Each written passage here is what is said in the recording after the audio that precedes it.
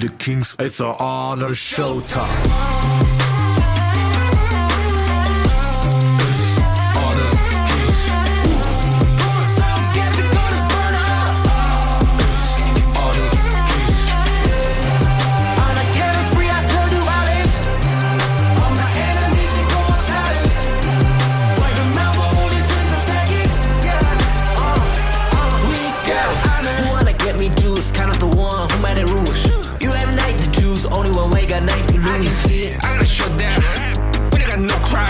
We bout it, 5-1, crash in pieces, you can G. First blood, double trouble, then I take a pen, I kill. All you do is sweat and look at me still victory. Say. I've triggered my soul down. For my pace. We the champions, screaming, I'm invincible. Just let them know, I can show you all the glory I own. To the jungle, find a way to the pad, it's how we did. Go, live and rock and we go.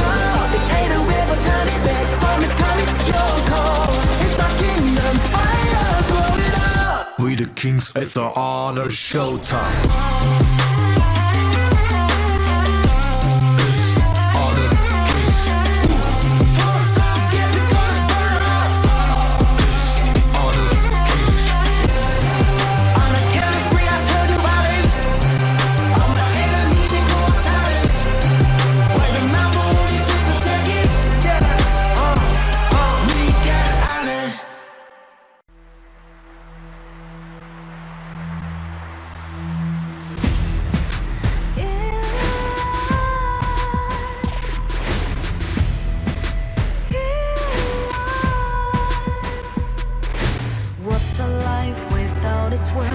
Compromising with what hurts inside. When you let fear decide your fate, you don't choose which path to take in life.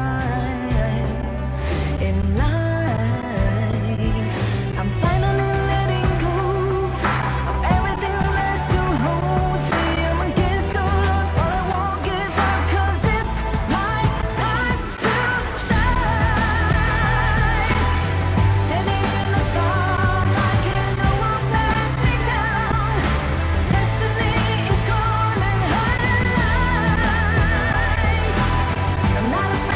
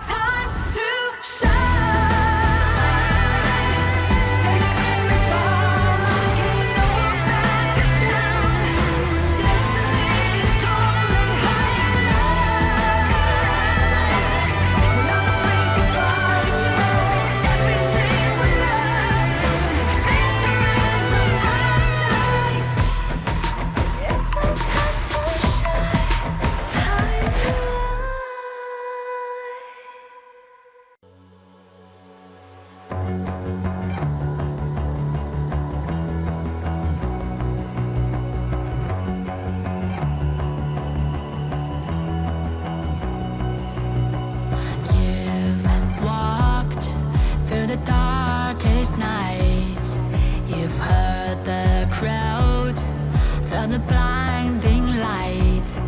You were standing there when your heart comes alive. It's a dream I've had, and it never dies. Right here, right now, give it all, get it out. Never surrender, I fight and never fail. I am a contender, a challenge I can feel. The smallest lies become the brightest enemies, relentlessly. And even if you fall, you gave it everything to be a king.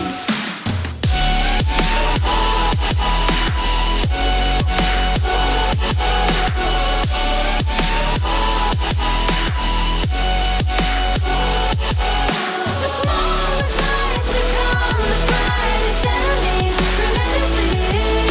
And even if you fall, you gave it everything to be a king. You carved your way with a sharp attack. You watched it all burn, and you never looked back. There will come a day when your fears will rise. You protect your crown, so it never dies. Never surrender, I fight and never fail. I am a contender, a challenge I can feel. The smallest lies become the brightest enemies, relentlessly. And even if you fall, you gave it everything to be a king. On my way, on my way, find my way, find my way. On my way, on my way, dream my way, dream my way. Never a surrender, I fight and never fail. I'm a contender, and challenge I can feel. The smallest lies become the brightest enemies, relentlessly. And even if you fall, you gave it everything to be a king.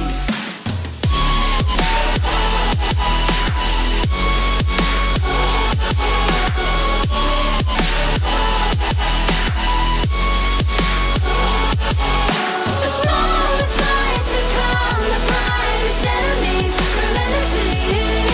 And even if you fall, you gave it everything to be a king.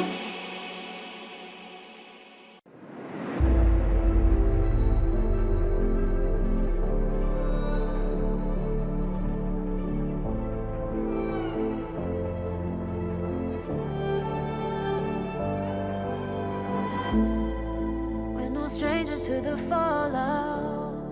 It's what got us here. Ever changing, some chameleon. Blood, sweat, and tears. We'll never make it if we fall to everything that brings us down. With a comeback is now. Blood, sweat, and tears. Fight for what we want.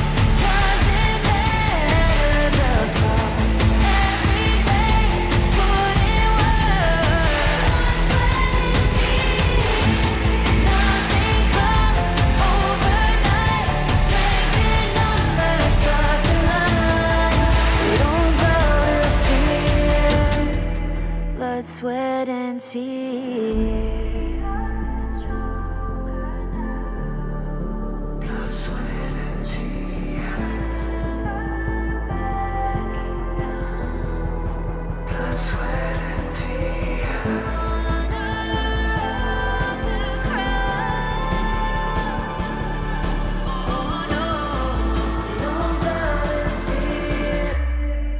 Blood, sweat, and tears. Fight for what we want. Doesn't matter the cost. Every day, put in work. Nothing comes overnight. Strength in numbers start to line. We don't bow to fear.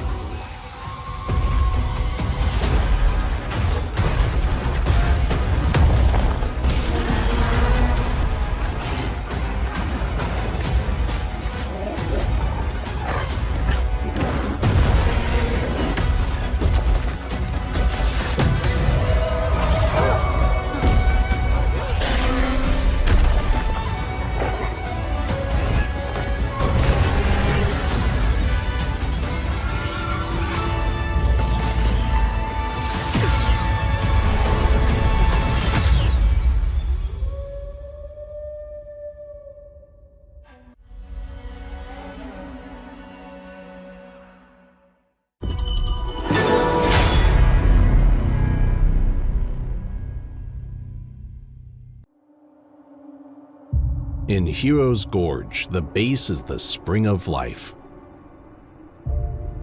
In the real world, every forest and plant is the Earth's spring of life. The base nourishes the gorge, just as Earth's ecosystems sustain all life. If the base is exhausted, heroes will lose their home. If ecosystems are destroyed, all life loses their habitat.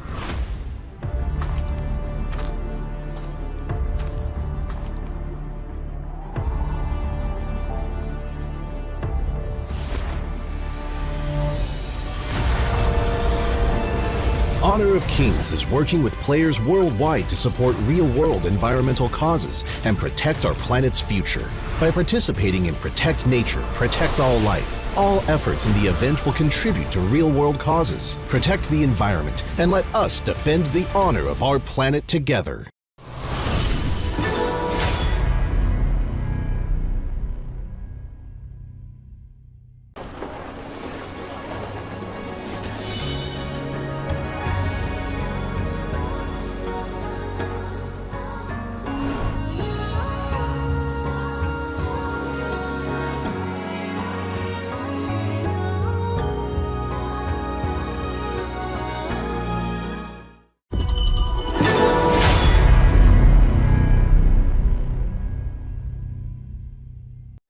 Excuse me.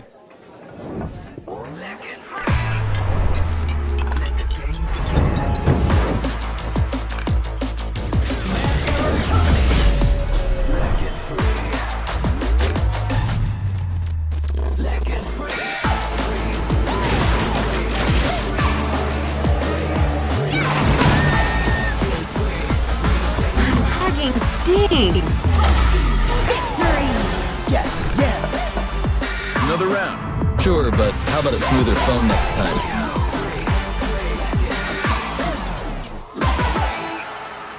Realme 14, performance beyond limits.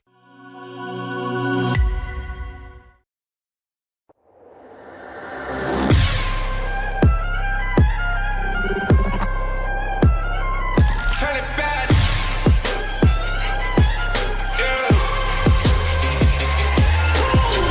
Gear out a weapon, getting ready, coming down. Pay attention to the challenge, tell me where you from.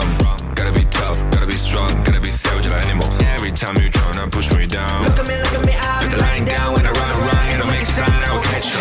Watch out, it's better feel, kind of mercy. Look at me, I'll be rising. Carry the season, you got a damn, gonna weapon. You never hesitate for another moment, but my bone is golden. I'm invincible, just let him know I can show you all the glory I own. To the drunk, go find a way to the pad. It's time we go. Never mind, can we go? It ain't a river, turn it back. Storm is coming, light up your cold. It's my kingdom, fire growing up. We the kings, it's our honor showtime.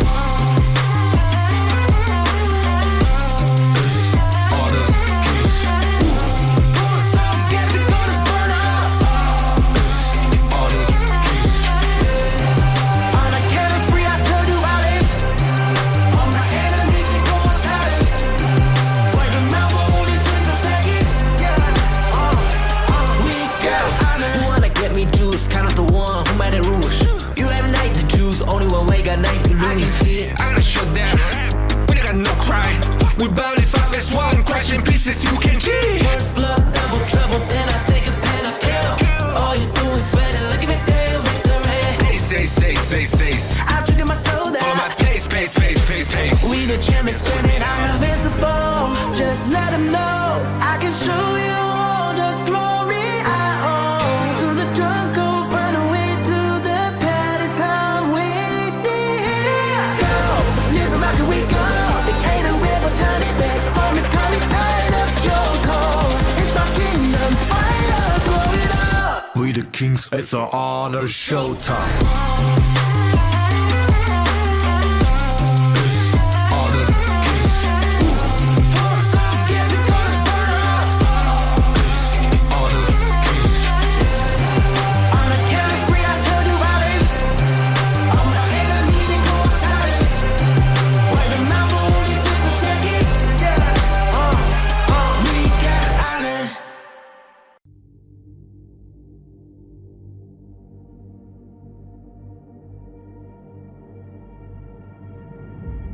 I feel it deep, flowing through my blood. Rising up to become someone. Become a pro player? No, how hard is that to take another path? Can you walk this path? Je me suis déjà posé la même question. Posso percorrere questa strada? Il l'appelle. Le chemin et le champ de bataille vers le plus grand honneur. Posso arrivare? Je ne suis encore personne. Posso lasciare il mio nome? Inizia a salire su questo palco. But the moment I tapped my first skill button, the moment I stepped onto the stage, I was no longer nobody. Our names began to shine. In facing the tension of adversity, in facing the frustration of defeat, in facing the uncertainty of the unknown, nothing can block the path I choose. With the light of victory, we pierce through the thorns. The path to honor is here, beneath our feet. Light up.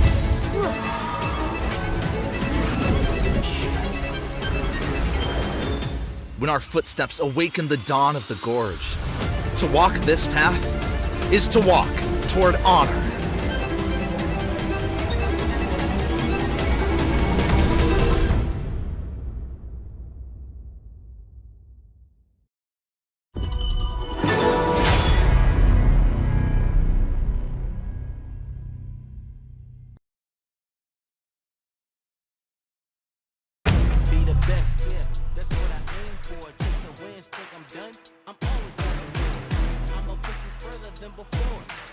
It's not just about adapting. It's about creating your own path. 우리는 우리 앞을 가로막는 누구든지 물리칠 준비가 되어 있습니다. We are ready to defeat anyone that stands in our way. Side by side, we walk the road that shapes our fate. 並んで運命を形作る道を歩む。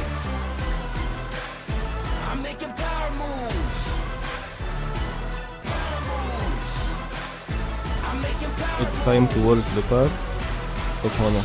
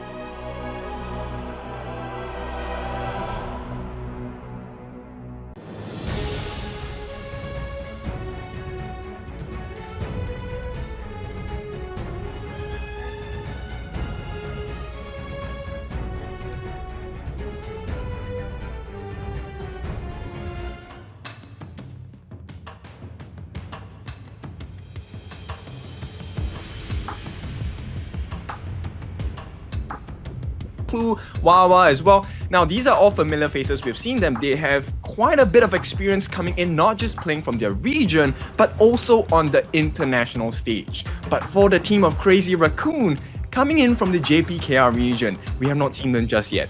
Yeah, and to be honest, I love the fact that Crazy Raccoon are coming into this one. This is a partner team. You have Kai that was formerly from Scars. He's going to bring his knowledge and experience in. But let's check out the video on Crazy Raccoon right now.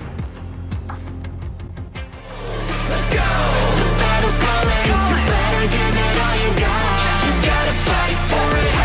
The time is right for you to raise a bar. Yeah! Cause you could be the greatest of them all. Yeah! Let's go! The battle's calling. You better give it all you got. You gotta fight for it.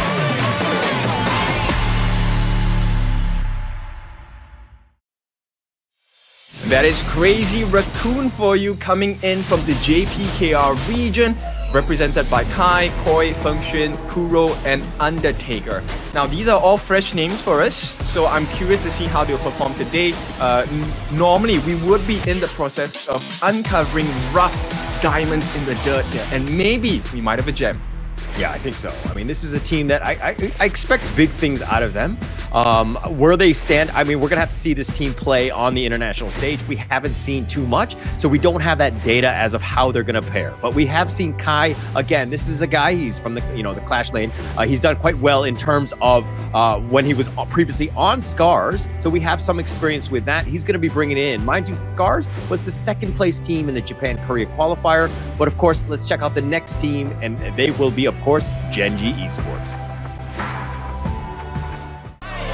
Let's go! The battle's calling. You better give it all you got. You gotta fight for it. The time is right for you to raise a bar. Yeah! Cause you could be the greatest of them all. Yeah! Let's go! The battle's calling. You better give it all you got. You gotta fight for it.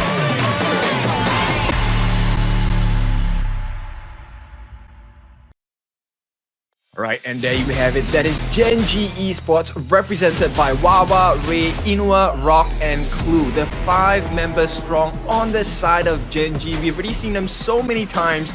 Can they make an even bigger improvement today? Yeah, this is a team that had kind of middling success in Season 3, unfortunately. They didn't do the greatest in that regard, but this is a team that's really took their licks and they've improved. They've taken the off-season and that break to kind of get themselves back into this one, and I expect much bigger things. There's a lot of pressure that was previously on Rock, the farm laner. I expect to see more of him kind of, being able to kind of establish his dominance that we've previously seen when he was in KPL.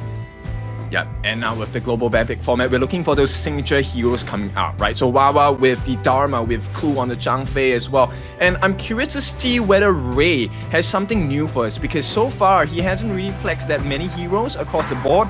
And maybe today will be the true game changer for the side of Gen.G Esports.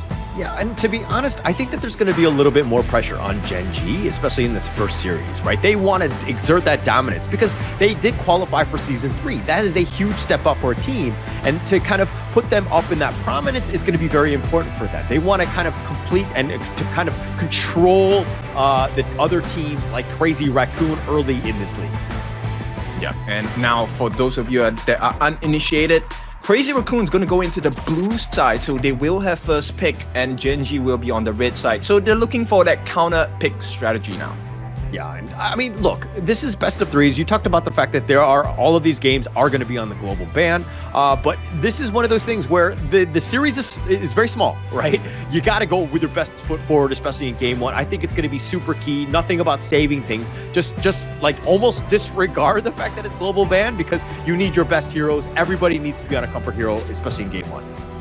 Yep, and it works in many ways, right? So if you're able to close the series quickly, not only do you show less stretch, you get 2 wins on the board straight away. And these are all wins that are really important, because once again, this is ranking week. Every game matters. Consistency is needed for all the teams here. Yeah, actually, when you say ranking week, you kind of scare me, because I'm like, oh, this is my rank game. I always had like, like that trauma, so to speak, going into this one. Obviously, these players are ready in that sense, but it is actually quite key, right? This ranking week across the entire weekend, all the way to Sunday, we're going to be seeing this entire single round robin with all of the different teams. every single win is going to matter, and it's going to be so key. Yep, all the teams will be neck and neck if the games go well. But let's go straight into the bans and picks now. So Crazy Raccoon, of course, being on the blue side, will have that prio pick. Now, coaches Moon and Shishuai here coming in for both ends. On the side of Crazy Raccoons and Gen.G as well. Liang and Mai gonna be the first two bans coming in.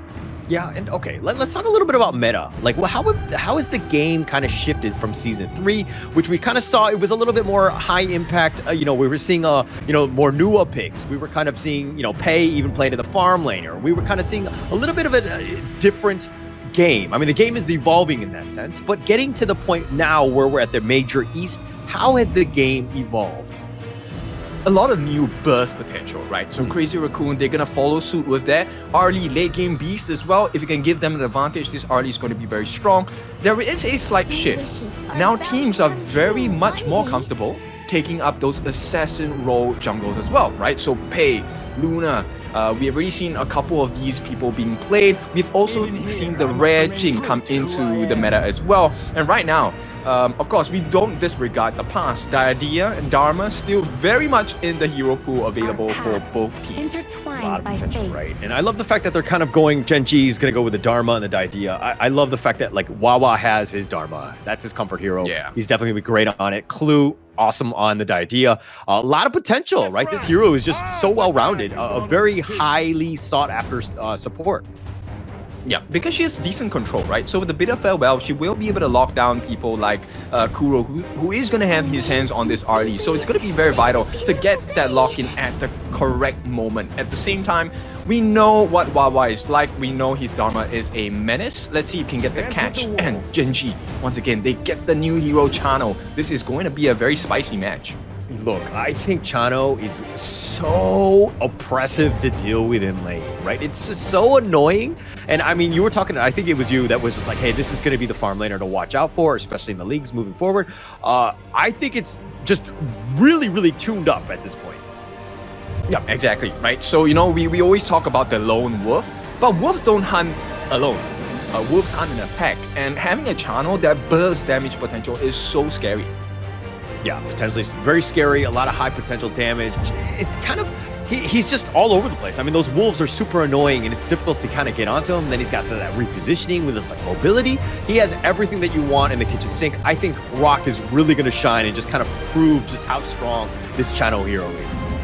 Yeah, for sure. Now, right now we're talking about the burst potential. Gen.G actually going for a lot of damage. There isn't a lot of tankiness coming out for the lineup, right? At the same time, Crazy Raccoons, their main concern here is about control. They have taken away the Lady Zhen, they've taken away Mankey, they've taken away Liang. These are all heroes that can suppress the Dun, right? Because if Dun dies, it's going to be a very uncomfortable situation for Crazy Raccoon. They want to allow Kuro as much space as possible to use the umbrellas to move in and out and get those damage in. No, like they pump like the Yixing with the Yuhan at this one with Crazy Raccoon. But I think to your point about how Gen.G just has that damage, I think that Crazy Raccoon were really worried. If they picked up the Yixing, I think that they would have been in a world of hurt, especially with that Dune dying early because it could be blasted right by Gen.G. So I do see where they're going with this one. Gen.G are like, hey, it doesn't really matter about our defense. We're just going to just do all this damage, burst you down and pick you apart from afar. Yeah, but this is where things can get a bit spicy, right? Because look, if they're getting into close range, it's not going to be a very nice situation for Inwa as well, right? And if Wawa is not part of the fights, then there is no turn capability. They can't counter-initiate. So Crazy Raccoons, I think they have a very solid lineup at this point, but it all comes down to the farming lane, right? There's this initial phase of the game. How many camps can they steal? Do they get enough last hits, right? Who gets the first level advantage? Who gets the first Tyrant? These are all markers in the game that will swing advantages to each team. Yeah, but I just really like it how Gen.G's draft is kind of rounded out. I mean, you have that Kaiser. It definitely fills that void of just having that tank, that damage absorber, so to speak. He's going to be that damage sponge up front. Then you have like Dharma that could potentially just kind of go in with those setup truths. And everyone else just has so much damage and control that you can just kind of blow people up. I really like Gen.G's lineup going into game 1 here. Yeah, I like it too. I think that Destined Encounter is going to be a big game changer for the side of Gen.G. So at this point, one of the weaknesses that the side of our Crazy Raccoon have to be very careful about is grouping up, right? The moment they group up in a 5v5, that's what Wawa wants. That is what Clue wants. Getting all those 5-man catches with their skills going to be very vital in the team fight for the side of Gen.G. Yeah, but at the same time, it's kind of like, you have the Dune from Crazy Raccoon he wants to kind of group people up. He wants to kind of get that team fight going. And they have the Yuhan to kind of just like help with sustaining, being that front liner. And then you have like the Mayan with the control, Arlie with the damage, right? Like things like this makes a lot of sense. It's just that I don't know if it's the same level or if it's as meta as a draft of this Gen.G lineup. I think the Chano will really change things up. I think that the way they've kind of, utilized the Kaiser as that, again, that damage sponge will be monumentally able. Yeah, I actually think it is easier for this side of Crazy Raccoon to execute their draft a little bit easier because the Mayin actually will be able to find the channel pretty easily if they have backline access, right? The moment Ray on this Kaiser is occupied, I don't think there is actually a lot of protection coming in. Yes, you have the idea Clue can come and save the day, but how much health can he actually restore and how much deterrence can he actually give to the side of Crazy Raccoon? Yeah, I mean, it's really going to come back to that. I think, how Arlie's going to just be able to kind of get that farm. Kuro, there's going to be a lot of pressure on him to kind of just be able to stay alive because he's going to be on a knife's edge almost the entire game. If he gets caught out a single time, he gets blown up by the Ganemo or Chano, you're going to have a rough time. So he needs to ensure that his positioning is flawless in this game. Yeah, there needs to be a couple of situations that both teams are looking to explore. So one of the things they're going to be looking to explore on the side of Gen.G is to try and expand that Maple Dance early on, right? That will kind of take away the defensive structure that allows them to stop those fresh E-Forge couple plays coming in from the Ganemo that burst potential. Anytime Maple Dance is up, that is not a threat at all. So they need to burn that out. Likewise, on the side of Crazy Raccoon, it really comes down, can they burn out this Wawa counter play, right? If he does not have the Truth Mantra, it's a great fight for the side of Crazy Raccoons to take. Yeah, he's like incredibly the dark horse, right? If he's hidden and he's not like gone on in terms of that team fight, Wawa could potentially just jump on you, pounce, and just take over that team fight, right? So I think it's going to be key for him to ensure that he's staying in the shadows, not always kind of being shown. But it's going to really come down to like the front line, right? The Yuan, the Gan and Mo kind of just like poking and prodding at one another. And until you find that right engagement where the teams have kind of grouped up and you're able to kind of unleash. And until we're at that point, I think it's going to be key because, again, they have the Dune that can kind of set things up with that Wind Slash. And then you're talking about the Dharma on the other hand with Wawa's, Truth. Yeah, at this point, my main concern here is about the farm lane, right? That farm lane farming phase is not going to be pretty easy for the side of Crazy Raccoons, to be honest, because you have plenty of heals coming in from the Diadia. So Clue is definitely going to be enabling his farm laner Rock here to be able to get as many last hits as possible. Also opens up the door for that Firehawk or Firebeak. And that is a lot of EXP and gold differential that can be obtained. Okay, let's talk a little bit about this new hero, Chano, in the sense of just like if we're talking about laning phase in a strictly 1v1 with Arlie and Chano, who are you giving the edge to? I actually would give it to the Chano, right? I think with the help of the Wolves, I mean, if it's a level 1-on-1, I think maybe Arlie wins that. But if it's level 2, you have access to both your skills before your ultimate, I think I'll give it easily to the side of Rock at this point. All right, well, it looks like the draft has been completed. We're going to be going into the game. And of course, it's Crazy Raccoon going up against Gen.G Esports. This is, of course, the first game of the Honor of Kings Major East League Spring 2025. Yeah, now this trailing season of the Major Leagues is made possible with the support of EWC, helping to bring top-tier competitions to fans worldwide. This is what they're going to be playing for besides that 50,000 USD prize pool. I mean, there's so much at stake, right? Getting into that potentially the KWC tournament where there's life-changing money, there's life-changing fame, everything that you really want would be just key, right? But of course, we're getting way ahead of ourselves. We've got 7 games. We're only in the ranking week. We need to ensure that these teams really play to their best of their abilities here. Alright, now if you're curious about the phones that they're using, our players are geared up with the Realme 14 5G. This is built for performance, made for gaming. It's smooth, cool, and reliable, just the way esports demands. Now, if you're ready to level up, you can get yours now and feel the difference. And so far, Crazy Raccoon making a lot of differences already. That first rotation to take that camp in the upper sides of the map, actually quite showing that they know there is a level of proficiency they are able to achieve. Yeah, and you got to take whatever, you can from the map. You want to slow down Ray as much as possible in terms of this farm. Obviously, he's the big one, but the other one for me is you got to stop Rock. I think they need to kind of force a bit of pressure in that bottom lane. Just make him a little bit uncomfortable, as it looks like they're doing that now. Rock is looking to just dash away. He gets that heart link, and he does get back to safety. Yep, so here's what's concerning for the side of Gen.G.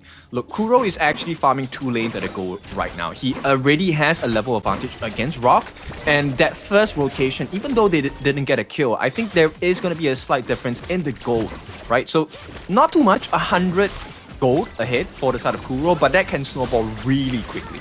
Yeah, it can get out of control. But I mean, again, this is very neck and neck. It's very 50-50 at this point. Nobody's really made a huge mistake. Nobody's kind of going in. Clue takes a little bit of damage there from Feng-Chuan, who kind of makes that rotation. But again, nothing to, something that Gen.G couldn't handle. Yeah, and at this point, Rock has been hitting his last hit, so I don't think that's a really big issue at this point. So managed to keep it neck and neck, right? 1.7 thousand gold in both of their pockets. I think the difference maker will be in this 3 to 4 minute mark here. Yeah, and it's just the beginning. No need to kind of, panic at this point. I think, again, this is game 1. Nobody really wants to make any huge mistakes or go risky, and they just want to play a little bit more standard, right? They want to just kind of slow the game down, see what the enemy team is looking to do before they make any sort of key move. Yeah, now one of the things I want to pay attention for the side Rock is how does he place his traps, right? These traps not only are able to deal damage by summoning the wolves, which they can attack, but hey, maybe first blood here. Yeah, potentially going in. He flashes over the wall, undertaking a lot of damage, but Rock is going to get first blood. Oh, this is a big moment. Rock now has the level lead. Yeah, and this is actually pretty huge for him. I mean, getting him going was what Gen.G wanted to have done. He is your, he's your carry. I mean, he's the guy that's going to take you over the edge in that sense, and you want to give him as much space and farm and time as possible. Yeah, now bear in mind, although this first blood may have been given to Rock, I think very soon, once he gets his first core item, it could really change the picture on the side of Gen.G as well. Yeah. I mean, I think it's going to be huge for them, but it's going to be like one of those tipping points. But it's going to be 4 minutes at this mark with the Tyrant spawning. This is going to be pretty huge, especially since Ko is looking to go in for this one, but it doesn't look like they're going to actually commit. The Tyrant is just getting very low. They will pick up the Tyrant. Yeah, they don't actually have the damage available. Now, Gen.G, they make a very conscious choice. They're going to trade away the first Tyrant of the game to try and just speed up the farm that Ray is keeping at, right? He wants to keep pace with Cold. Yeah, actually, he's doing a good job in terms of levels. Wow. Kuro is going to be killed here. He gets sniped down. Undertaker getting a little bit low as well, and you got to be careful about that damage we talked about. Gen.G has so much, and they're able to burst you down, and it looks like they're going to take the bottom T1 even before the 5-minute mark. Now, look, that was a great decision, right? They didn't commit too many members for their defense or to try to steal the first Tyrant of the game. They made a different play across the map. And with that, CR, Crazy Raccoon, after that Tyrant, they had the confidence, like, yeah, we have the Tyrant buff. Let's just play the game as per normal. But they didn't expect that Inua would be having such a huge amount of burst. Yeah, a lot of burst, right? You just got to be super careful. I mean, if he's missing off the map, the team needs to be like, hey, actually, we need to play a little bit safer. We need to be careful. Ko going in for that wind slash, gets the knock up onto Ray. But Ray will just tank this one out. And now it looks like Gen.G want to be aggressive. And they're making a 5-man move to the top lane. Yeah, it's really about buying time. Because at this point, look, the bot lane is going to be absolutely free. They have a lot of time to explore the map as well. Yeah, it looks like they're going to do a little bit of pressure. The minions are now here. And Coach is trying to defend, trying to take this out. But those couple of blades are doing some serious work, almost getting the pick off. But Kai does get killed, so they do finally catch him out. Yeah, so it goes from bad to worse, right? Not only do they lose the T1, they lose Kai as well. And they're going for more. They want to go for more. The couple blade, and it looks like, the unending sorrow, Feng-Chuan will use this to kind of keep himself alive, but now that T2 top taking a little bit of chip damage. And look at how Gen.G are moving across the map. They're taking over the map. Yeah, they're kind of polishing Crazy Raccoons in a very uncomfortable way here, right? So they can continually fight. Function, yes, he does have his Unending Sorrow once again, but look, Ray, he still has his Invincible Warrior. He's ready to fight anytime. Yeah, and look at the fact that he's not, I mean, he's got it on standby. He's ready to go if it needs to be done. He's not really at any sort of risk of dying. So Ray doing a good job, because it's one of those things where if you know it's on cooldown, then Crazy Raccoon has that potential gap where they can go in. And now that he's saved it, Gen.G could potentially just kind of defend on this mid T1 here. Yeah, and the biggest differential here is actually between Rock and Kuro as well. Oh, Clue going in. He gets Wind Slash. The couple blades just barely missing him. They go for the secondary one. The Unending Sorrow Feng Shuan does stay alive. And through it all, Crazy Raccoon are going to hide under this tower. But now Ray chasing after them with the Invincible Warrior will let them go. Yeah, now, bear in mind, Kuro does not have his first call item yet. Rock already completed Shadow Reaper. He's a couple of waves away from that Eternity Blade as well. And that is going to be a painful one. Yeah, I mean, he's just free farming in that top lane. They really don't have any sort of way to contest. Rock is basically just invading the enemy jungle as well, so they're taking everything. This is a great play by the rest of Gen.G, providing that space. They're looking to go in. Unending Sorrow used yet again by Feng Shuan. And here we go. The Destined Encounter. Ko is going to get picked off. They're going to continue on. They do have the damage. Undertaker is down for the count as well. And Ray just on the back line is going to go in, but the Unending Sorrow keeping Feng Shuan potentially alive. He's going to hide under that top T3. They don't have minions. And through it all, Kuro in a bad spot. It looks like he will be picked off eventually. He's trying to chase them away, but it's a matter of time. Rock does get that kill. Yep, beautiful teamwork. This is a very brand new, improved Gen.G here, sharing the damage across the board. And Wawa, look, he hasn't even had to use his ultimate that many times, and these are all big fights. Yeah, it's a huge fight for them. I mean, just Gen.G, just like full control, 6-0. I mean, it's like a 25k. You're up 4k already, and you're just kind of controlling it out. Wawa getting a lot of damage on this one. The Enlightenment, he's going to Formless try to get back to safety. Flash away. They're continuing on, and through it all, Wawa gets away. Look at how much time he bought for the team, right? Right now, once again, Rock, easy access into wherever he wants to go. Invincible Warrior going to be dropped just to push them away, right? He actually, just with the usage of his flash and his dash, Wawa bought so much space across the map. Yeah, all that space, and Rock was able to take that mid T1 down. Sometimes it's not really about the fight. I know it sounds crazy, and I know when you're playing your ranked games, your teammates will think otherwise. But at the end of the day, it's about providing space. You got to get Rock more farm, more time. If we're going to look at the net worth, he's going to be scaling, seeing as he's got a 2-level differential over Kuro.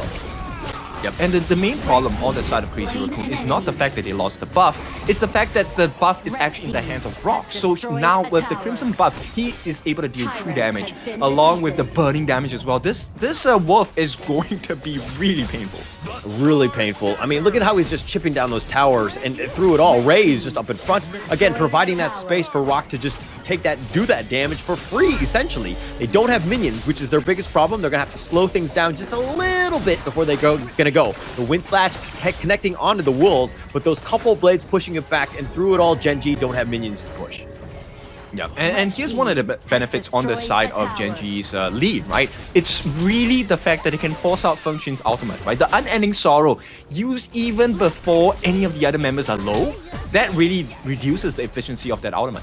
I mean, but he takes so much damage. Gen.G has that burst that makes you very uncomfortable, where you just have to pop the ult right away, and then you just have to kind of retreat your way on back, right? There's really not much else you can do. He's not able to kind of stand up in front, be that tanky frontliner that takes a couple of hits, because again, Inua and Rock just have so much damage. Oh, look at this. They're going to do the double objective play here. And, you know, Rock has been free farming like crazy. Last we seen, he was about to complete that Eternity Blade. Now take a look again. He already has the Daybreaker going into either the Blood Reaper, or we might see the Doomsday. At this point, I think Blood Reaper makes a lot more sense for him. Oh my gosh, they take them both. I love the fact that they were double dipping in that one. I mean, just they have so much map control, so much damage that they're able to do that. And they did it with ease, not any issues whatsoever. Gen.G now forcing it down. It looks like they've got him knocked in, and Ko is going to be killed with that Destined Encounter, just kind of clearing a path. But with that Invincible Warrior, they're pushing them away. Ray just spacing them out. The top T3 has been down. Yeah, this is a pretty brutal unraveling on the side of Crazy Raccoons here. Gen.G showing the difference between having experience in the international scene here.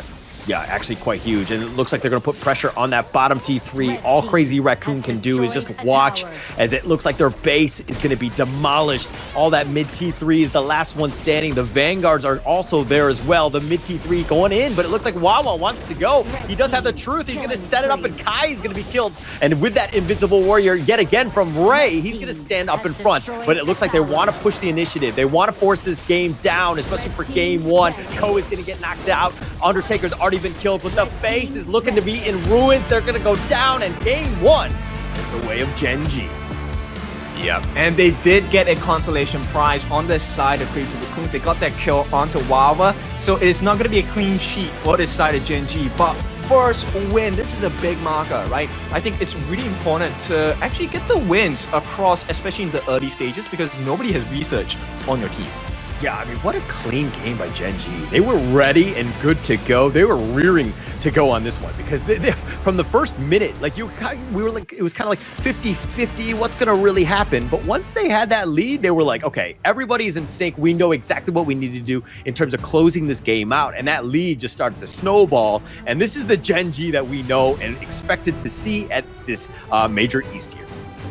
Yeah, definitely leveling up across the different weeks here as they make their first appearance on the main stage for Major East, right? So not only that, let's talk a bit about Crazy Raccoon. I think we were all pretty clear that they were kind of deflated after that defeat, right? But this is the moment where Crazy Raccoon can actually bounce back, right? It's not about the failures, it's not about the loss. It's what do you take out of it now? How do you prepare for the next game? It is a best of 3. There is still a game to play. And look, it's just one game. I think Crazy Raccoon, more than anything else, just need to be like, hey, just stay the course. Understand that, hey, our strategy might not have been great. The draft wasn't on point. I think the Chano really just kind of changes things up. You know, teams need to be better prepared for that because the damage is unreal, right? So I think Crazy Raccoon, just settle down. You don't need to go crazy just yet because, again, you have so many other games to kind of play in this single round robins here. Yep, so look, Rock didn't even hit the 12k mark just yet, right? He was 5 slotted going in for the last item as well. So at 10,000 gold, he was doing so much damage. 404. No kills to be found, no deaths to be found on the side of Rock, and everything away from the side of Crazy Raccoon. Yeah, and look, I just kind of want to, you know, I mean, yeah, Gen.G won and in more of a dominating fashion, but Wawa, you died once, man? Come on, man, you got to do better than that. Yeah, he gave them a freebie at this point, but the damage dealt. Now, here's a surprising thing, right? I thought Inua was going to struggle in this game because the draft on the side of Crazy Raccoon did allow access into him. But Inua just changed the whole picture. He was also one of the main reasons why they snowballed so hard. Close to 90,000 damage of hero damage that Gen.G offered across the board. 90,000 done just by Inua alone. Yeah, he played amazingly, right? And that's kind of what we expected from Inua. We didn't really see too much of it in Season 3. I think that he was a little uncomfortable at times with maybe some of the heroes and just the way that they were playing. But this is the Inua that we know, the Ganon mode. Let the man do some damage. Let him work it, right? He's going to be able to just hit people from afar from those couple blades. And they were reeling. They had no way to kind of get on top of him. Okay, so now it begs the question, right? Who is the actual MVP on the side of Gen.G? I know a lot of fans will say, look, it's Rock, he did so great for 404, but I think it is going to be Inua here who is going to be the MVP. He was one of the catalysts for the side of Gen.G on why the lead went so well. Amount of accurate, freshly forged, couple blades did so much work. 4-0-4 as well for Inua, you know, taking 96% damage? No, I think something's going on here, but you know, his damage was insane. He got these snipes at the correct time on the correct people as well. Yeah, and he was just softening up the enemy team. Crazy Raccoon almost the entire time. They were so low that they really couldn't do anything, right? But let's check up some of these highlights because again they would catch one single player out like Ko here and they would just snowball and just kind of chase after and they were just like cleaning house. Wawa here onto Kai. This is, I believe, the solo kill. I mean, Kai had really no chance. Okay, Ray did come and help, but through it all, Crazy Raccoon had to split push. They had to kind of create some sort of space in these other lanes, but they were never really able to do it because Gen.G was just shutting them down. Now, this is a showcase of some of the combos you can use in the game as well, right? So this Diadea pick, it's also possible along with Angela. It is also possible with a couple of other heroes as well. But so far, because of the fact of the damage coming in from Ingwa on this Gun and Mo, Diadea with the Gun and Mo, a very scary combination that we definitely will see more in the Pro D. Oh, for sure. And I think that if any, if all of you guys at home just watching, you can see like the nice little draft synergy that they have. This is actually, I would say, kind of easy to play. I don't want to diminish what Gen.G had done, but the hero synergy is on point where if guys are just like, you pick that hero, you just play within your role, you know how to close out this game, and it can be as easy as what Gen.G just did here. Okay, I'm gonna edit your statement. It is not as easy, it is straightforward, right? I tried this combination with a member of the public as well. Didn't go as planned, my Gun and Mo. I thought it was good. It's not. But yeah, that's a pretty sick combination to pull off. You can try that in your ranked games as well. All right, that said, we're gonna take a little bit of a break before we go into game 2. We'll be right back.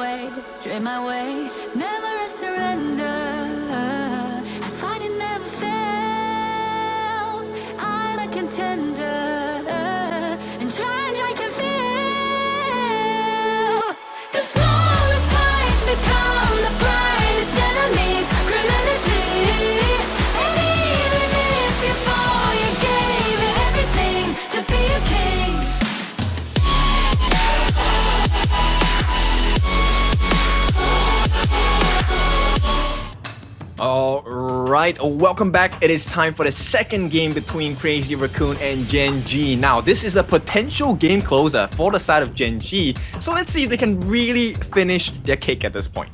Yo, look, Gen.G looked clean. I mean, they seem like they are on another level at this point. Just being able to kind of close that game out. To be honest, the draft was great. The gameplay was on point. These guys are really starting to gel with one another. It's, dare I say, this might be a scary team going into the future of like the rest of the Major East here. Yeah, they were a scary team, right? Now, look, game 1, they had a very strong combination, the Chano coming in with the Gun and Mo, as well as the Diadea combination pick, okay? At the same time, Wawa, I feel like this Dharma pick may have been wasted, right? They won the game, but the Dharma didn't come into full effect. So this time, I want to see what does Wawa pick up, right? Does he go for another signature pick, which is the Sun Ce that we know he does well on, or is he going to go on the Byron? And now, this option, the channel, can also be opened up for the side of Crazy Raccoon. Yeah, you know, it's funny that you say that, like the wasted pick, but it's a best of 3 at this point. I think that you put, again, just like if it's available, you pick it and you just ensure that you win. But I think, you know, jokingly, you could have picked almost any Clash laner. I think that they would have steamrolled in that game. I think they would have, the results would have been the same in that sense. But nonetheless, it's still going to be into game 2. This is something that you still need to respect the potential of that flash truth from Wawa. All of the teams are going to be wary of that as they move forward. Yeah, and once again, look, Crazy Raccoon, they will take up the blue side. They want to get that prio pick. So maybe we'll see an Ogren come out. I'm not sure. Maybe we'll see the channel come out, right? These are all options they can pick. They pick up the Arlie, one of the strongest farm laners in the game. Didn't really work out in their favor. Now, Arlie is also available for the side of Gen.G. Let's see how they want to play the cards. Yeah, and I think Gen.G will have more options. I think that, I mean, the fact that Chano has been like kind of picked, the world is your oyster in terms of how you want to go in terms of that farm laner. You have that potential Loong, you have that Arlie, Lady Soon, always, you know, very strong heroes still available. Again, these best of 3s, they don't really go too deep in that hero pool. So you have like a plethora of choices available. Oh yeah, for sure. Now, taking out the Liang, that also opens up a lot of options. Now, Gen.G feeling like, hey, maybe the Loong is something they will consider on the side of Crazy Raccoon. You know, taking out Loong, this also says that Gen.G wants to prio the Arlie, right? Loong is actually one of the best answers against the Arlie pick, and Crazy Raccoon say, we know what you're up to. I mean, yeah, it's a great one, right? The fact that they were gonna like either have to ban it or they just give it up, right? So it's instant ban there. They don't want to give that power one to them. But now it comes back to kind of Crazy Raccoon. What do they want to pick up first here? Oh, okay, looks like the buy. Yeah, a potential pick here, not yet secured. And, you know, okay, this then begs the question, if they're going to pick up the Mai, right? They're looking for their burst poke potential. They need quite a tanky lineup to be able to open that door up as well. Oh, it looks like Gen.G, they're going to go with the Ogren themselves. That was almost like instant pick there. But, you know, and they're using a lot of control and in some ways a bit of a counter to the Ogren. So you're kind of protecting it as well because, you know, being able to reposition him might be a bit of a problem. But nonetheless, I like the fact that, you know, the 2 picks here by Gen.G looking very strong to counter the Mai. Yeah, Gen.G listening in, they were saying, no, the world is not my oyster, the world is my board, right? So at this point, they're going to pick up Crazy Raccoons on the side for Lady Sun. Is this going to be viable for the side of Crazy Raccoon? Because look, there is a lot of pain, a lot of burst potential coming out from Crazy Raccoon, but it is going to be an equal matchup in terms of the tankiness, right? Because very few people hold their own against Ogre. Yeah, very few. And I mean, they have the burst, you have the moats potentially with those cannon blasts, but again, Crazy Raccoon's lineup looking very squishy. How are they going to deal with this Ogren? Yes, you might have a little bit of control, but are you really going to have the burst from the Mai and Lady Soon to deal with the Ogren, who might be, you know, when he gets that, you know, 5th or 6th item to really be able to kind of stop him at that late game?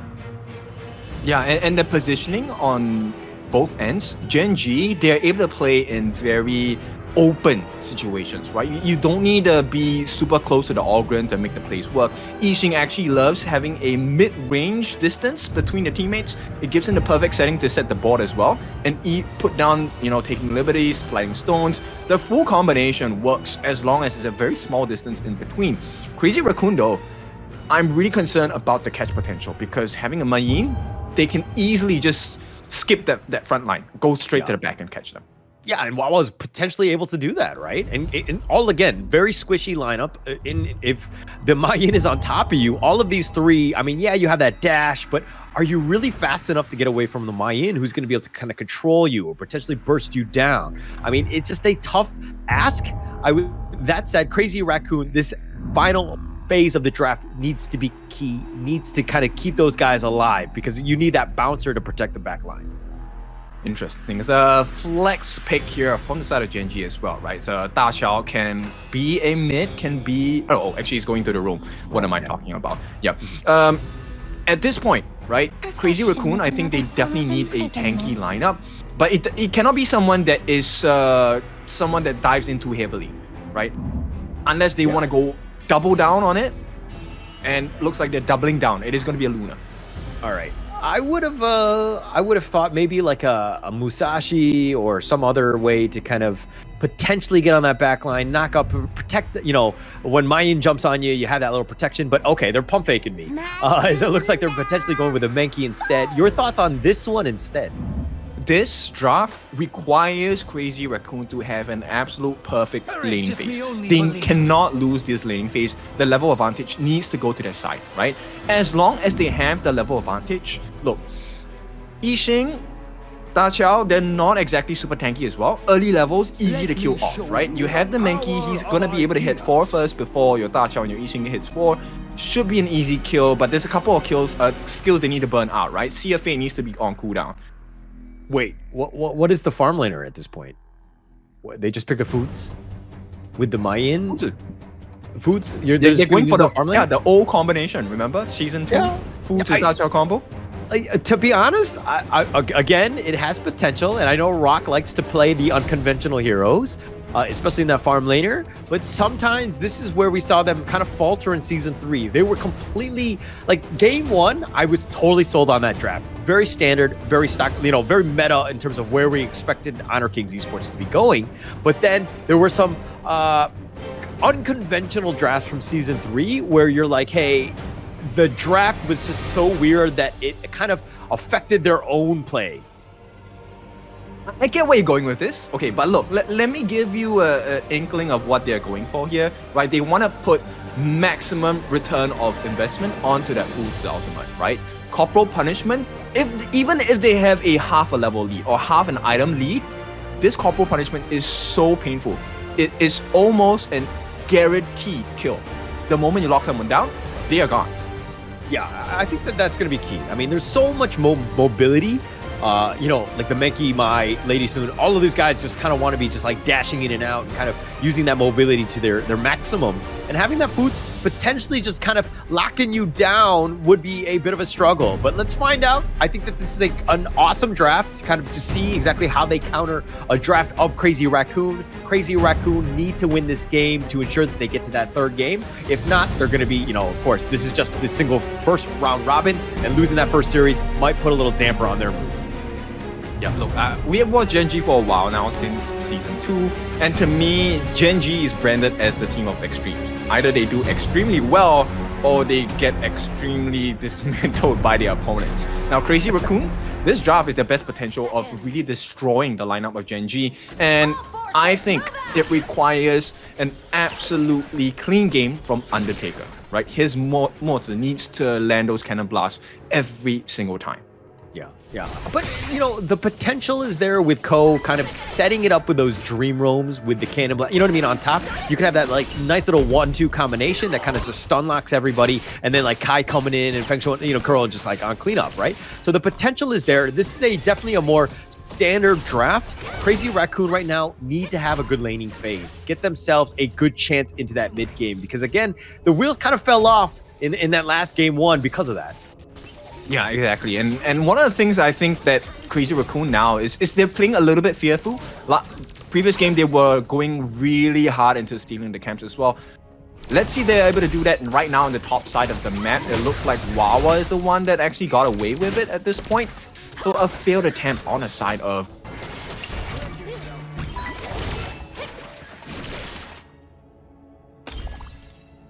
Time and time again, even in Season 3, where she's an amazing hero when she has early game presence. She needs to ensure that she's, the potential gaps or the potential ganks are always there.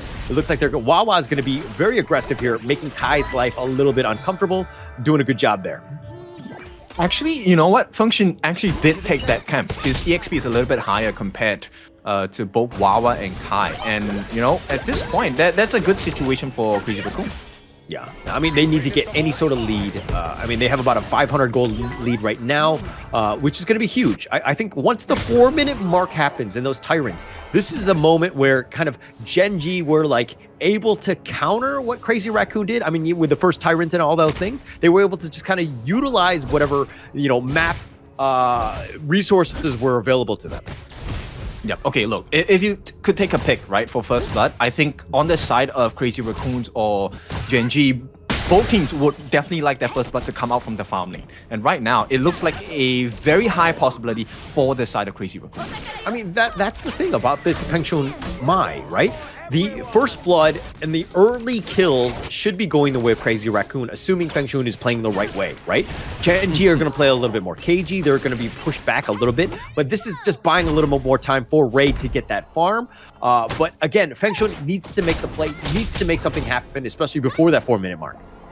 Yeah, there's a couple of things that need to happen, right? Before Rock gets his first major core item and hits level 4, they need to kill him off really quickly. So Rock already has one of the 2 conditions fulfilled. He is already level 4. Actually has to protect the Q rush just to be a little bit more tanky at this point. Are you just pointing out Rock as in he needs to die first because he's on the Futsu, who's the oldest guy, and you're saying that the oldest guy needs to die first? Is that what you're saying? Kind of misread the situation there, but potential first blood on the top. They have the knock up the Shinobi. Feng Shui is going to get the kill onto Wawa, setting it up. Feng Shui doing a great job. Now Ray will just kind of slow things down a little bit. We'll deal with the minions, but nonetheless, losing Wawa actually huge for Crazy Raccoon here. Yep, and of all the people to go into, it goes in a function. So this Mai now at level 6 does have the level advantage against Rock and Clue, so his rotations down into the farm lane going to matter a lot more. Already has the Scepter of Reverberation as well, so that extra burst potential definitely going to help out Crazy Raccoon at this point. Game's looking good. Yeah, it's very good, and that's what you want. And now it looks like they're going to rotate. Now look at how it sets it up for that 4-minute mark, right? You've got that first blood gold, and they're potentially going to kind of push things along. But through it all, it looks like Undertaker getting a little bit low. They do have the knock up, the flash away by Rock. He's trying to go for this one, but they do have the help Whirlpool. They've called the bat signal, and friends have come, and Kai is down for the count. Feng Shui and Undertaker as well. But through it all, 4 members down from Crazy Raccoon off a triple kill from Ray. Oh, Gen.G, that was a sick play. Clue really just told them, say, hey, you want to send 4 members down? Let's have a team fight. 5-on-5, honest fair and square. Really not that fair in the sense where Rock was just playing around with Feng Shui, getting him to stay under the turret longer than he should have. Got that kill for the team as well. Yeah, and I mean, that was a huge one, right? 4 for 1, but Rock did die. I think he's completely happy with this one. But now it's opening it up for that first tyrant. They're going for the Dream Roll, and he gets the steal, and Ko smites it out. He doesn't give anything up for free, and now Inuo getting knocked around. He's going to go golden, but Inuo is going to be killed, and Feng Shui does make him pay, does get that kill. Yeah, what about your passive, right? So what if you have the maintaining initiatives for Inuo? That second life, that second chance will not matter. Nice kill from the side of Crazy Raccoon. And you know what? They're breathing some life into their hands right now. I like this version of Crazy Raccoon. Yeah, playing a little bit crazier, right, in that sense. But here's the replay. I mean, look at how Rock is like all the way up in front, just kind of tying things up. But here comes the Whirlpool, perfectly timed. Everybody's there to just help them up. The World is My Board is on point. Nobody can really get out, and they set it up for 4 members down. And this is absolutely huge for Ray. You want to give him that farm and let him be that destroyer. Yeah, beautiful teamwork here as they take out Undertaker once again. Now, they're trying to pull them across the map, and so far they're pretty successful. They trade out the team 1 on the top, so it is a point. Oh, they're doing a lot of damage. It looks like Rock will be killed on this one. The World is My Board. They're going to go, but Kurl is going to be killed in return. And Ko is continuing to fight. Feng Shui has been killed as well. They've just been knocking him up. And Gen.G with those taking liberties. Ko, where are you going to go? They're going to force it down. They pull him back. But do they have the damage? And they do. Looking to go under the tower with that taking liberties. They finally get it. And Wawa will chase him down to the ends of the earth and gets that kill. Yep, and after all of that, look, one-way trip home, or no, it's a return trip here for Wawa. He's able to take that portal back. No, actually gives it away to Clue, who then now gets to support Rock again. And instant pressure, now this time on the bot lane.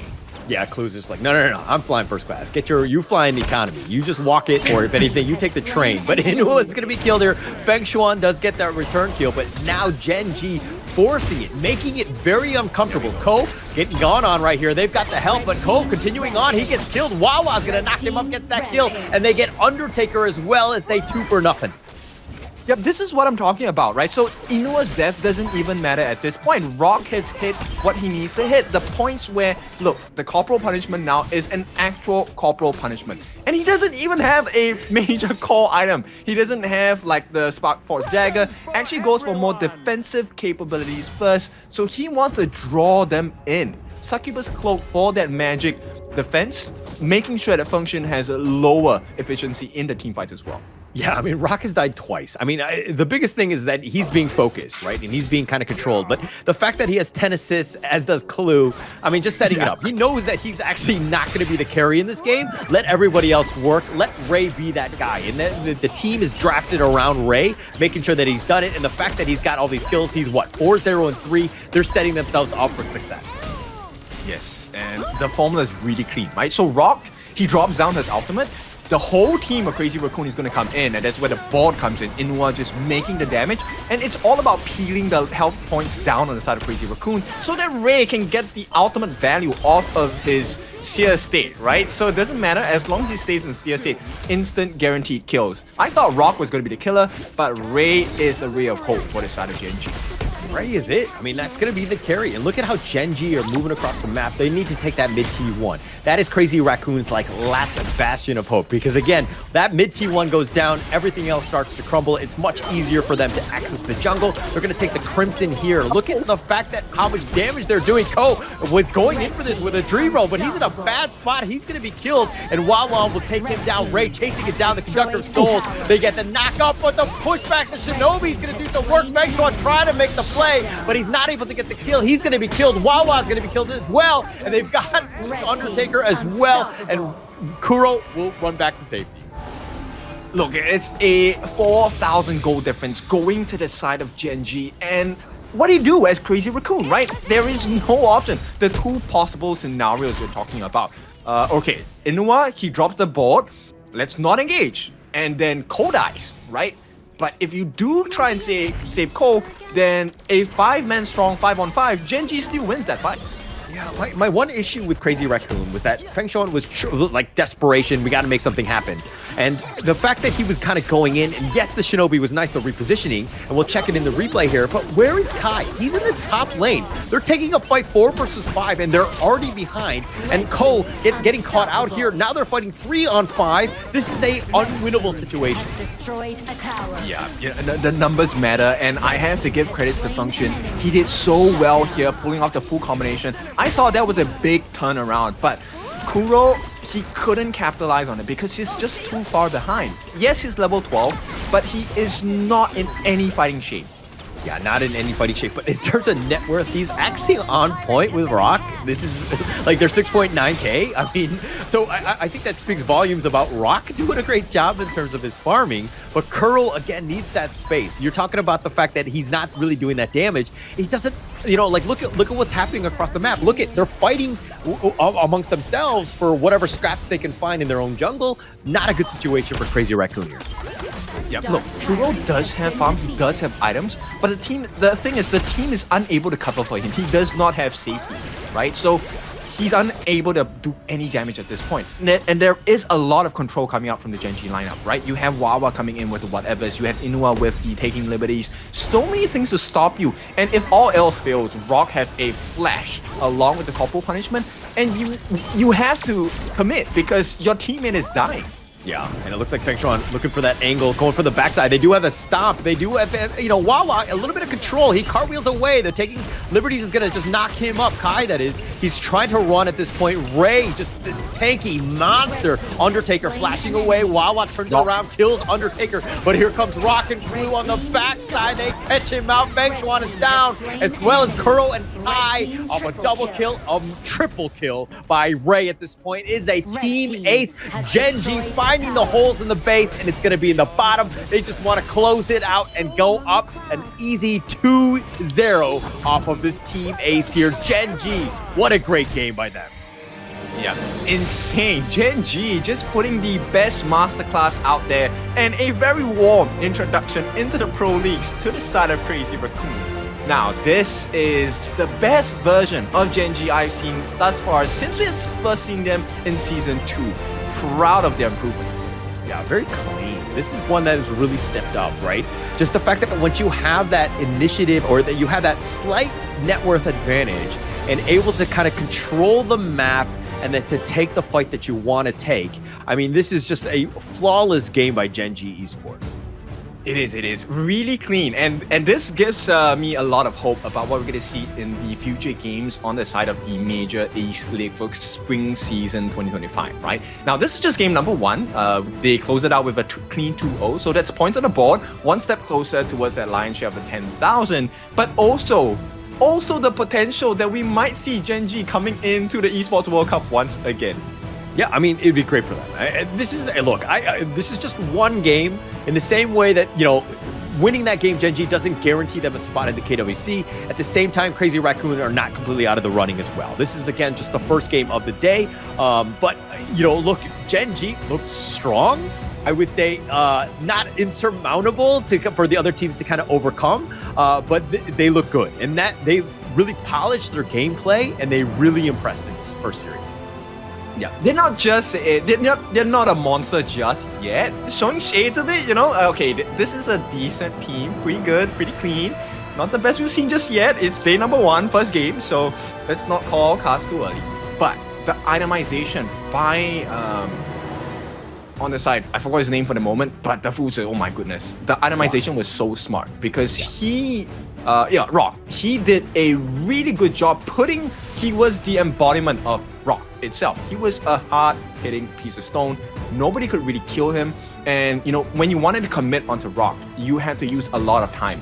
And that time was made full use on the side of Gen.G because that Eye of the Whirlpool, great play by Clue, always a 5v4, 5v5 situation. Yeah, just really clean. Everybody was just really playing together, understanding what they needed to have been done. But, like, look, Gen.G Ray had 807 KDA. I think that in the end, he'll probably be the MVP.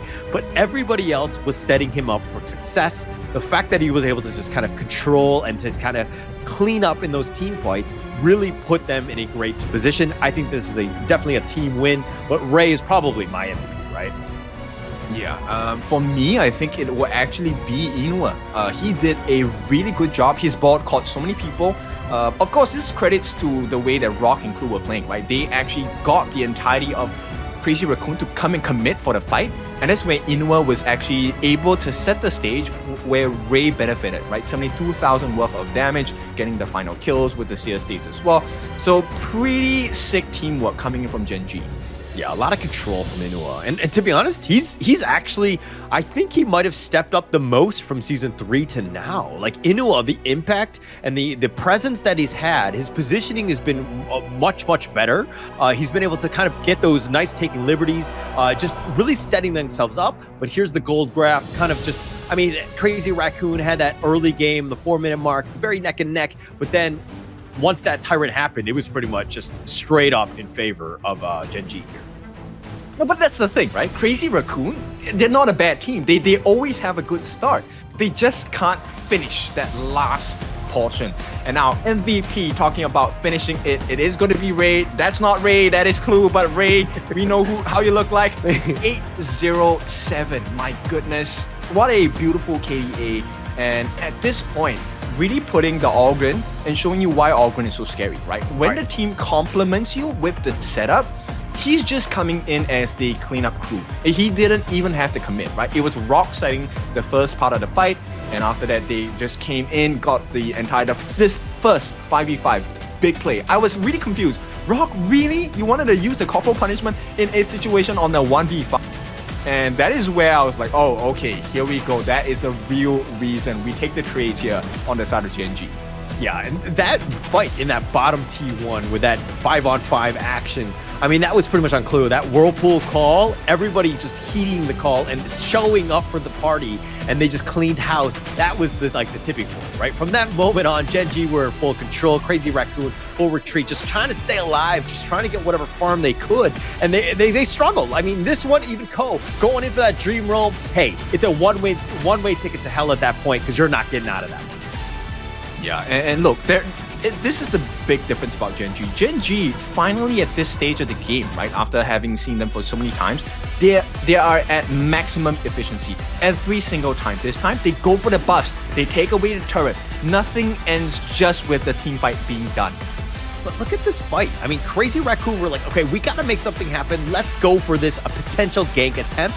They set 5 versus 3. You had the numbers, you had the right angle, but you weren't able to close anybody out. And then Gen.G comes in like a freight train on the backside and just cleans them out. And that is our profile picks as they go into this one.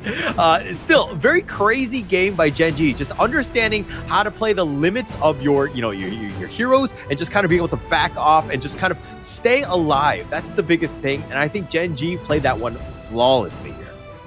Yeah, they definitely did, right? At this point, I think this is a huge start for the side of Gen.G. I'm really curious how they'll do for the rest of the season as well. And, at this point, I am so ready to crown a new team to go into KWC as well. But right now, they're not allowing me to do so. Yeah, look, it's just one game. I don't want to get, the cart ahead of the horse at this point. I think it was a very impressive win. It's a huge confidence boost for Gen.G, especially if you're a Gen.G fan as well, because this is a team that looked incredibly strong. They were very polished. Everything that they were doing, like communication-wise, everybody was playing on the same page, and that was very impressive. Yeah, it was. So that is going to be the first series of the day. We will head into our second series. Now let's go for a short break. When we're back, it is time for a second series and hopefully an even spicier one for today. Okay, so... Yeah, but before we do that, I think that the second series is going to be also important, right? Nongshim versus R8 Esports. This is one where we saw Nongshim, they were second place in Season 3. They surprised everybody, right? By being able to show up to the grand finals, even taking it to a Game 7 against Nova Esports. Very impressive, but a little bit heartbreaking in the sense that you were so close to the finish line and you were just barely beaten out by Nova Esports. But this is a team that, we might even just start the revenge tour because they're going to be coming back and they're going to be angry. Yeah, they're going to be hot and ready, right? Spicy is the name of the game for the side of Nongshim. And we know if you give them those prio picks at the start, and bear in mind, this is a short series. It's a best of 3. We might very well see them come in a very monstrous speed. Yeah, but okay, look, at the same time, this is a team that we've seen the most tape on because they went the distance, right? They went through almost every single Game 5 that was available, and even Game 7. They have the most ultimate battles played throughout all of the Honor of King Esports on the global, the global platform. So this is a team that's, people know what they like to play. They understand where the play styles. How are they evolving from Season 3 to now? I think that's going to be the biggest thing, and the true test will be up against R8 Esports. This is going to be an interesting squad as well from the MENA region, and how they're able to play out. Because, again, R8 Esports haven't had the luxury of time and that, being able to play on the international stage, but going up against a heavy hitter like Nongshim RedForce is going to be a good place, a good game to kind of gauge and see where they stand. Yeah, we haven't seen the best version of R8 yet. I'm very sure of this. So maybe today we will see a new and improved R8. Curious about their growth because they have been actually in the position that Nongshim have been at for a couple of months, right? They were always at the qualifiers, never really making it through because they were just shy on that final mark. And to be honest, the reason why we haven't seen too much of them is because Gen.G Esports has always been the doorman, right? They've they've beaten them out almost every single time, so they were never really able to kind of make it to that international stage. Obviously, that's going to be a revenge game once they do go up against Gen.G. But again, this is going to be a great moment for them because how does this team from Egypt really kind of play up against a team that like Nongshim that, we've seen that, them go to the grand finals. And this is going to be a huge one for them in the sense that they're going to be most prepared for this game going in. All right, so with that being said, we will take a short break. When we're back, it is time to see if R8 can hold their own against Nongshim RedForce. We'll be right back.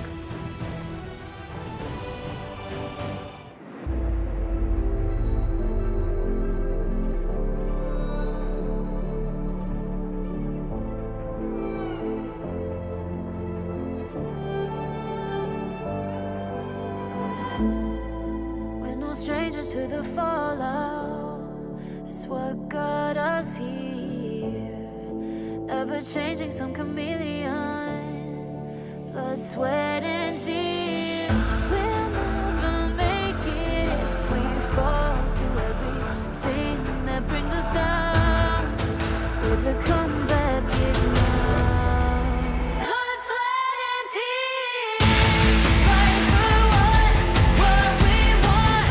Doesn't matter the cost. Every day, put in work. Blood, sweat, and tears. Nothing comes overnight.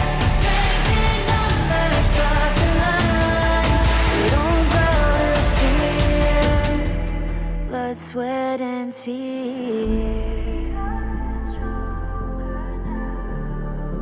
Blood, sweat, and tears. Blood, sweat, and tears. The crowd. Oh no, we don't bow to fear. Blood, sweat, and tears. Fight for what we want. Doesn't matter the cost. Every day, put in work. Nothing comes overnight. Strength in numbers start to line. We don't bow to fear. Blood, sweat, and tears. Fight for what we want.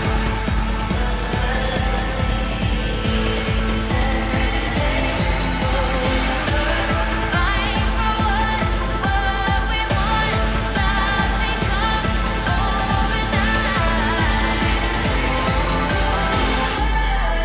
Blood, sweat, and tears. Fight for what we want. Doesn't matter the cost. Every day, put in work. Blood, sweat, and tears. Nothing comes overnight. Strength in numbers start to line. We don't go to fear. Blood, sweat, and tears. Fight for what we want. Doesn't matter the cost. Every day, put in work. Blood, sweat, and tears. Nothing comes overnight. Strength in numbers start to line. Don't go to fear. Blood, sweat, and tears.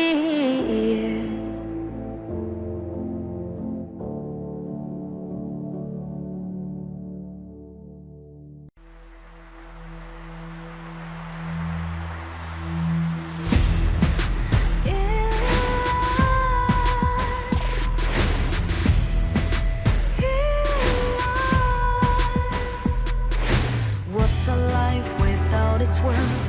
Compromising with what hurts inside. When you let fear decide your fate, you don't choose which path to take in life.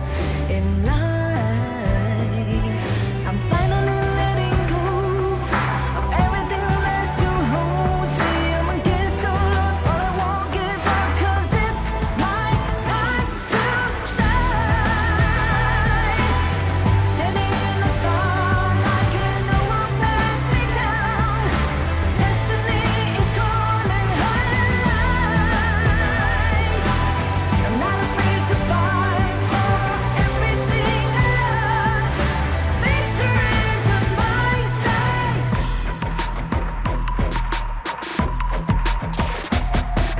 The more we lose, the more we gain. The more that nothing stays the same. In time, in time. Can't love ever, can't forget. What you see is what you get. Sometimes, sometimes. Gonna show the world tonight. The light that shines inside us. We're against the odds, but we won't give up, 'cause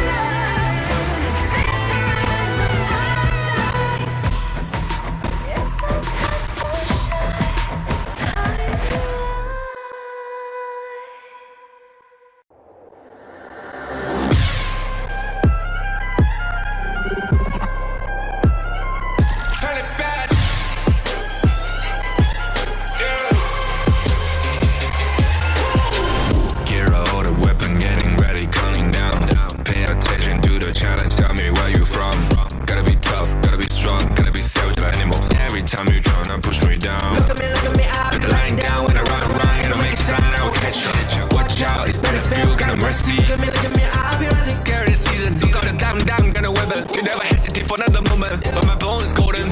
I'm invincible, just let him know. I can show you all the glory I own. To the drunk, go find a way to the palace. I'm waiting. Go, live from how can we go? Ain't no way for turning back. Storm is coming, tired of your cold. It's my kingdom, fire blowing up. We the kings, it's the honor showtime.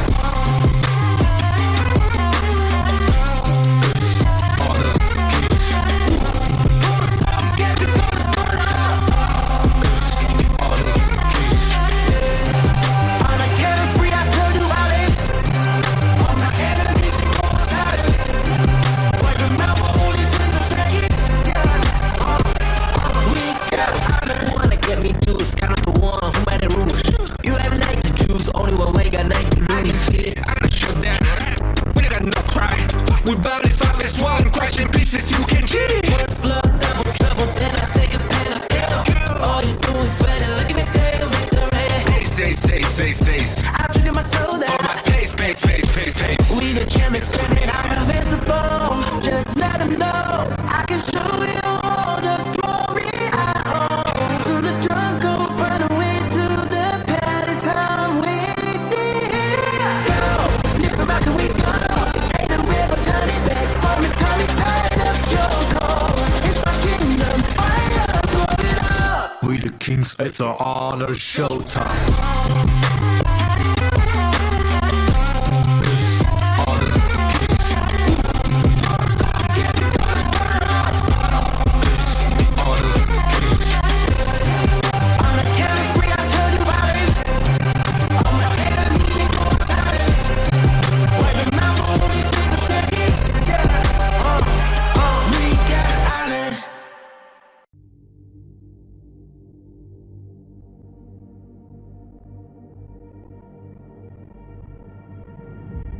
I feel it deep, flowing through my blood.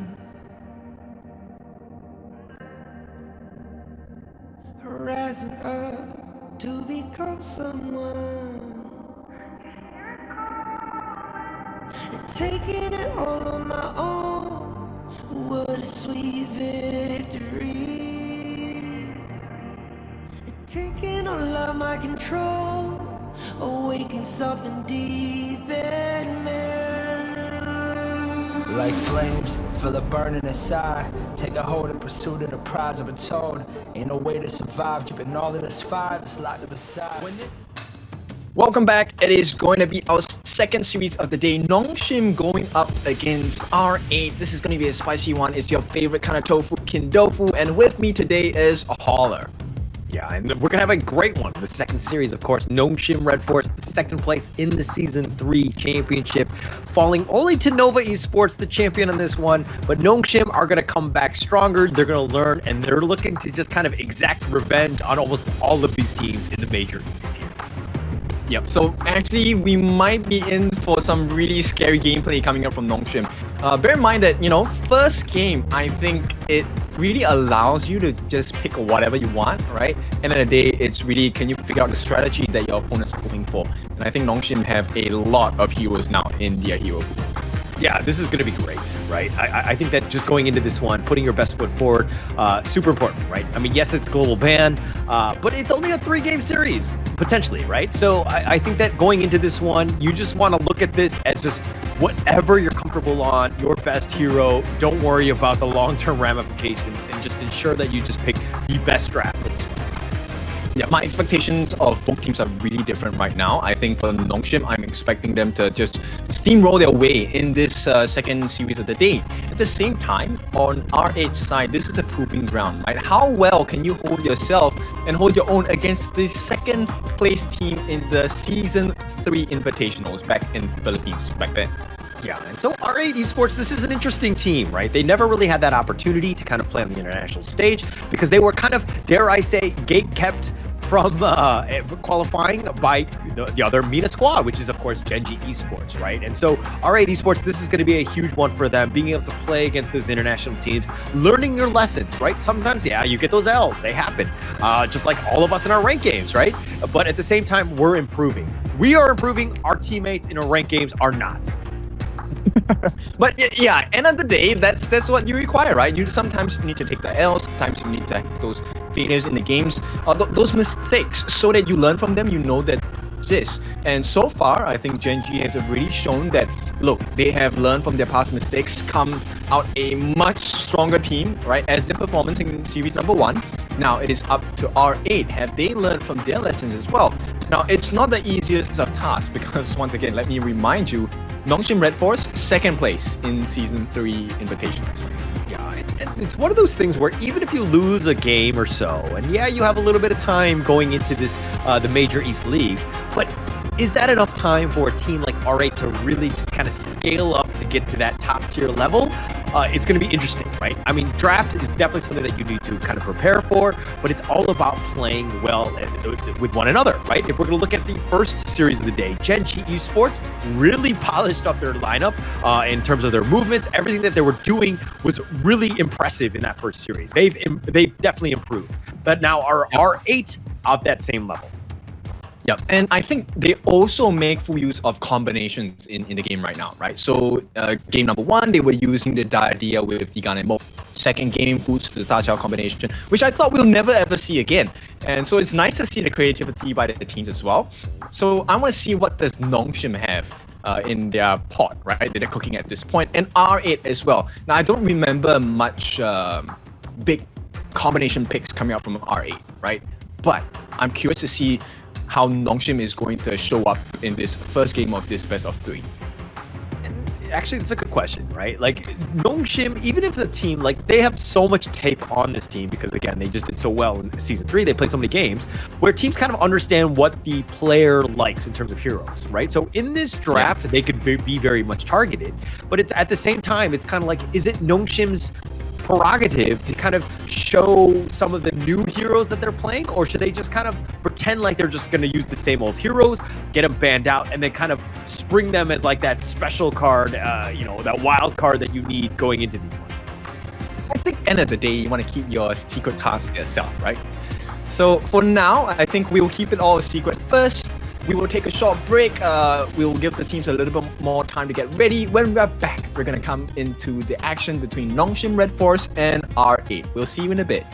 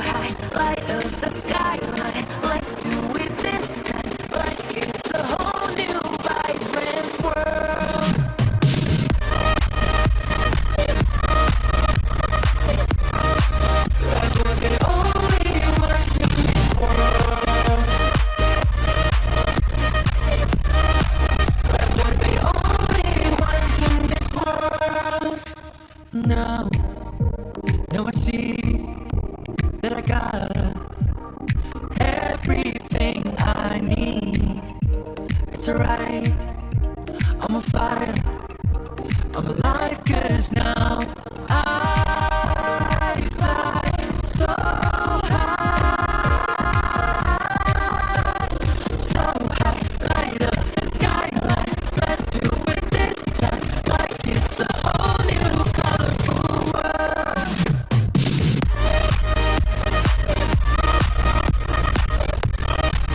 Like we're the only ones in this world.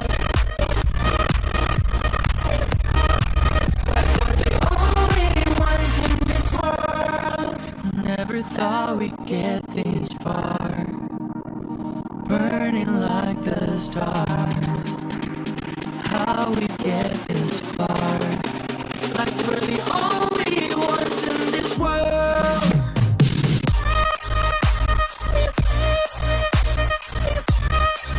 Like we're the only ones in this world.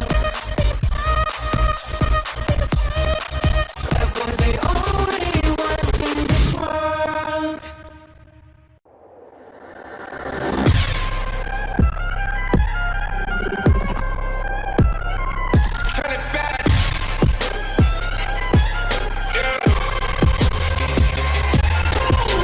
Gear up, hold a weapon, getting ready, counting down.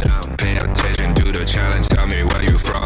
Gotta be tough, gotta be strong, gotta be savage like animal. Every time you tryna push me down. Look at me, I'm lying down when I run around, and I make a sign, I will catch up. Watch out, it's better for you, kind of mercy. Look at me, I'll be right there. Carry the season, you got a time down, got a weapon. You never hesitate for another moment, but my bone is golden. I'm invincible, just let him know. I can show you all the glory I own. To the drunk, go find a way to the pad. It's time we go. Never mind, we go. It ain't no river, tiny bag. Storm is coming, light up your cold. It's my kingdom, fire, blowing up. We the kings, it's our honor, showtime.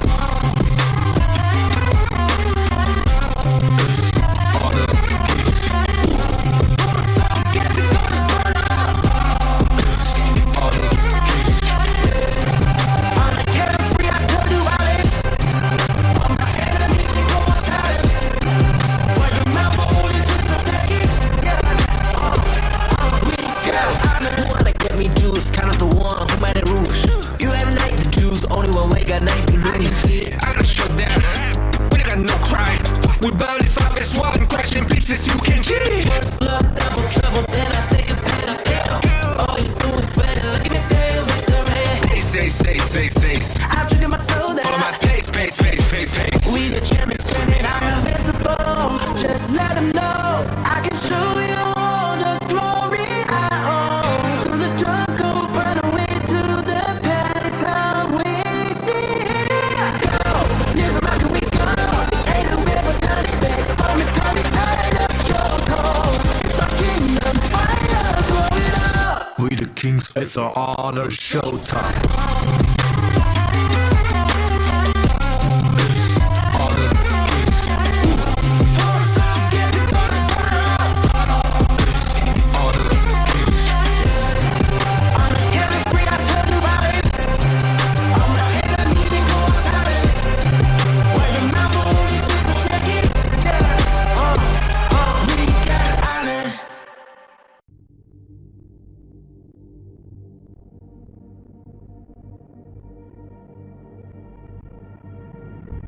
I feel it deep, flowing through my blood.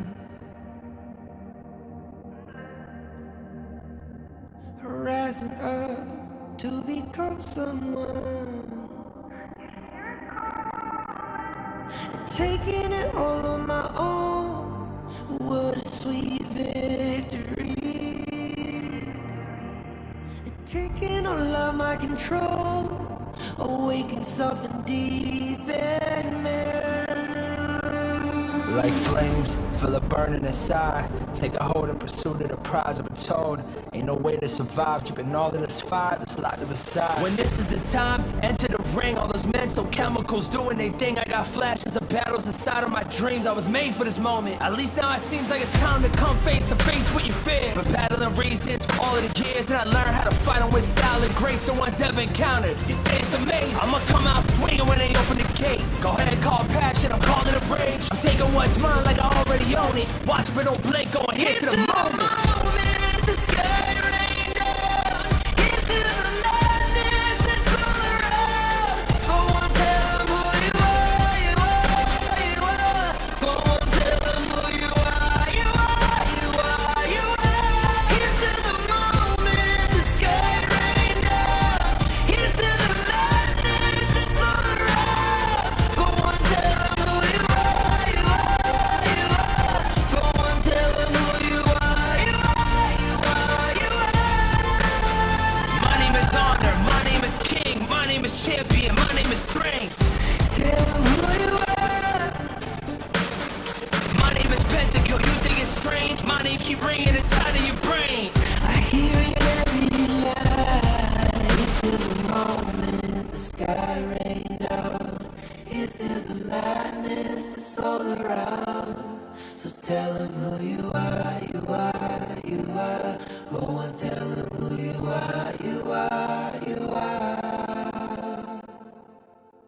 Here's to the moment the sky rained down. Here's to the madness that's all around. Go on, tell them who you are, you are, you are. Go on, tell them who you are, you are, you are, you are. Here's to the moment the sky rained down. Here's to the madness that's all around. Go on, tell them who you are, you are, you are. Go on, tell them who you are, you are, you are. Go on, tell them who you are, you are, you are.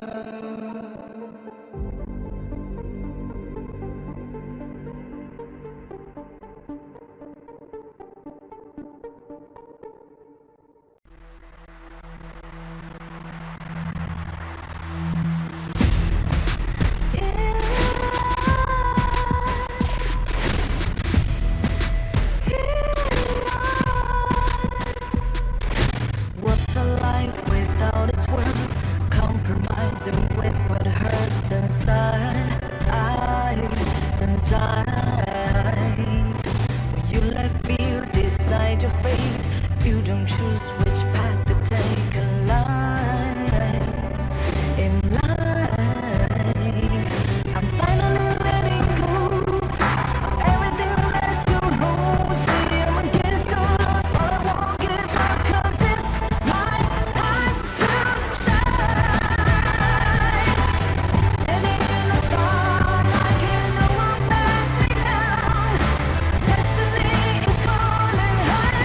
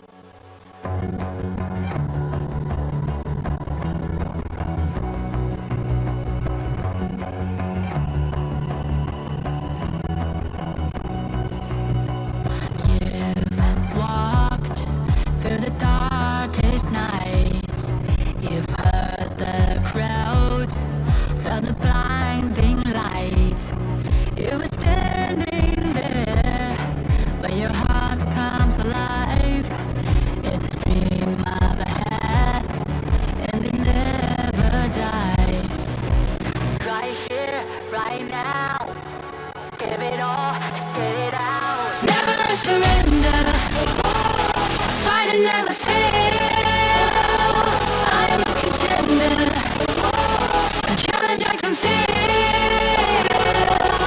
The smallest lies become the brightest enemies. Relentlessly. And even if you fall, you gave it everything to be a king.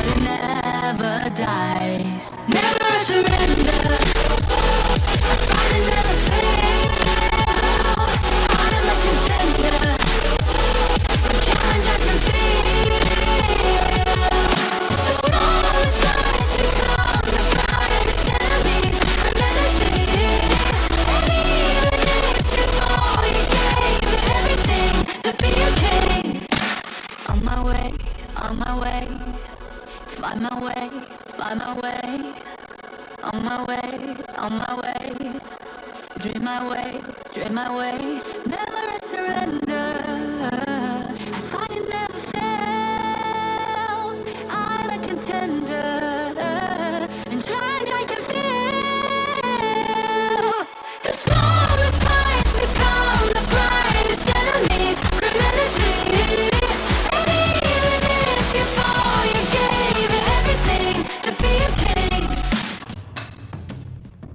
Alright, welcome back. It is time for our second series of the day. Nongshim RedForce going up against R8 Esports. So this is going to be a big moment for both teams. Let's see how they do. Yeah, it's going to be exciting for this one, right? Again, just being able to kind of the second place Season 3 runner-up going up against R8 Esports. This is, of course, they got through the MENA, the qualifier, but they got themselves here. And being able to go up against Nongshim is going to be no small task. Are they going to be up for it? It will be very interesting going into this second series of the day. Alright, now familiar names for you guys. It is going to be the greatest red team, Nongshim RedForce, Kyung9, Haku, Illusion, Siri, and Faye. We have already seen their names before. We've seen their performances. Let's see how the boys in red do today.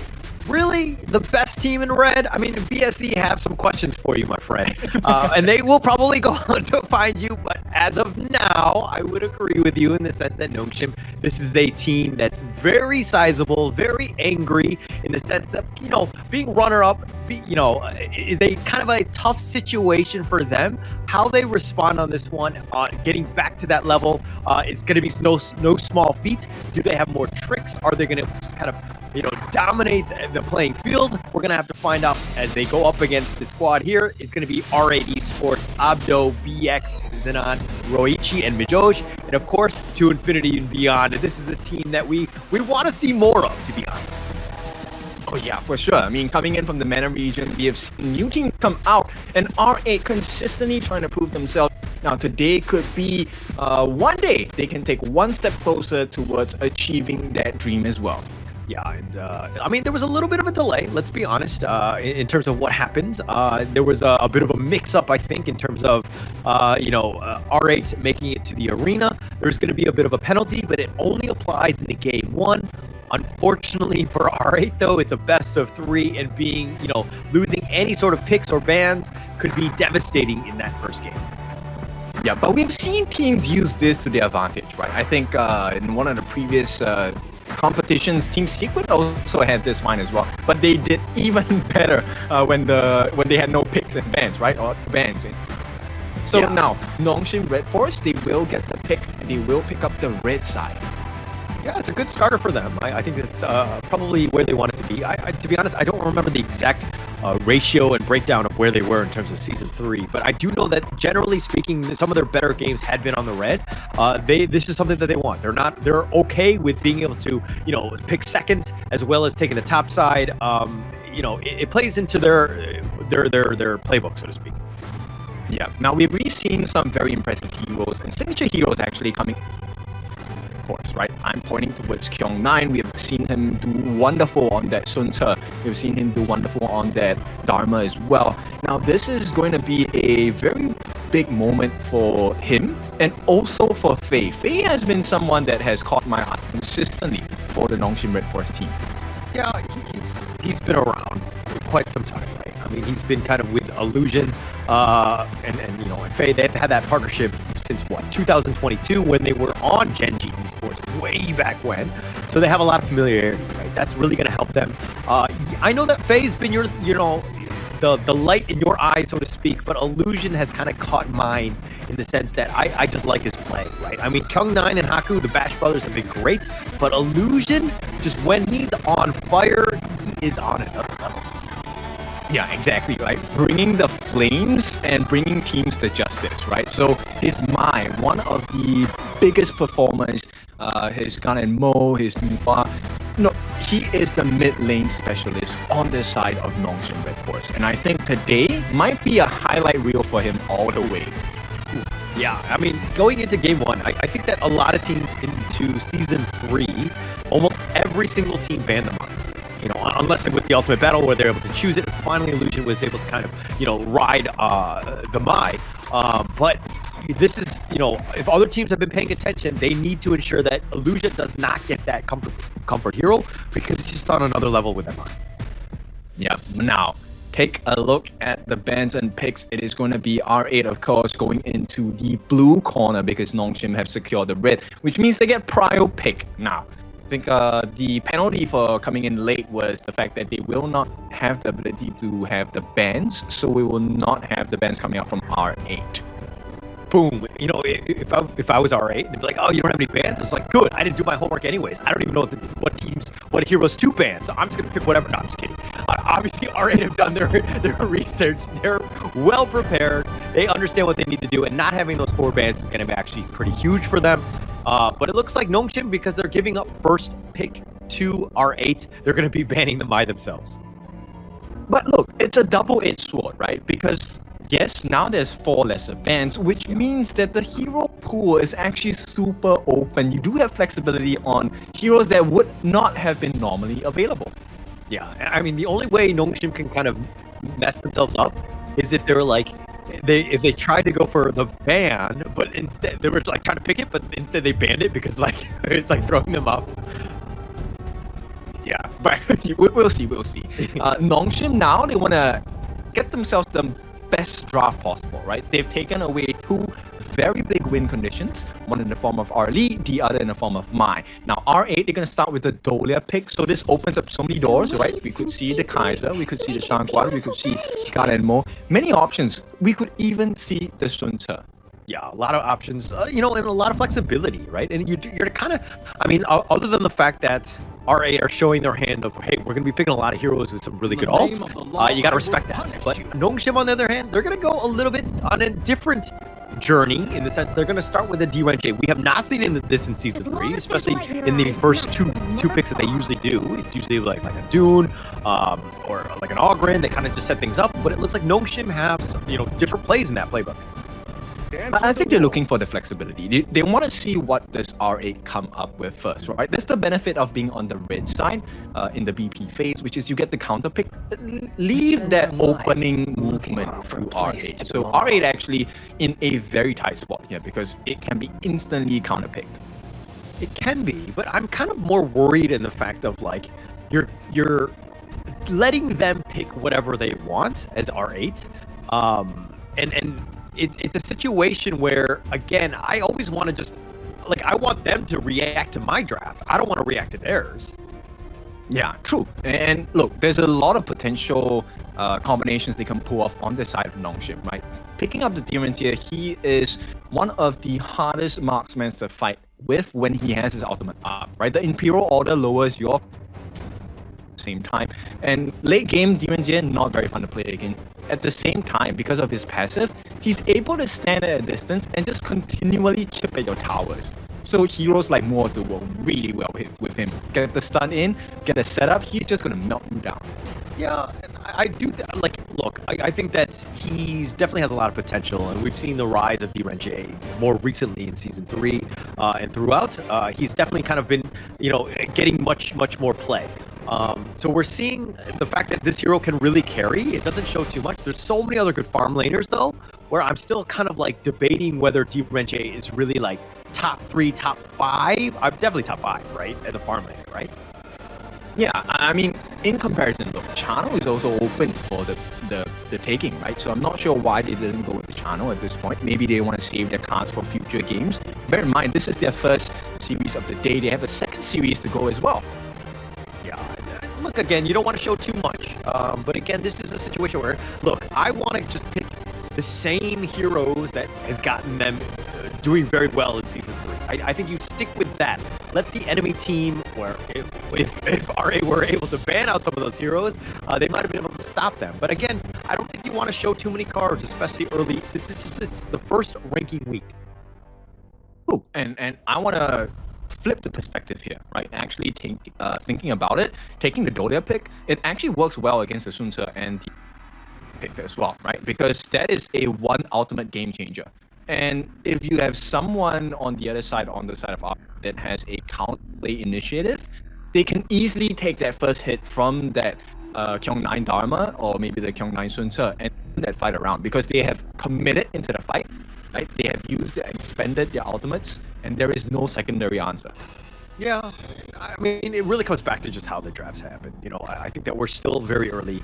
To be honest, I only saw the Dolia and then the Gen.G picked up by Nongshim. So, where they want to go, is it going to be the Sun Tzu? We know Kyung-9 is an absolute monster on that hero.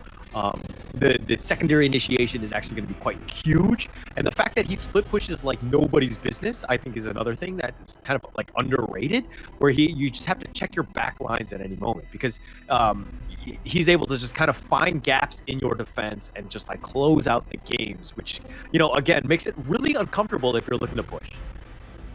At this point, you know what? I'm just going to make a educated guess in the sense where I think it would make sense for Fei to pick up the Zhang Fei, right? It's also one of his signature heroes. And if Haku picks up his one of his signature heroes, which is going to be Organ as well, it could be a very scary draft coming out from Nongshim RedForce. A lot of opportunities here, and of course, if we're going to go check at this draft, you're going to see why R8 Esports doesn't have any bans. It's because they were penalized. They were actually a little bit late, and that's kind of why this series is starting a little bit on that late side, because of the fact that the players weren't in the arena at the time, but they're here now. Yes, they've been penalized, but it only happens in game 1, and they lost. The pick side. Nongshim actually chose the red for themselves. So going into this one is going to be key, ensuring that, R8s, yeah, you don't have bans, but we're going to still pick the heroes that we want. Yeah, and I think so far the draft looks pretty good on the side of R8, right? They have a Yixing, they have a Channel as well, right? These are two big heroes that rely on their ultimates as well. Now, World's My Chessboard, a refresh on that, is that really the best one? I don't think so, right? Leader Stance, on the other hand, on the side of Channel. Now, instead of having a couple of wolves, you have an army of wolves to go in. I think that would definitely make more sense, but that's not the only option that R8 can explore. Chano, to me right now, is in a good place, right? He's very strong, latest hero, kind of difficult to deal with, and just the wolves when they're on top of you, just so many different ways to kind of get onto you, which is a bit of a problem. Is Gen.G good enough in terms of the laning in the laning phase? Yeah, exactly. And look, Chano is not the easiest hero to catch as well. He is super mobile. I mean, he's riding a wolf. Come on, right? And wolves are pretty limber as well. So this might be an interesting situation where, R8 maybe make the best out of the deficit. Right. For the record, while Chano might ride the wolf and he might be mobile and nimble and all those things that you were talking, if I were to ride the wolf would struggle, okay? He would not be as fast and mobile, so he'd be a little bit slower, okay? True, but you know what? At this point, R8, it looks like they have their number, right? They know how to work in a pack, and you know, don't move or not. I think this channel might make a very big showing in this game, number one. No, all jokes aside, I think the channel is very strong. I think it's going to be super, super powerful. And you're going to see just more and more of this hero throughout, not only the major East, but, you know, West, you know, PKL, IKL, like everything, right? I think that this hero has a lot of potential. And it can be just very oppressive, and the damage it deals is so annoying. Plus, it's mobile. I mean, it has everything in the kitchen sink. Yeah, you know what? Curious. I'm just wondering if Agudo is going to be considered as one of the junglers, right?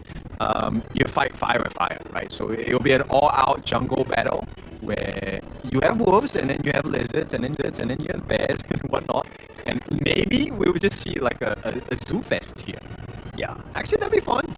I think that's definitely the real me will be able to handle all of those different critters that are on the screen at the same time, because that's a lot that's going on. My phone is probably not as good, so you know, it overheats and whatnot, so won't be as lucky in that sense. But still, I think that this is a good situation to kind of test out, right? I think that we're still very early in terms of the channel lifespan and what he can potentially bring. Is he rounding out with the Yixing and the Dolia? Is that going to be enough, or is it kind of like it doesn't really matter what pairs with them because channel's just good, so good on its own? I think end of the day, you need to provide a cover for the channel as well. Yes, he can deal a lot of burst damage, but if you actually get the opportunity to lay your hands onto a channel, he's not tanky at all. He is extremely squishy. He dies real fast. Yeah, you might have a problem with that. But just getting onto him, not the easiest of things. But again, if we're looking at kind of what R8 have drafted thus far, definitely squishy, right? The potential for burst, if they were able to kind of, you know, draw a bead on those backliners, they could have a tough time. I think R8 need to really kind of ensure that they have somebody who kind of, you know, protect them in some fashion. I think actually a Dun would make a lot more sense, right? So he's able to soak in quite a lot of damage with the Guild's Benediction, able to get that shield up as well. So he's going to be someone that is able to open up space because they need to focus on the Dun, right? This will be something that will be valuable on the side of R8.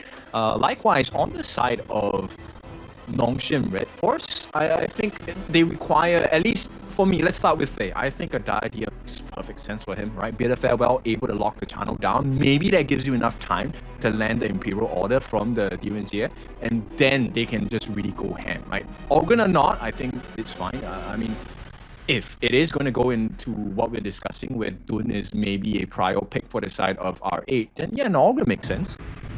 Yeah, there's a lot of potential. I do like the idea. I think it's good in almost any single lineup, right? But just being able to control the channel is going to be the big question mark, right? How are they able to get to him and to kind of lock him down? Because once he's dead, pretty much, I mean, Yixing and Dolia, I mean, you like, obviously there's two other heroes that they need to pick, but they're kind of lacking in the damage department. It's not as great. Like the rest of the Yixing and Dolia don't provide as much, I would say. In fact, I think, yes, Dolia maybe, yeah, definitely doesn't give a lot of damage per se. She offers damage in other ways, which is the refresh out. Not, I think the scary thing for the Dolia pick is about the old and wave breaker, right? So, look, even though it is a mini stun from this Dolia, it might cause a situation where legal immunity has to be expended early just to get out of a very sticky situation, right, for the side of Siri, right? At the same time, the heal factor is coming in from the old might be a game changer, which is why I suggested a Diary in the first place, right? This might be a battle of heal factors here. Okay, could potentially be there. I think, to be honest, though, if Gen.G has to use the legal immunity against, you know, the Ode, I think that they really messed up. But here's the draft. What sticks out to you? Secure. The secure is definitely going to be an issue here, right? They might force Xenon to have a premature World is my board. That's one thing. But I think in terms of draft, I think R8 is a more straightforward draft, easier to execute. I think it doesn't put too much pressure on the mechanical output. But on Nongshim's draft, if they get all their cards right, it's hard to play against their lineup. Yeah, it's going to be tough. And look, I think that's, you know, R8 addressed You know, you're talking about the Dune already. It's like they can, you know, you're helping them along. Abdul picked up the Byron here, both key for this. But it looks like, oh my gosh, it looks like BX is looking to go for the steal and takes it away from Haku. Got it. Threatening. Yeah, he got it. Oh my god, didn't even use his smite. He got, and Haku used his smite. Now the Azure Golem is at risk. Yeah, not a great start. This is an awesome one for R8, right? Just being able to take that one out. Now you have a huge advantage. Now you're going to take up all your buffs and you're able to go in. And now look at Illusion and Faye rotating early, trying to kind of dictate and kind of make Roichi's life a little bit more difficult, considering he's kind of on the low side already. Okay, so the benefit on the side of Nongshim's draft is they can deal with a little bit of deficit. Right? They have Illusion who's able to get EXP. He just needs to land hits or skills onto the minions or creeps, and he will be able to get some EXP over, right? So with that, he's also able to help stop the gap in level deficits. And it's really important that Illusion does not die now. Yeah, it's got to be key, right? But like again, I kind of feel like the Zia pick, I'm not 100% sold. Yes, you have a lot of wave clear, and it's not like he's like the win condition on the team. It's more about like control and the potential zoning. But Haku, speaking of being zoned, he's going to get knocked up, but he's going to stay under the tower. He will be fine. But your thoughts on Zia as a mid laner? I think he's great. His wave clear is good. But Haku maybe looking for more. Yeah, looking for more. They've got the knock up on a BX. He's in a bad spot. The Unruly Blade, and he looks like he's going to go down. He's going to give up first blood. Kyung9 finds him, and it looks like Roichi will join the fight, but a little too late. Yeah, I mean, R8, they extended the invitation, right? Hey, do you want to fight? And Nongshim was like, sure, let's go. And unfortunately for him, BX was just, there was no other option. There was no Unruly Blade available. He already expended. Mijoj already expended that Celeste Melody, so there was nothing available for them. Yeah, I mean, he was just level 3 at the time, so he didn't really have it. But the flash away Abdo will survive. Mijoj, I mean, it was one of those things where it's like R8, it makes sense to take that fight at like maybe like the 3 minute when everybody's like level 4, right? But going a little bit early when you got caught out, BX is like, oh crap, I'm actually in a bad spot. I cannot get out. And Roichi, he gets picked off. The Mulberry Power from Faye, setting it up for Siri to knock him down. And now you will start to see why Nongshim's draft is so scary. Okay, so Illusion, he's going to have a level advantage against Xenon. Look, gets another knockup. And with that, with the steal onto the Lizard, right? This is going to also amplify the growth of Illusion. And the faster he is 15, the better it is for the side of Nongshim as well. Yeah, it'll be huge. I mean, just getting into this one. I mean, he's going to need some farm, but at the same time, Haku, he's going to need his own set of farm, right? So I think that Illusion and Haku, how they distribute the wealth is going to be super important for them. Because again, you don't want to like isolate or like, you know, have a lackluster series with just no items. You're going to be in a bad spot. But this 4 minute mark going to be key here. Yeah, and in fact, it is for now primed to be an advantage for the side of Nongshim still. Yeah, and Haku here just kind of dashing away at this point. BX, though, looks like they're going to make their way. The Tyrant will be up in about 2 seconds. But Siri putting a little bit of pressure on that bottom T1. But Nongshim know that the next big objective is going to be this Tyrant. Oh, that's a lot of burst damage. And the leader stance actually expended by Ryoichi, and this allows R8 to step into the pit a little bit earlier. And this is a good sign, but it's a consolation prize because Nongshim, they might have lost a little bit of that goal lead, but EXP does have a little bit of advantage going into the side of Nongshim for the moment. Actually, R8 really burned down the tank very quickly. That was a very short work for this one. But the Mulberry Power are going to look to die for this one, doing some work with that Universal Law. The flash forward from Kyung9 trying to go in for this one. Mijoj gets back, he flashes as well. And it looks like they're just going to take the bottom T1. Nongshim making moves across the map. Oh, it's a big win for Nongshim. They burn out 2 flashes, they get the T1, and they didn't have to commit too much yet, right? They did just have to give away Faye's ultimate. Isn't a big deal. The cooldown is pretty fast with this. Right now, it's really, how does Nongshim want to, right? And maybe the victim is going to be Abdo. Yeah, look at Faye flying in. Potentially, he sensed it. He knew something was going on. I mean, the calls were made. They did see Nongshim players move to that northern side. But it's a matter of R8 just kind of slowing the game down. I mean, yes, they're down about 1.2, which is not great at the 5 minute mark. But again, they need to find ways to get back in this game and let Roichi get that farm. He definitely needs to, right? The deficit is quite big for him because he already gave away a kill, and Xenon, not sure whether he still has his passive at this point, but Kyung9, he will back away. It's not worth giving his life for the T1 because they've already made the trade on the top side. Yeah, they're looking to take this one out. And all right, you know, they're kind of reacting in the sense that there was some action in the top side. Siri taking the top T1. That top T2 is going to take a little bit of damage as well. But they're looking to trade at this point. But R8s need to do more than just trade equally. They need to find other ways, again, just to invade the enemy jungle, find more network. They need to funnel the farm into VOEG because right now it's just a free farm game for the side of Siri. Already at 4,500 gold, has a Spark Force Jagger as well. Very much on his way into Doomsday, just a couple hundred gold away. Yeah, but it looks like the Azure Golem is going to be picked up here. Nongshim not able to take this one away. But through it all, R8 kind of sticking together. I'm not a huge fan of that, especially it's a little bit early to be kind of, you know, grouping up at this stage. Because again, that net worth, it's harder to farm when everybody's together and you're literally fighting for it. But it looks like they're going to go for this one. Haku just pushing them away, all the Mulberry power. He does go golden, but not enough. Xenon is down. The world is my port is going to be laid down as well. BX still up in front in a bad spot. Haku threatening, but the backside, Kyung9 finds him, gets the pull back with the wind slash onto him. Kyung9 not scared about that tower, but BX will survive. 2 members down from R8. The combinations coming in from Nongshim RedForce just so scary, right? And they can continually keep going. At this point, it is really the goal difference that is making this so painful for the side of R8 because they have no items to survive all of the skill sets coming in from the side of Nongshim RedForce. Yeah, huge commitment there. I mean, this is a scary lineup. Faye on this Akir, just being able to kind of fly in like Superman, get those stuns that kind of catches you off guard. You don't really see that sort of mobility and that, you know, that stun that could be potentially there, but it looks like the Crimson looking to be taken off, but it looks like I think BX got it with that smite. Yeah, and with this, at this situation, Nongshim once again, top T3. Oh, Siri, he's in a bad spot. He's stuck in the board. He's going to be killed. Roichi gets credit for this one, and BX also gets the kill onto Faye. So 2 members down from Nongshim. And perfect positioning by Abdul, right? He gave them the information that Haku was around, and because of that positioning, Haku did not have the freedom to go in and engage to try and clean up the crew. So once again, this built so much space. Ryoichi now finally has some space to farm around the map. Up to close to 5,000 gold at this point, still trailing by 1,000, but does have the Eternity Blade, so he's able to offer some damage in the team fights. Yeah, and this is kind of, that last team fight was more about Xenon just setting up the perfect world as my board, right? Just locking them in, and then you have the rest of the people just kind of to have that damage, to have that burst. That's a good start.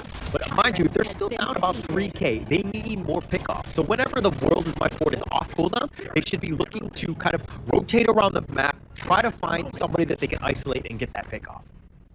Yeah, and another concern is actually Kyung9. Kyung9 2-0-0 already has the Skydome in his hands, so he is going to be really tanky.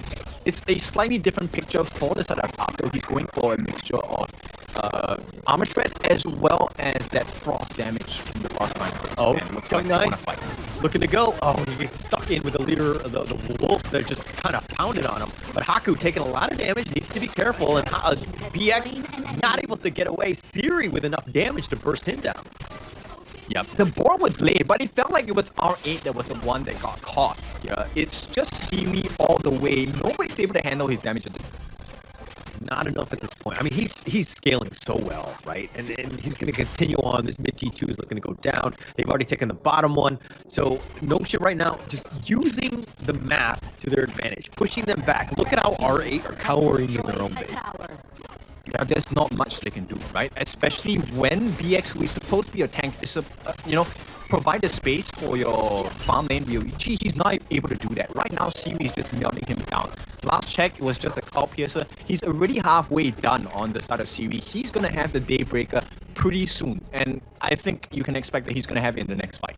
Look, let's talk a little bit about the jungle situation. BX level 12, Haku level 15 at this point, up about 3k. Haku right now is just like, once he's so difficult to deal with. He's going to go in and just burst you down. R8 right now really need to find ways to get back in the game, look to split push, maybe take out that top T1, because right now Nongshim are going to just take the Tyrant here and just kind of close out this game. In fact, I think R8 won't be able to get rid of Haku at any point of the game right now. August Word, Insatiable Tomb, that is not an itemization that they can defeat with whatever they have in their kit right now. There is not enough damage coming out from G. 7,000, yes, that's great, but he's trailing in items pretty hard. Oh, but Abdu trying to find somebody, trying to get the pick off, but Haku is the machine. He pulls him away. He's playing with his food, gets the double, and he gets knocked up and he gets stuck in the board, but he doesn't care. He's already got everything, and now Kyung9 chasing after Majoj, and Majoj, all he can do is just potentially pray, dash over the wall, try to stay alive, but he will go down as well. The Universal Law will zone them away, but now Nongshim knocking on the doorstep with 3 members down. How does Xenon and BX survive here with minion wave? The Mulberry push, they get on Xenon, they get the pick off. BX is trying to deal with the minions, but he's fighting 5 versus 1. BX has to unruly blade away. He gets killed. The base is going to be looking to take down, and it looks like Nongshim will take game 1. Haku just moonwalking all across the map there. This was the gorge for Nongshim from RedForce. Valiant effort on the side of R8. I think they did pretty well with whatever cards they were dealt with, but they needed a lot more time. Yeah, more time for sure. Nongshim was not giving them any sort of time. Right? It looks like they were kind of, again, that was very clean and clinical. From the draft to play style, just understanding how to close out the game. That was an all Nongshim game. Yeah, and you know what? If you remember in Season 3, a couple of the players, including the coach, they were very uncomfortable with the situation. You could see the stresses on their faces. But today, Nongshim, RedForce looks so calm and composed. I think we might be in for a 2-0 here. Okay, well, when you're talking about that being a little stressed out, when you're talking about the playoffs and things are going into like best of 7s and then the grand finals, yo, I'm stressed, all right? I ain't even playing it, but it's one of those things where it's like, you know, all of these guys are in serious mode, right? There's so much money, the fame, the stakes, everything is there, right? And to potentially be in that grand finals is huge. So this is a much different environment. Don't get me wrong, there's still high stakes. There's a potential slot for the KWC. So there's a lot going on for the future, but right now, this is just ranking week. We just got to hold our horses just a little bit. True, but it's just game number 1, right? R8, I think with what they've shown us in the way they're handling the deficit, right? They were always managing to catch up in terms of farm towards Nongshim pretty well in the first half of the game, right? So I think there is potential for R8 to maybe take a win in the series, but they need to be much more cleaner in their execution. Look, they had a great start, right? The PX actually got the steal on that first camp against Haku. But let's take a look at the itemization here. I want to just focus on the growth of Haku. He had everything and more. I mean, he was 5 slotted, going really close towards that last itemization, about 1,000 gold away, in fact. Yeah, Haku was like 004. I mean, yeah, he made some plays, but he was pretty largely off the map because he was just so busy farming on his own. I mean, he had the most net worth, 10,000 gold. I mean, he was an absolute monster towards the end. But this is a guy that understands what he needs to do. The rest of Nongshim were like, hey, we can actually give up a little bit in terms of, you know, like that Tyrants. We can kind of give up some of those towers because we know that Haku in the end will find that farm and will be able to carry us to glory. And Nongshim really just closing that game out. Yep. Now, I want to highlight Faye as well. I think he did a surprising amount of damage, right? 36,000 close to in terms of hero damage. He was also one of the few members that was consistently setting up the fights alongside Illusion, which allowed them to really just open up the heart of R8 to get into delivering that damage over, right? So pretty steady growth from the side of Nongshim. Once they found those openings from the side of R8, it was just kills after kills, and Ryu Ichi never. Yeah, and to be honest, I'm kind of looking at that gold graph, and I'm thinking, R8 were, you know, they had their chances. I mean, you were talking about that Tyrants, they did well, or that early steal, you know, starting in, right? And that's good. But the thing is that there was a moment where they were starting to group up together. And I always see that, especially in the laning phase, and you're like, it's like kind of like a losing battle at that point, because you're literally fighting amongst your teammates for any sort of farm, any scraps that you can get. So it's a situation where it's like, hey, you need to still play across the map. You need to kind of understand your lanes, stay with it, and then look to invade the enemy jungle or to take their farm, not our own. It comes with very strict conditions, right? When you group up, you must be able to take an objective, you must be able to take a turret, or at least get a kill. That's how you kind of even out the deficit, by allowing your opponents to farm up in the other lanes, right? So I think, yes, end of the day, it's a risk to group up during the lane phase, but if you don't take the risk, you also won't be able to get the advantage as well. So at this point, I think R8, they just need to be a little bit more decisive about what they want to do, right? You have a dud, you can go for the dive as well. All you need to do is to make sure that you know where Haku is. And once Haku is out of the picture, I think at that point, when things are even, you can definitely flip that script. But the way that they were playing, R8 that was, is like, how do you find Haku if you're not willing to invade, if you're not looking to just kind of go out? But it looks like MVP is going to go to Faye. You were talking about the fact that he was making some plays across the map. He had 36,000 damage. He had a ton of stuns, and his presence was definitely felt. Oh, felt indeed. He was one of the main people to really just go in and start the fight, right? Every time he flung himself into the bush, it was a lot of damage going to the side of R8. And, you know, I think BX, he had a great start to the game, but every single time he somehow found himself in a face-to-face battle against CB, who at this point of the game, 7 minutes in, already has a doomsday. He can't survive that HP-based damage. Yeah, Siri just like understanding the itemization and just like who is the target that we need to deal with. Obviously, Abdo is up on that list, BX is as well, but once you kind of isolate them, the rest of R8 just kind of crumbles, right? And look at Haku making plays, being very aggressive, understanding that just like nobody can get away from his speed, and Haku able to kind of control you. BX just trying to survive, deal with those minions, he gets picked off, and it was pretty much all she wrote, and Nongshim closes this game out. Yep, three-pronged attack, right? So the Sakir Faye is just going to go in alongside with Illusion as well, and Kyung9 with the Mayin. So the three of them are responsible for kind of catching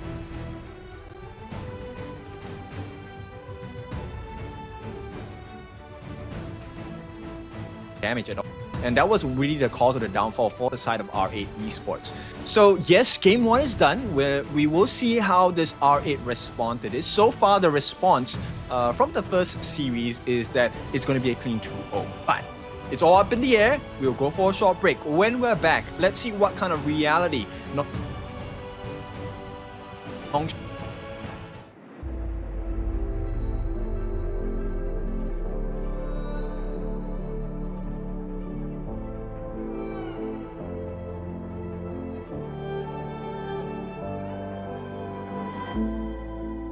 Strangers to the fallout, it's what got us here. Ever changing, some chameleon, blood, sweat, and tears. We'll never make it if we fall to everything that brings us down. With a comeback is now. Blood, sweat, and tears. Fight for what we want. Doesn't matter the cost. Every day, put in work. Blood, sweat, and tears. Nothing comes overnight. Strength in numbers, start to line. We don't bow to fear. Blood, sweat, and tears.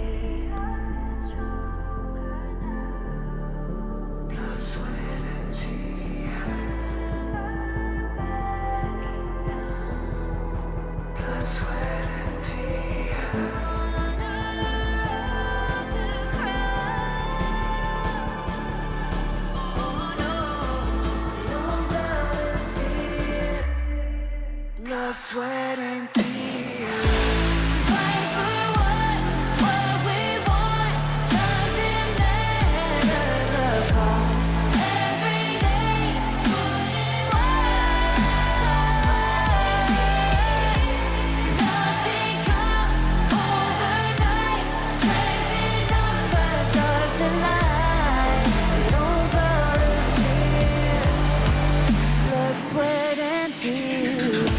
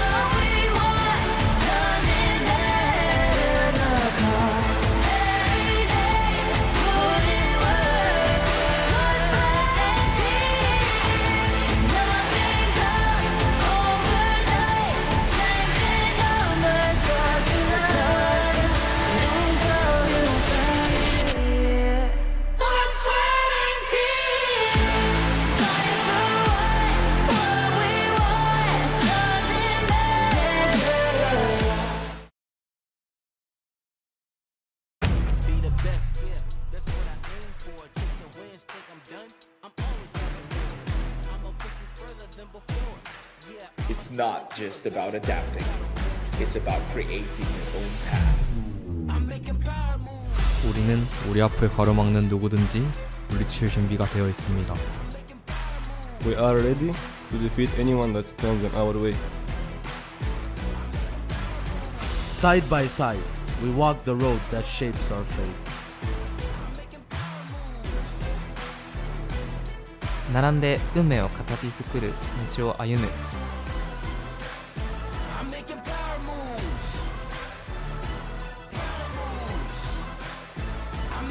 It's time to walk the path of honor.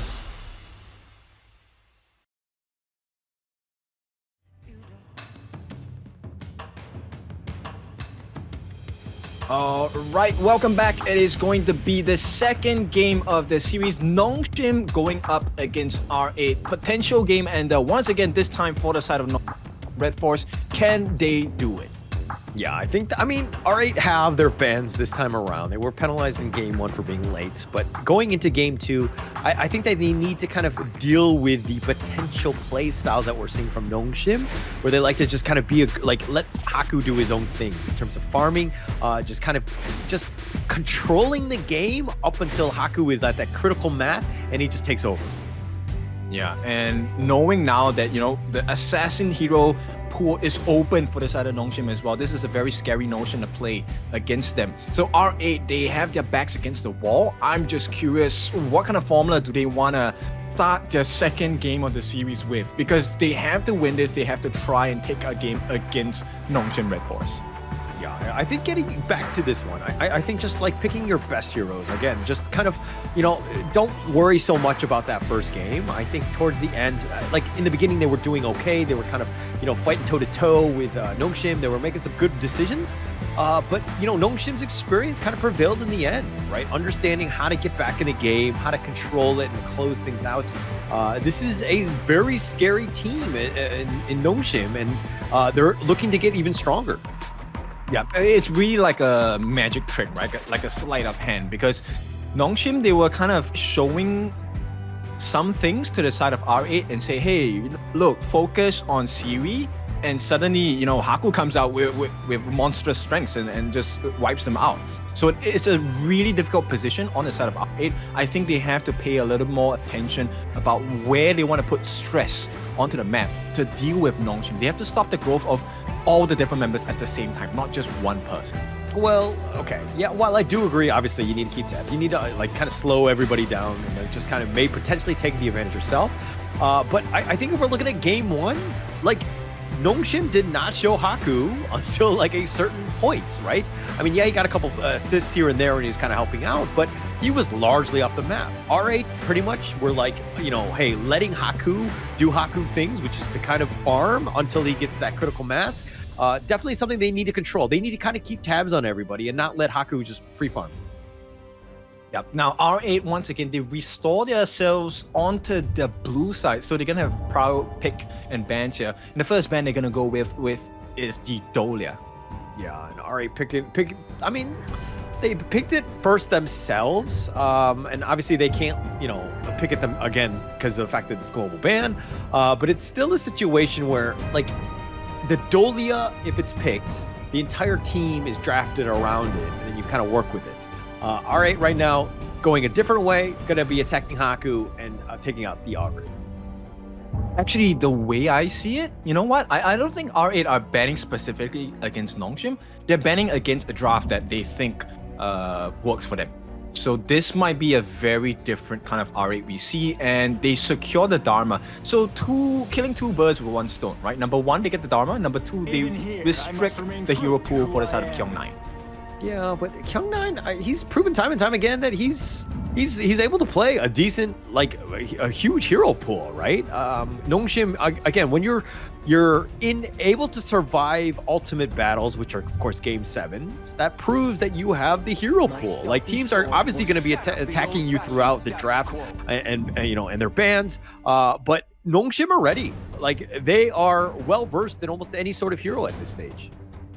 Yeah, I think at this point, just taking out the Dolia it also means that Nongshim won't go for the Sun Ce, right? I think the Sun Ce is the best with the Dolia refresh as well. So we might see a very different kind of clash later. Maybe a Byron instead.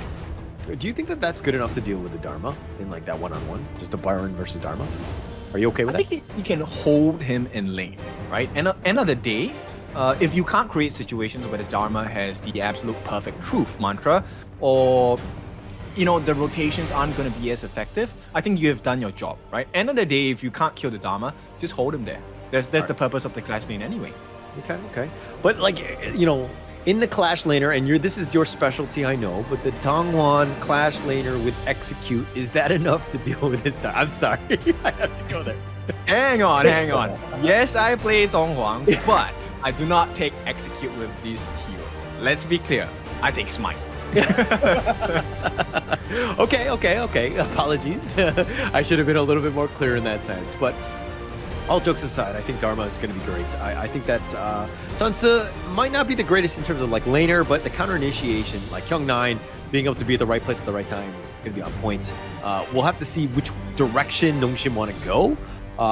But showing the Dharma top, it was one of the most contested picks in all of Season 3. It has a lot of play. It's a very strong hero. Yeah, it is. At this point, I think, end of the day, the focus for me, from what I see on Nongshim, would be the focus on other lanes instead, right? Can you pull off a combination that is really hard to play against? Which, in this case, I want to bring you back to the first series of the game, the Diadea Gunner. I think this might appear much more often in the games as well. There is also a potential of a Diadea with... That's a very potent combo that we have seen displayed across other regions as well. A lot of potential.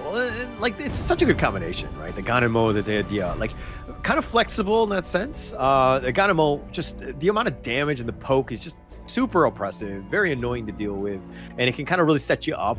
But again, if the enemy team kind of goes with like a more tankier, like run at you towards death ball type draft, I think that you might have a tough time. We haven't really seen that type of draft really kind of prevail up against the Ganemo. The Ganemo has been quite successful thus far. Yeah. Now, I would consider looking at heroes like Agudo, who has really quick jungling speeds, right? We could also take a look at the channel coming out from the side of Nongshim RedForce. Bear in mind, channel is available for Nongshim RedForce because it was used by R8, not by Nongshim. Yeah. And to be honest, I kind of want to see Siri on the channel. I want to see just how he plays him. But also, more importantly, Nongshim, I like to see how they draft around the channel, what they do a little bit differently. Like we saw Gen.G have some success in the first series with that channel pick, and they were kind of loaded for bear. Like that lineup was like super strong and just kind of rolling over where they could have picked almost any hero. I didn't really see the synergy because they were just winning every single lane.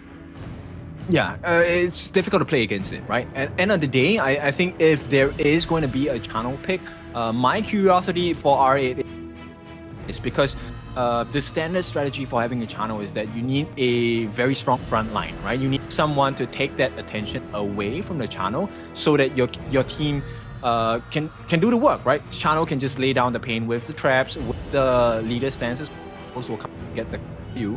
And that's one of the benefits. And also, it amplifies the strength of team fight, especially when you fight in areas where there's a lot of rushes.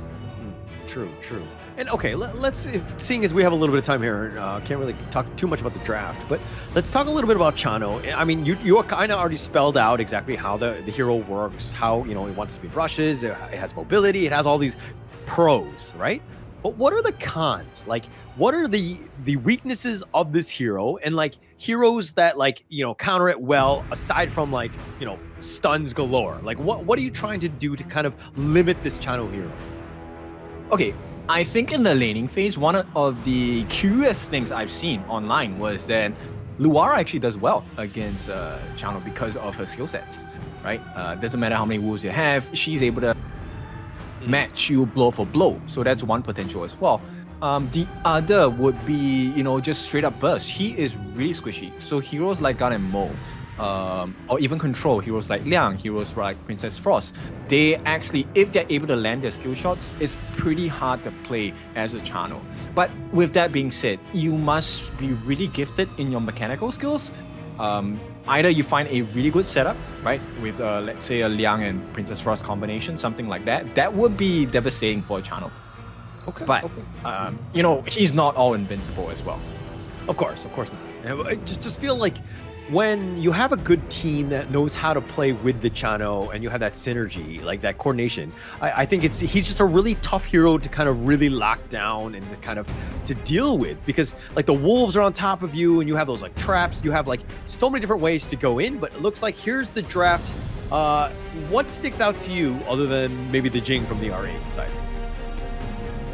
This is going to be a matchup of farming pace here. This BX Jing versus Haku Pei, right? Who's able to get the farm faster? That's going to spell the early starts of the game, whoever will get the advantage. At the same time, if they both teams manage to pull this game towards a Tempest game, which we have not seen just yet, then it really comes down to positioning and setup, right? Who has better stuns? In terms of stuns, I think it's easier for the side of Nongshim to get the initial start to the fight, right? Because they have a Sun Ce, Kyung9. They also have Siri, who can use the Riding the Wind, the setup, and Faye as well. So plenty of starts, Monfu Tempo, plenty of stuns to start with on the side of Nongshim. Yeah, a lot of control, a lot of team fight that they want to kind of stick in. But Haku, they're kind of letting this guy just be that farmer, in the sense of just like that carry, right? Because again, the Pei potentially just pouncing on top of you, doing a lot of burst damage and just kind of picking you off from afar. But then you also have Siri on the Loom, a lot of potential burst damage, getting in and then getting out. Yeah, so setup as well as positioning really vital in this second game of the series, right? Whoever gets the better positioning will be able to essentially be in a winning formula, right? Right now, I think for both drafts, it is really who gets the first initiation. First initiation should deal that killing blow. Oh, Kyung9 only level 3, not able to get away on his boat, and BX makes him pay. Nice rotation. Big win. So R8 once again, okay, we're gonna run through the story again. R8, good start. Can they, make an advantage out of this? I mean, they need to. It comes back to the laning phase here, but the nice little burst ram. Let's talk a little bit about Zhang Fei and the Lian Po, right? In terms of, before I say this, Illusion putting a little bit of pressure onto Mijoj, who has to just kind of hide under and cower under that T1. He will be fine. But sorry, back to my question. Zhang Fei versus Lian Po. I feel like Zhang Fei was previously like much better in like season 2, but we've kind of seen Lian Po really like step up, and we're seeing a lot more potential out of this hero. Your thoughts on these two? It's a different kind of initiation, right? Both heroes are looking for different kinds of setups. End of the day, Faye wants to be able to soak in the damage and work on the passive. And right now, Kyung9 actually pretty well, even though he gave the first blood away, lane against up though. Yeah, but a level behind, a little bit worrying. I mean, yeah, he's level 4, but look, I don't think that the Sun Ce, like, absolutely controls and wins the lane. As I say, the Siri getting a little bit low. But it's more of like a defensive style, just like don't lose the lane, and then you'll be able to catch up later when the team fights start to kind of happen. Yeah, at this point, in terms of like farm lane, maybe, if we want to do the comparison, I would actually give it to Nongshim compared to what they have on R8, right? The growth on the side of Siri, just by the choice of itemization, allows him to deal a little bit more damage. You still require quite a bit of itemization on Ryo Ichi before he really comes to fruition in the damage department. Okay. And I mean, look, Siri, even on the Loom, has a lot of potential, right? He's just so good on this hero. So that's going to be another tough one. Roichi, no slouch on the Gen.G himself, but he's just a little bit behind in terms of net worth. Still, it's a situation where it's very close, I would say, but Siri having that get out of jail free card with that infinite vastness is always just like an added bonus and something that I would feel more comfortable with as a farmer. Yeah, I mean, okay, look, in terms of damage, Ryo Ichi needs that first Spark Force Jagger to be able to deal consistent damage, both in physical and magical perspectives, right? But for the Lung, he already has a Meteor, he has armor, he's going to work quite a bit of damage onto the lineup of R8. Yeah.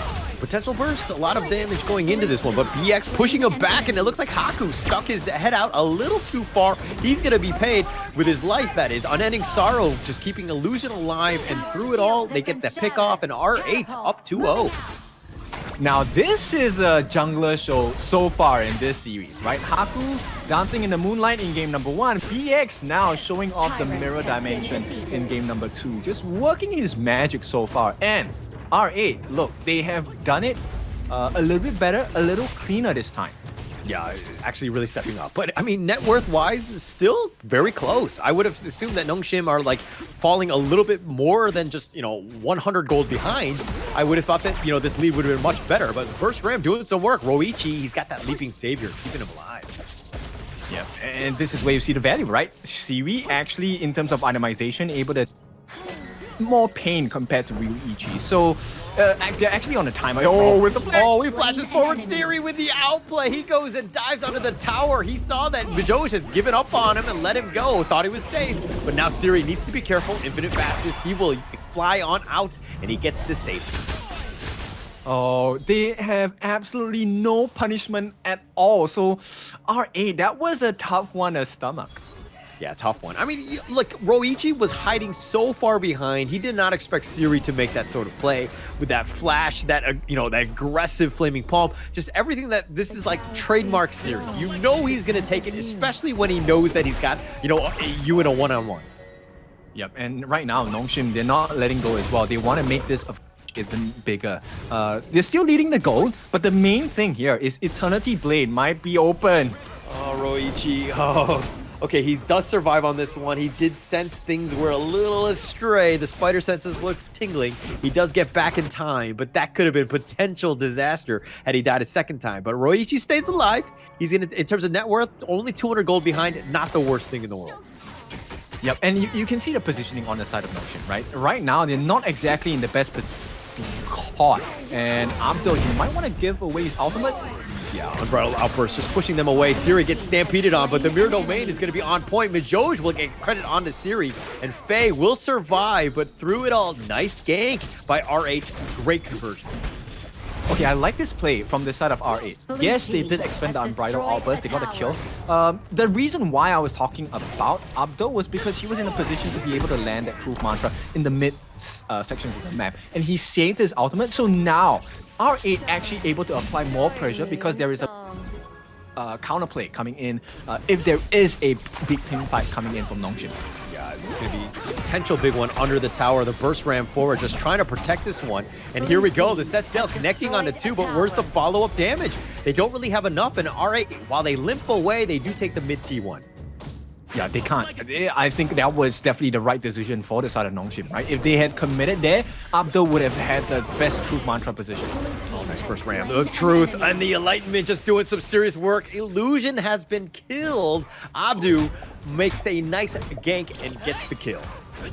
Yep, actually understanding. Oh, hang on. BX! Oh, he's running away. The Mirror Domain trying to dance around this thing. Majoj, he's going to be there as well. The Unbridled Outburst does help connect. They're doing some work on a Kyung-9, and BX is going in and out. Cannot draw a beat on him. The stampede onto Haku, and through it all, Nongshim get away. But nice little rotation by Nongshim, keeping them alive. BX, that is. This is pretty sick. Now, this game, both R8 and Nongshim are at risk of being put in a situation where they're chasing shadows, essentially. And you have seen that firsthand. BX outplaying both Kyung-9 and Haku in the top lane. I mean, it's so hard to just like lock down the G, right? Yeah, look, if you're looking at the rest of the lineup, I mean, Haku already been picked off. Mirror Domain again being used by BX, and this guy is getting his farm. The Unending Sorrow just kind of going in forward. They're looking to go. Nice burst, Tremor Smash, connecting onto 2, and Roichi gets picked off. Siri's gonna clean up. He's got the damage. He gets a double. Yeah, so every single time R8 get an advantage, they lose it almost instantaneously. And of all the people to Siri, who's already pretty farmed on this long, does have a Master Sword now, so he's gonna hit even more like a truck. Yeah, and he's kind of left by him lonesome in the bottom lane. I mean, with 3 members down, not enough to cover all lanes, but Siri letting him get that farm and just, you know, doing it on his own. I mean, he's got the level differential, he's got the net worth lead. Now it looks like they're going to just compound this into the Tyrant as well. But Nongshim, again, you find some pickoffs and you think you're doing well, but Nongshim are still able to find ways to get back in this game. Yeah, and curious to me, right now, Illusion actually going more for a damage build rather than a utility and tank build here. Interesting. I mean, he's only up 500k. Umbrella Hoppers completely whiffs. Oh gosh, as a Zhangfei player, I've done that many a times, and it feels terrible as Mijoj will just slouch away, pretend like nobody saw that. Yeah, that's a huge investment to waste at this point for R8. So means Nongshim now has advantage on the map, and at this point, they are free to make big decisions like this. T2's open for the taking. I don't think they can take a fight on. Yeah, with no Umbrella Outburst, Mijoj, a little, you know, just no spells, no ult. The Flaming Palm will take out that top T2. And through it all, it looks like Nongshim, again, just that map control. When they have that lead, they are a tough team to deal with. Yeah, exactly, right? They pull you into different spaces around the gorge, and it dwindles your farm. And right now, with the way they're rotating, look, BX might not survive this. Yeah, might not. Kung9 going in with the set sail as well. He's looking to go, but the Mirror Domain just kind of distributing that. The Tyrant's at half, and it looks like Illusion will push them away. Haku takes the Tyrant. They're going to walk into Abdu, but it looks like a quick pause here, as it looks like, you know, all the players weren't on the same page. You know, it's just a weird situation there. Okay, but I'm just gonna tell you that is a pretty crystal clear position for a truth mantra. So let's see if once the pause is over, does Abdul get a truth mantra down, right? I think with the positioning of the players, as last seen on the map just now, I think they could take a fight. It's a risk because they still don't have the Unbridled Outburst. It's a difficult ultimate to, you know, recover because the passive isn't farmed that easily. You need to get hit or hit people with your skills and your basic attacks. So let's see. Does R8 want to take a risk and go for it? Spamming the truth, just like trying to get it right when it on pauses. Pause. I'm ready, guys. I'm ready. Let's go. But through it all, I mean, this pause is going to kind of, you know, get everybody just kind of settle down, get everybody on the same page, right? You're talking about skills and, like, you know, the Umbrella Outburst on cooldown, a bit of an issue, right? Especially if you want to take a big team fight, you definitely want that ult. Mijoj, he did spend it a little bit earlier, but getting into this one, you got to find that pickoff, and, you know, it hasn't been an easy ride for R8. Yes, they've done well, the much better game 2 than a game 1, but still, it's kind of Nongshim still finding or showing that resolve and just why this team is in where they are as a favorite here, because again, they can find ways to get back in games. Yeah, the initiation opportunities, right, coming in from Nongshim have been made more apparent in this second game of the series, right? You can see the way that they're getting the setups. The Monfu tempo is coming from the one. Illusion doing a very good job of just getting the stuns, and this allows them to choose, right? Anytime there's a stun, there is a very quick decision made on the side of Nongshim, right? Do we go for this?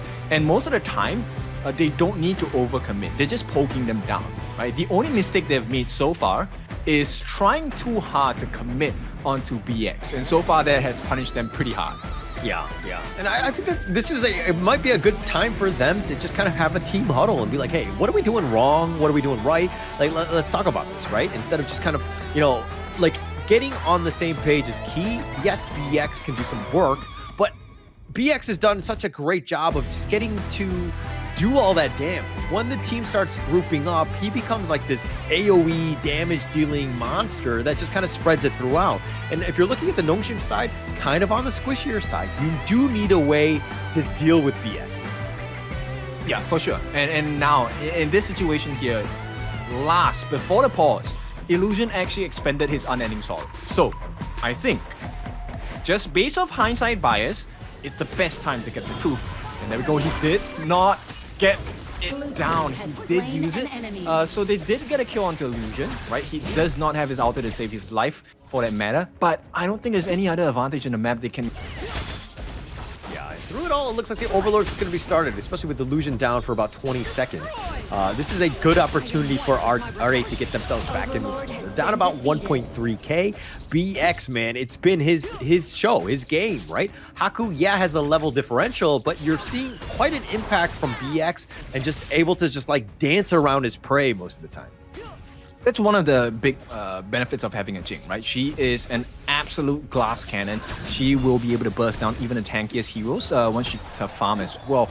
Now, one of the reasons why they didn't go for the contest was because Haku at that point in time didn't have Smite off cooldown. But he's hiding in the brushes. This could be a big one if he gets his hands on the VEG here. Yeah, but they kind of sense something is off. But Faye going in, Trevor smash onto two, the Unbridled Outburst pushing them away, and it kind of separates everyone from the fight. And it looks like through it all, here we go, Kyung9 going in a little too late, and he's gonna die.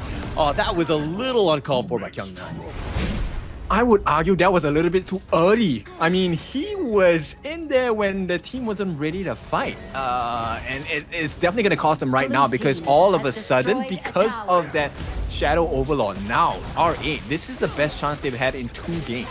Yeah, but that was the thing. Like, the fight was over. Why go in? I mean, it's one of those things. It's like, oh, the boat is in motion. We're continuing on. But they needed to have kind of just aborted that mission. Kyung9 needed to have saved himself. They cost themselves a bottom 2-3. Now the Vanguards are pushing. This is a game that is R8. It's their game to lose.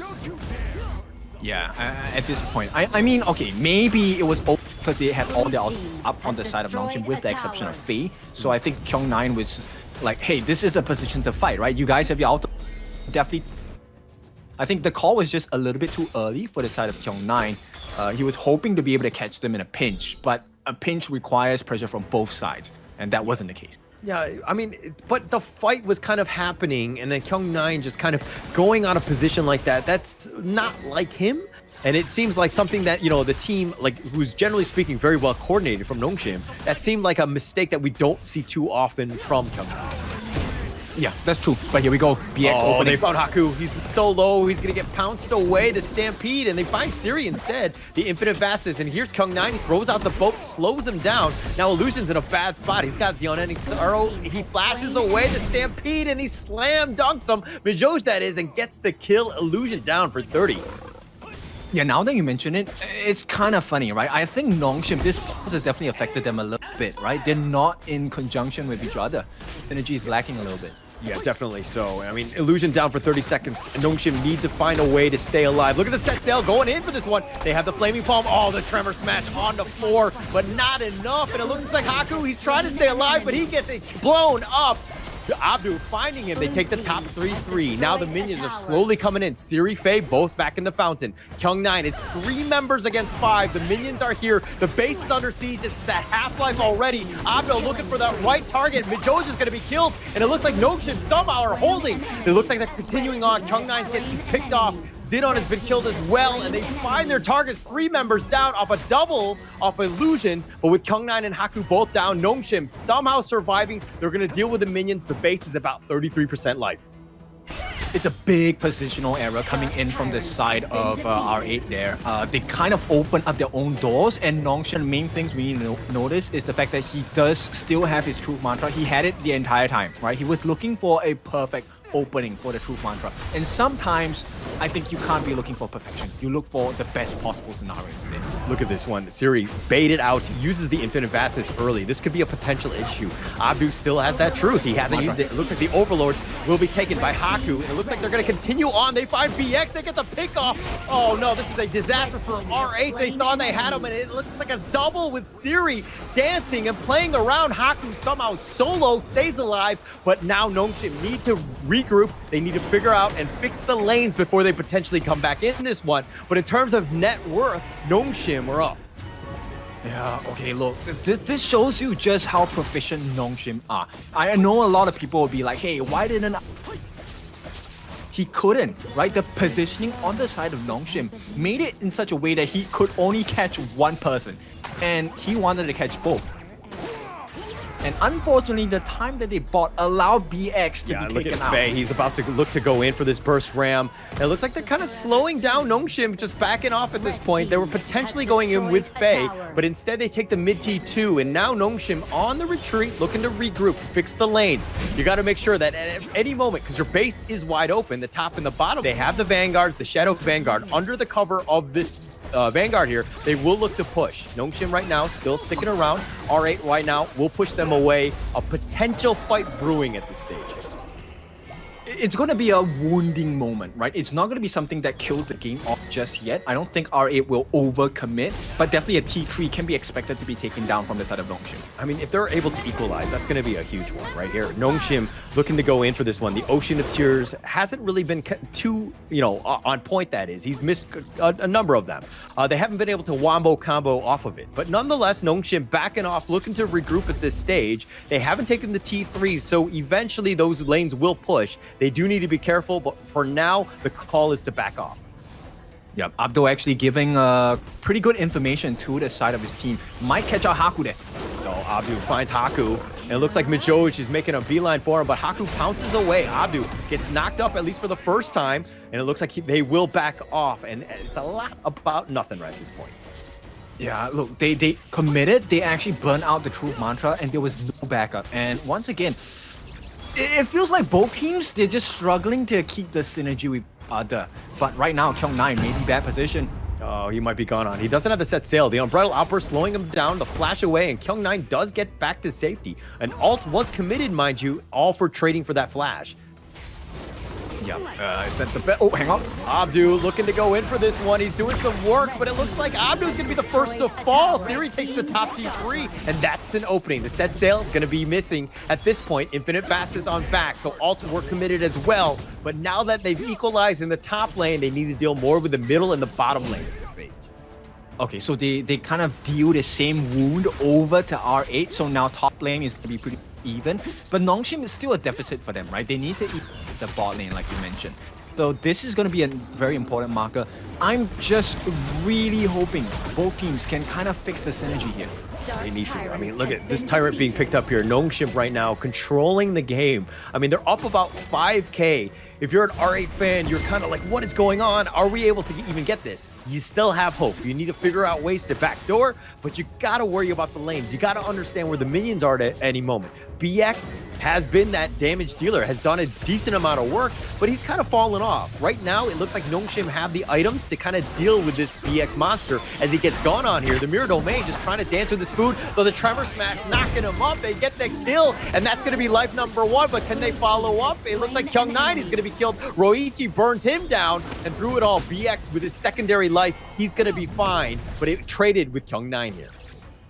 Yep, so I think in this situation, it's still okay for the side of R8. They did expend quite a few ultimates as well. Now, Ryoichi going to get his hands on the Sage's Sanctuary. Siri does have his as well, so this is going to be a long draw fight. Like I mentioned earlier in the game, this is going to be about positional advantage. Who catch just who? That's going to be the defining moment here. Yeah, the Overlord, they're going to go for the burst ram forward. Faye trying to go for this one, but Haku's going to be killed, and that's a disaster. Illusion, and Kyung9 is not even up yet. Illusion, I mean, this is going to be a huge one. Infinite Vastness just to stay alive, but BX had been picked off. He's down for 35. The Overlord is looking to be burned down. The Tempest Dragon potentially in play for about 50 seconds, but R8 have found a window to get themselves to stem the bleeding and to get themselves back in this game. Yep. In fact, I would go as far as to say that R8 actually have the lead in the game. Right now, the goal differential, it doesn't really matter that much. It's more about the itemization and the positioning of the teams, and also the map control. Right now, R8 definitely in the driver's seat for map control. Itemization-wise, they have burned out a couple of Sage's Sanctuary, so that's not to their benefit, but I think R8, if they play their cards right, they still have that Shadow Overlord and Shadow Vanguards to fly down the lanes, clear one lane, and put pressure on Nongshim across the map. Yeah, it's going to be tough here. The Overlord will be pushed, but the Tempest Dragon is going to be up, and it could be a potential final showdown here as Nongshim, they've been back and forth. It's been like two heavyweights fighters going at it. But now, through it all, Tempest Dragon going to be started. It's looking to be a little dark for both sides. Nongshim know that it's being potentially started here. And both of these teams very cagey, poking and prodding, seeing where that Tempest Dragon is at. Roichi's looking to start this one off. Are they really going to get Kong9 again? Look at the bot lane. Yeah, but he gets the bottom T3 and he gets out. This is the Kong9 special. This is his play style. He will always look to backdoor you. He saw that R8, they had 5 members around the Tempest Dragon. Yes, the Shadow Vanguard will be pushing in the top lane, but through it all, if you step one step out of position, Kong9 is going to make you pay. Now that the bottom lane is open, we've equalized here. Yeah, they need information, and I think BX might not be safe here. He does get the check-in. He's in on. Oh, he's gonna flash. The Trevor Smash is good. He's gonna go golden, at least for now, but he's gonna be killed as Faye makes him pay. But Kong9 might be killed. That's gonna be life number 1, at least for Roichi. He's trying to stay alive, and he goes down. Kong9 is back up for this one. BX is now looking to join, but Majoj, he's got his Ferali form, but he can't really do much. Abdo is looking to deal with the minions. Haku is sticking around with BX, and Haku makes him pay. 3 members down. Nongshim now looking to just charge down the mid lane. Yes, if we see the Kong9 is in the top lane, Majoj is looking to recall. Abdo potentially looking to deal with these minions. Abdo looking for that one play onto Haku, not able to get it. He's going to stay alive off of the burst ram from Faye, and now Nongshim knocking on the door. This T3 has been taken out. The infinite vastness. He's going to go aggressive to deal with his minions to burst it down. Majoj is the last hope, but through it all, Nongshim will take game 2. What a game by Nongshim RedForce. And to be clear, they lost Season 3 Invitationals in this fashion. So the way that they've done it now, in the first series that they're coming into the major East League, what a performance. What a performance. I mean, just being able to close out, like, it was so back and forth. And you were talking about the fact that, like, R8 were able to, like, they were in the lead. Yeah, they were down in terms of net worth, but you still got to make good decisions, even in that case, right? And they were not able to kind of just get that right little pick off to get them and to close this game out. That's got to be heartbreaking for R8. Yes, it is. It's not a situation that you're going to be very comfortable with, but that's the situation you will be continually presented with, especially when you play against Nongshim, right? I think we've seen the leagues the teams across the leagues in all the regions really stepping up in their decision making. And I think this is going to be a big marker of what decides and how it's going to decide what team makes it all the way to the end of this ranking week as number 1. There were good things on both sides, let's be honest here, right? I mean, R8 being able to really stick it to Nongshim and just being like some minor mistakes here and there to kind of let Nongshim to get back in this game and to kind of take it from you. But it still is good, you know, it's something that's very positive, right? Being able to take it to Nongshim, that's a good game for them. I mean, there's a lot to learn, and they'll take that L and just kind of learn from that. But Nongshim on the other side, you're seeing the resilience. You're seeing the experience of just being like, hey, stay calm, stick to our plan. We got this late game. Yeah, and the timing of the Sage's Sanctuary, I think that was well played, right? There were moments where it was Haku without the Sage's Sanctuary, gave his life, they gave away the Shadow Overlord. It felt like that was going to be the end, right? That was going to blow that R8 was deal to the side of Nongshim RedForce. And boy, oh boy, every time the game goes to a Tempest Dragon game, it is where Sage's Sanctuaries matter the most.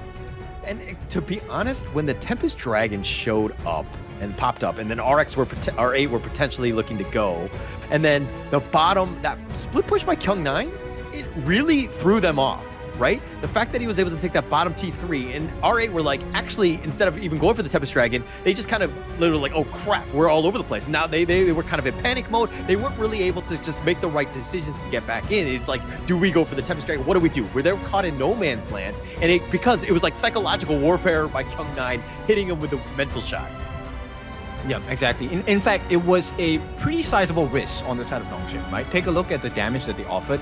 It was Illusion that actually dealt one of the highest hero damage from the side of Nongshim. Of course, credits to Siri, who was the top of the table in damage output. But this game, it was always neck and neck. R8, they have impressed me today, especially BX. I think they did really well today. Xing is definitely one of the harder heroes to execute, but they held it their own against Nongshim. I just kind of feel like, Jing, don't get me wrong, it's a great hero, and you just saw the power of it. but it kind of falls off, especially towards the end when, you know, people are more tanky, they have their items, and they're able to kind of be equal level with you. You're just not going to have as good of a time. So, like, the fact that, you know, R8 had that timer on them, and they weren't able to close that out, it's got to be a little frustrating. But the MVP of that one, Siri, 9-1-1. Wow. Call the cops. So, Siri, I think no stranger to being an MVP. My goodness, he was actually, I would like to say, full of restraint today, right? With this slight exception on that first kill he did where he committed the flash, it was actually a game where Siri was pretty quiet, right? He was able to deal quite a bit of damage in terms of like laying extra hits as a lot of chaos and confusion was coming in. But he always had the restraint to only really come in at the last minute. Most farm laners would have said, you know, my team is fighting, I'm going to join in the fight right now, right here, now. And it does cost them games. But you can see Siri, his movement is always very calculated. He makes sure that he's able to deal the damage and stays at a safe distance. Yeah, agreed, 100%. But while you highlight Siri's high-level play and, I mean, well-deserved MVP, I also want to give props to Faye. If we're looking at some of these highlights, the Tremor smashes, the multiple hero knockups was just enough time to keep themselves alive. And this is kind of why I'm a believer of the Lian Po. I think that this is a better hero than the Zhang Fei, and you're going to see just so much control and the potential. Yeah, you have the Umbrella Outburst, but it's like a one-time thing, and it's not as, you know, as much control as Faye is doing. Look at this guy. He almost solo kills Xenon. Yeah, the burst ram is actually quite irritating to deal with because if you actually get off your Magma Slam, you get a refresh of your first skill. So it's quite devastating to the lineup of R8. Now, bear in mind that I think Xenon was also one of the main reasons why fights didn't really go that well to the side of Nongshim because of the destructive deluge with the freezing on the passive and stuff like that. And when Xenon was dead, there was no counterplay available, right? And Abdo, I think he struggled this game. It was such a difficult game because Nongshim, look, it's a Kyong 9 specialty. They know how to deal with a Dharma. Yeah, oh, for sure, for sure. Yeah, he was not able to set it up. I mean, it was like, you know, they knew it's like, hey, we don't need to group up. We need to just kind of keep our distance and have that perfect positioning as we go into these team fights. And they were able to work around the Dharma. The hero is great, and I'm not, you know, taking anything away from Abdo. It's just that the opportunity was never really there for him to kind of really have those team fight winning moments. Yeah, he couldn't really change it. And Nongshim made it in a way which, you know, it's unfortunate because for those of you that don't understand how the timing works, Nongshim literally delayed him until BX died, and then they went for the kill. And that was, it's a heart-wrenching situation if you're Abdo. Yeah, tough situation for him. But again, you know, we saw a great game, a great bounce-back game, a very back-and-forth one, game 2. Going into this one. Yes, it was a 2-0 in favor of Nongshim, but man, R8 did whatever they could to get themselves in this one. I want to see more of R8 down the road. Yeah, for sure.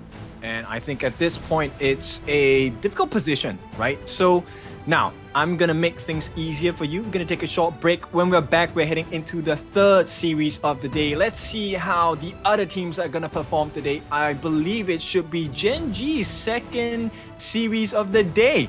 So, we'll go for a short break. Keep close.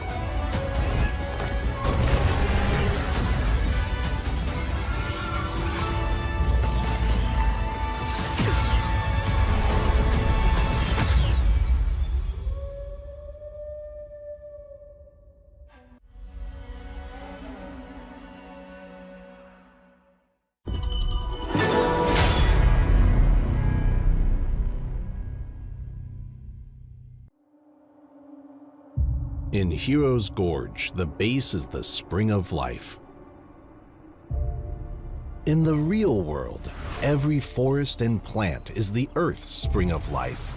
The base nourishes the gorge, just as Earth's ecosystems sustain all life. If the base is exhausted, heroes will lose their home. If ecosystems are destroyed, all life loses their habitat.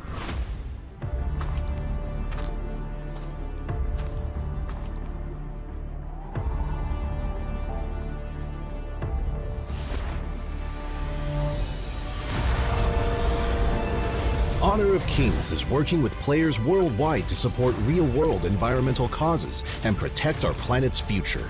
By participating in Protect Nature, Protect All Life, all efforts in the event will contribute to real-world causes, protect the environment, and let us defend the honor of our planet together.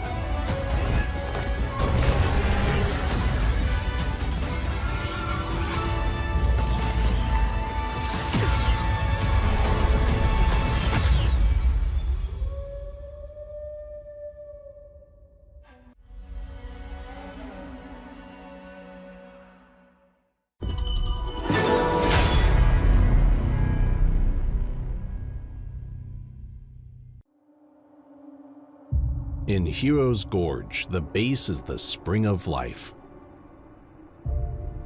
In the real world, every forest and plant is the Earth's spring of life. The base nourishes the gorge, just as Earth's ecosystems sustain all life. If the base is exhausted, heroes will lose their home. If ecosystems are destroyed, all life loses their habitat.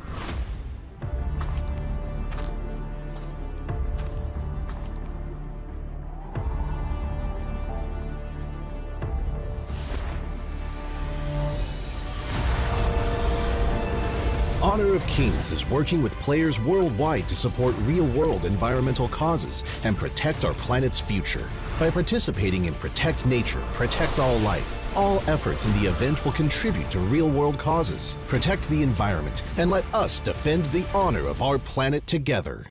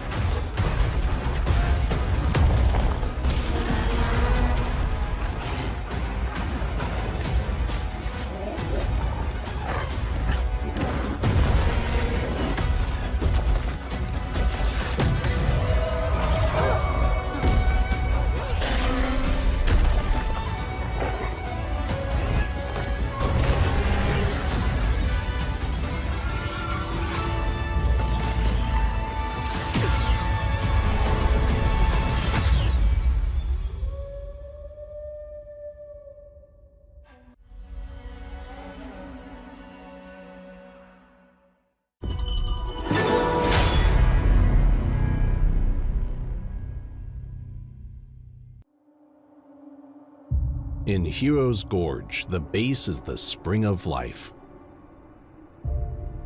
In the real world, every forest and plant is the Earth's spring of life. The base nourishes the gorge, just as Earth's ecosystems sustain all life. If the base is exhausted, heroes will lose their home. If ecosystems are destroyed, all life loses their habitat.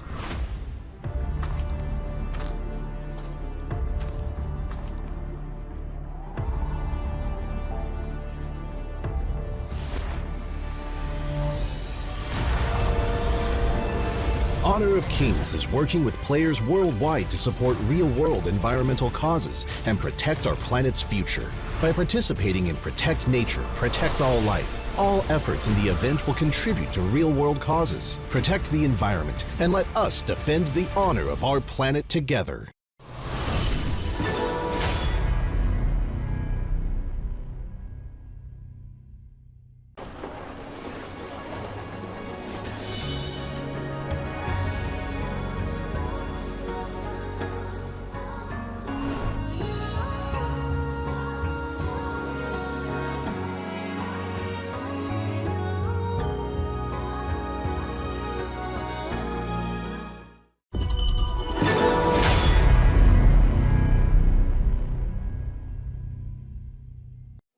Excuse me.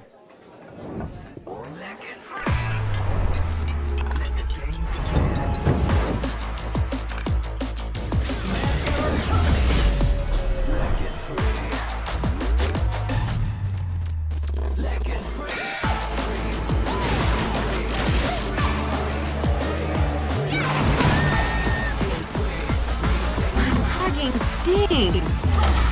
Victory! Yes, yeah. Another round. Sure, but how about a smoother phone next time?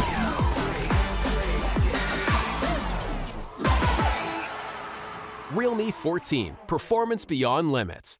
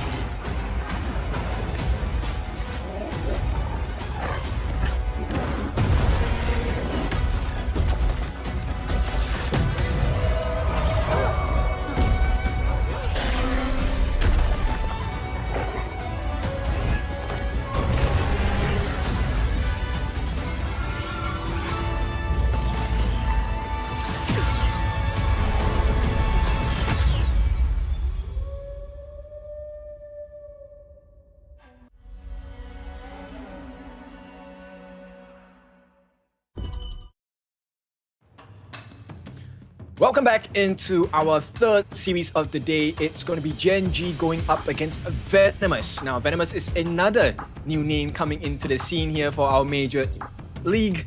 Holler, any thoughts on this series?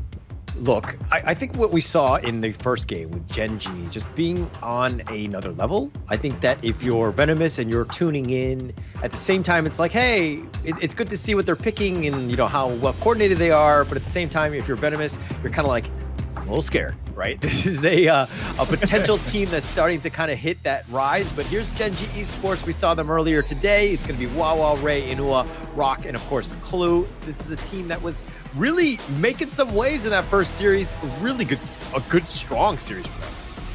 Yeah, like you mentioned earlier today, right? Inua really, I think, has improved so much. And at the same time, it makes me even more excited to see what else he has in his bag, right? Because today, if you're able to start the ranking week with 2 big wins, that's a big advantage to have. Yeah, for sure. It's a pretty big one going into this one. And just again, Inua, his positioning has been great. He's been able to do all that AoE damage, potentially everything that you want from that mid lane. But let's talk a little bit about the other side. Venomous, this is a squad from Bangladesh. It's going to be Surge, Zeeks, Ashir, Charming, and of course, Tamid. They went through an arduous task, right? Split 3 South Asia, open qualifiers. They had to go through 16 teams to get themselves even here. This is a team that's on the rise. We want to see a little bit more of them. But again, this is a team that could potentially make some waves here going up against Gen.G. I'm really excited. Now, South Asia region, I think is actually one of the toughest regions to get out of, right? You have to play through so many teams. There's so many players there. And the fact that Venomous made it out, and I think regardless of whether it's an arduous journey or not, they have had a lot of playing experience. Now, how does this experience compare to a team that has played on the international stage? That's the question that is going to be answered today. And with Gen.G holding their own as they did in the series of today, it is going to be a tough match for the side of Venomous.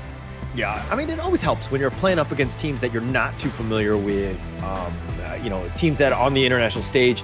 It's a huge benefit for them, right? To being exposed to different metas as well, just kind of getting themselves in. So this is a great opportunity for Bangladesh.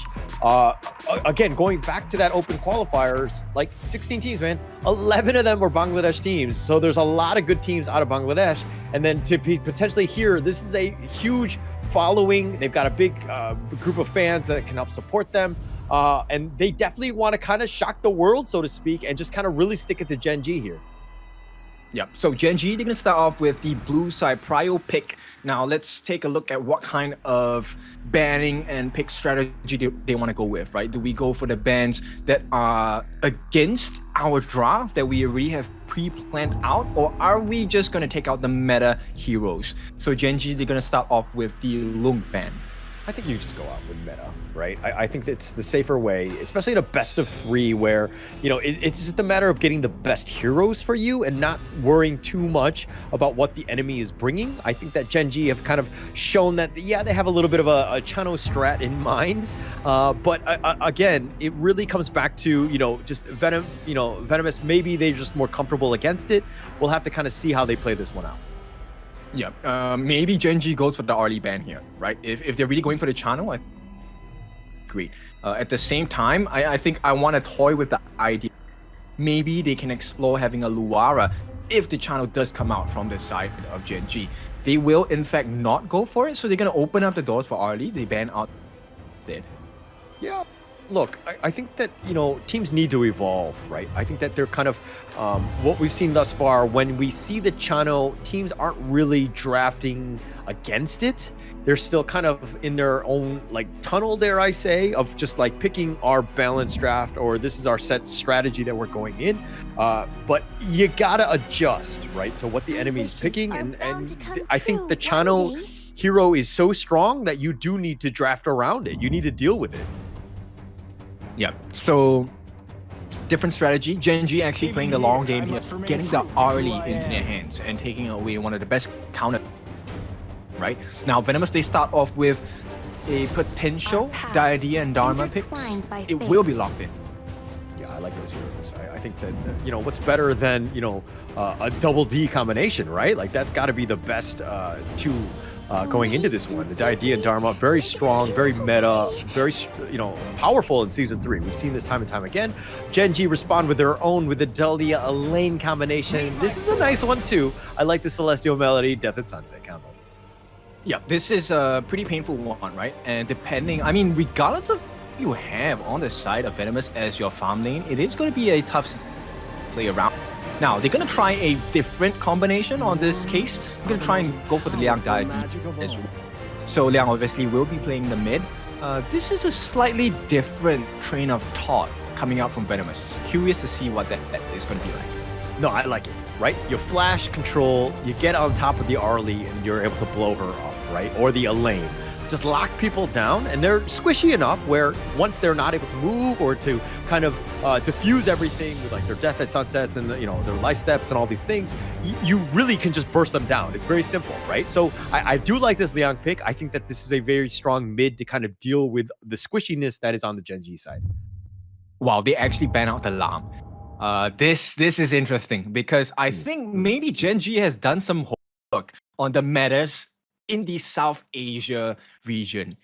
This is going to be a pretty curious and exciting game. And they take out the Fade as well. I think, yeah, definitely some homework has been done against Venomous. Yeah, for sure, for sure. I mean, we haven't seen those banned throughout, but this seems very targeted here. But it looks like they're going to go with a more stock standard jungler in the sense of Musashi. It's like, hey, baiting out where you want to go, right? Because again, Genji hasn't shown their jungler. They could have potentially gone with the Ogren, but with the Musashi there, they might question their next pick here.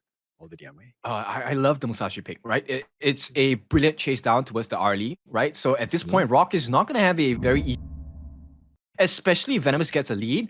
I think it's going to be a pretty straightforward game for the side of Venomous. Now, Gen.G, they're feeling very confident, you can see. I like it whenever they show Clue's face after a draft because he tells you instantly what the team is feeling, right? And Gen.G feel comfortable with this. Dianwei and Yixing, he's already talking about stress. He's already talking about, okay, here's a situation. And once we achieve this particular scenario, game over.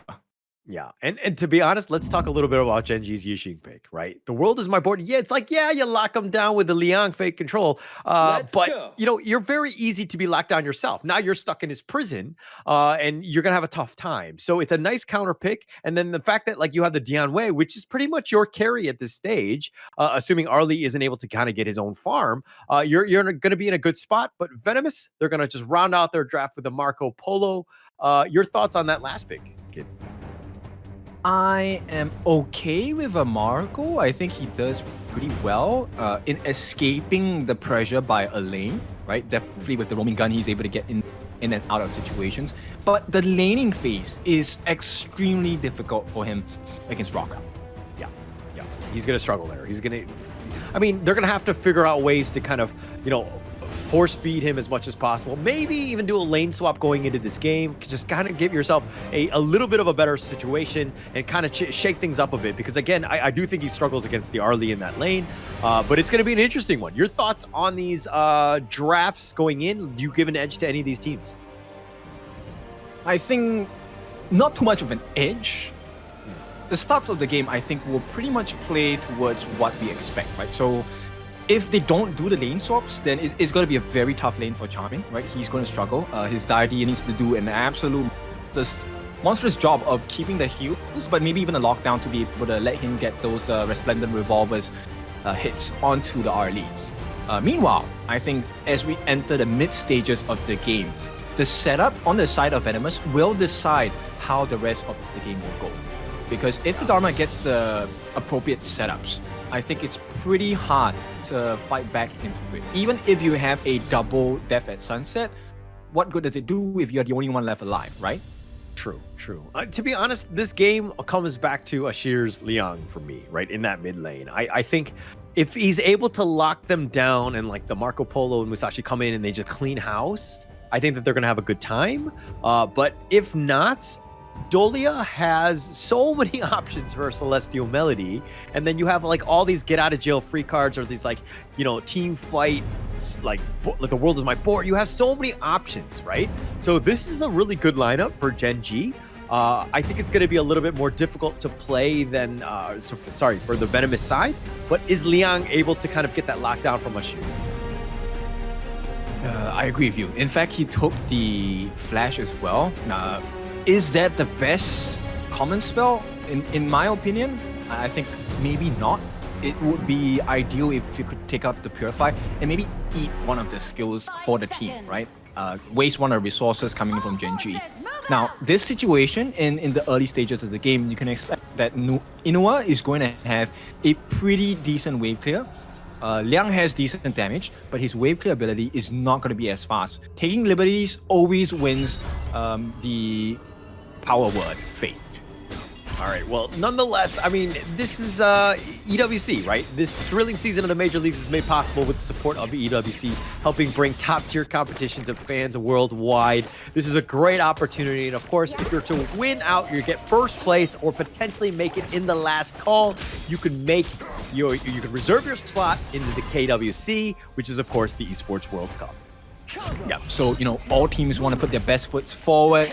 And of course, with that, best foot forward means you need to use the best phones as well. This is going to be our sponsored phone, Realme. Our players here are geared up with the Realme phone. Built for performance, made for gaming, smooth, cool, and reliable, just as the way esports demands. Now, if you're ready to level up, get yours now and feel the difference. So far, no big difference between the two teams, and I think as it goes, if it goes in this particular manner, I think Gen.G should have the advantage. Yeah, I think so too. I think that they're going to have a bit of an edge here. I think let Ray do his farming. I think Rock will be fine just being able to find his own farm. I think you're going to have a good time, right? I think on the other side, if we're looking more on the Venomous side, again, really Zeke's, is he able to get that farm? And, again, is Charming able to get that farm on the Marco Polo? Those are going to be two heroes to watch. Actually, I think, if I want to talk about one particular player that I think needs to have the farm, I think Zeke's, right? Zeke's is the one. Yeah. Zeke's is definitely the one, right? If the Musashi is ahead of the game, this means the Artie won't be able to perform as well, which means Rock is going to be muted. There is not enough damage. And from that deficit, I think that is where Venomous can kind of stamp their flag into the floor and say, Gen.G, this game is not going to go into your hands. Yeah. I mean, ideally, that's how it looks kind of on paper. Are they able to execute and to do that? I think that's, we still have yet to see. I think that it's going to be key for them, right? I think that slowing down Rock is a good strategy against Gen.G and limiting him and make everyone else step up. I think that's going to be huge for them.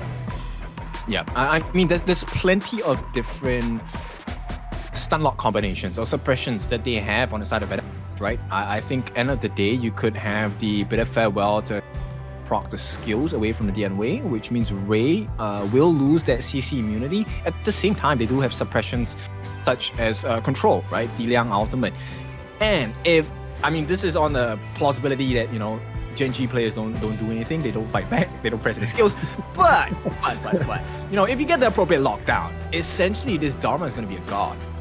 Oh, really? Because there are players that don't hit their skills and they're on my team in all my ranked games. And it's so annoying. They just don't do things. But yeah, I think that Gen.G are a little bit different in that sense. They are definitely world class, getting themselves here as well and being able to do, play at that high level, being able to control people. I think that, again, provide that space, be that cushion so that Arlie Rock can kind of get that farm. Yeah, but like I said, if they allow Zeke's to get the lead farm in the game, then I think Venomous might have a shot down. Gen.G has been pretty clean, right? We've seen them in the first series, it's doing pretty well for themselves. But here's the thing, when you meet a team from a region that you have not played with before, things tend to be surprising sometimes. True.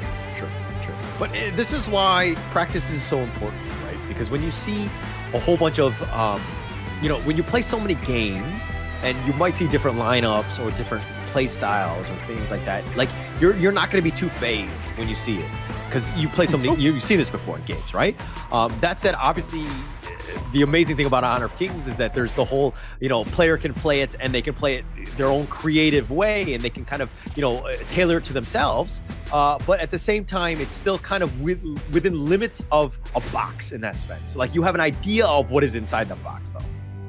Yeah, like Marco Execute. Oh, good God. You got to go there. All right.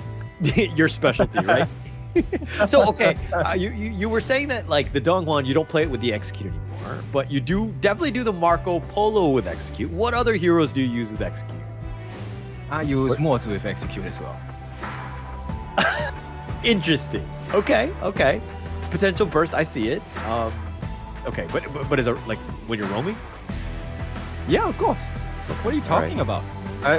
You're presenting yourself with situations where, you know, the insta kill is of value, and I think you are going to be able to put yourself in situations where it is going to be used, right? So same thing here for the side of Venomous. I think they have a insta kill potential here. All I'm looking for, I know I'm pointing at the same particular situation, is for Zeeks to just be a monster here, get the growth he needs as the Musashi, chase Rock down, and you will see the magic happen for Venomous. Yeah. No, I think that the potential of this draft is there. I mean, I like going into this one, I don't give like a huge edge to any of the teams. I just think that it's more of the familiarity of the players that we've seen from Gen.G, and they've done well in the MENA region for a reason, right? And that first series made them look very good, right? So that's kind of why I'm like, I'm going to give the edge to Gen.G. But Venomous, I'm happy to see them like upset everyone because we just haven't seen them. They're like a bit of a dark horse in terms of like what they're going in. I think the draft is like capable enough to take this Gen.G lineup down. So it's going to be very interesting to see if they can actually do so. Yeah, that's true. Now, I know I've been singing praises about the potential on the side of Venomous, but let's be clear. I think Gen.G, they have a very scary draft as well. Look, if they get caught in the board, I think once again, you know what? If he repeats his performance from series number 1 today, I think Venomous are in for a very quick game. Actually, very true. Like, he's really stepped up. I mean, like, look, Rock is Rock. You know, wow. You know, Clue, Ray, all of these guys have, like, we know what they bring to the table. And they've been very consistent in that. But I think that from what we've seen earlier today, Inua has really stepped up. His positioning's been on point. The damage that he's been bringing has just been like, I mean, the fact that he got MVP in that first game just speaks volumes about how he's contributing and just really adding value to his team. Yep, and it's not just about the personal play, right? It's not about, hey, he got a couple kills, his positioning was great and stuff like that. It's the fact that because he's shining, his team shines even more, right? The fact that he got the kills in the first series of the day, getting kills on Koi, right? On the Mankey, who is meant to be a super tank, or even on the Dun, who's meant to be a super tank. Instant kill, that provided so much space for Gen.G to run rampant around the gorge, right? This time, he is keeping them in a box, right? He's gonna try and open a chessboard, and if he gets more than, 3-4 players on the side of Venomous, he's gonna deal a lot of damage with the sliding taking liberties. And based on the draft that they have on the side of Gen.G, look, the double death at sunset into the chessboard, that is team wipe. It spells team wipe all over. Yeah. I mean, it really comes back to who makes the jump, right? Who's going to be able to kind of, you know, initiate and get that, like, find that one person who's out of position so that they can kind of just be controlled or blown up potentially. Because look, if Venomous get on top of you, they find a right target, you're pretty squishy on the side of Gen.G, right? They need to work on that positioning. They need to ensure that they stay alive and to kind of give themselves a chance. I think that the gank potential from Venomous is quite real. Clip this. Whoever's watching, clip this. We have a nice screenshot of Inua here. Yeah, he's just patiently waiting. I think that he's kind of just chilling at this point. Yeah, casting a slight shadow over his eyes, and he might be the one that casts a slight shadow over the faces of Venomous as well. I think that this is a team that's, like, no strangers to pressure or, being able to play on the stage. I think they're cool, calm, and collected. And Clue is one of those guys that is just like, he's, I mean, yeah, you were talking about the fact that he can be emotional when he's like in the draft or whatever, but I've never seen him kind of like, like, dare I say, yell at somebody else. It's still like about the team, and he's like such a good team player, and like just keeping everybody just kind of like cool, calm, and collected, right? Yeah, I think he doesn't, more importantly, he doesn't lose his composure in game, right? Regardless of what happens to Gen.G, he seems to be the rock, right? He seems to be the actual rock to rock. Like, he keeps him grounded, haha, because he's a stone. But yeah, you know, end of the day, I think he's also what gives that stability to the side of Gen.G. Once again, he's not the only, you know, Wawa is not the only team player and playmaker in the game. It sometimes falls to Clue as well. And Clue, during those clutch moments, does pull it off. Yeah. So I feel like your analysis really clued in there. I'll show myself out. Yes, I caught it, but I just didn't want to respond. But in any case, it's going to be Gen.G going up again. Oh, they go in right to the duel to death. It doesn't look like he was kind of caught out. Look at Gen.G, they're sticking around. I think that this is, guys. Yeah, I think they might have disconnected, but in any case, it is going to be venomous. You know what? When life gives you freebies, you take it. Yeah. There are no timeouts for me. I'm just going in. I don't know what that was. Even Clue had kind of just frozen in place a bit.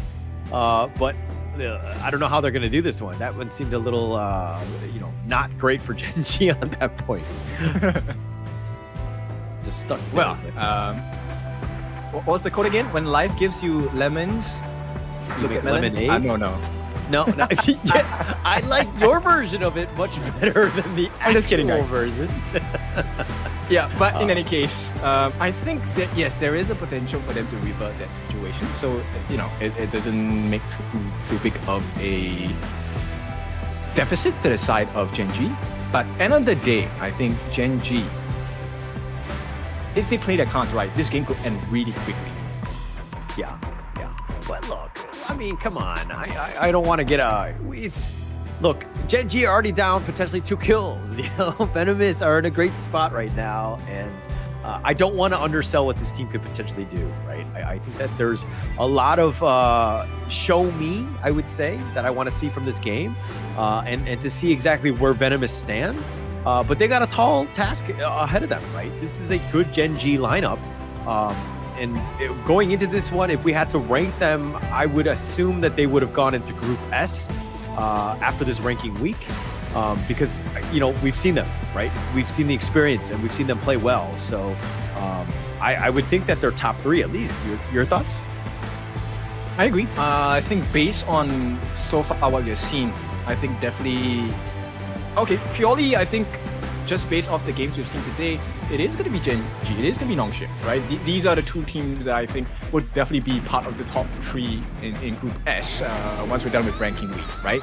But at the same time, with this Venomous lineup, the way that they just did their BPs, their bands and picks, I think is really interesting, right? So I'll give them that glimmer of hope where, look, I think it's not easy to come here, especially once again, South Asia region. There are a lot of teams, there are a lot of players, there are a lot of good players there.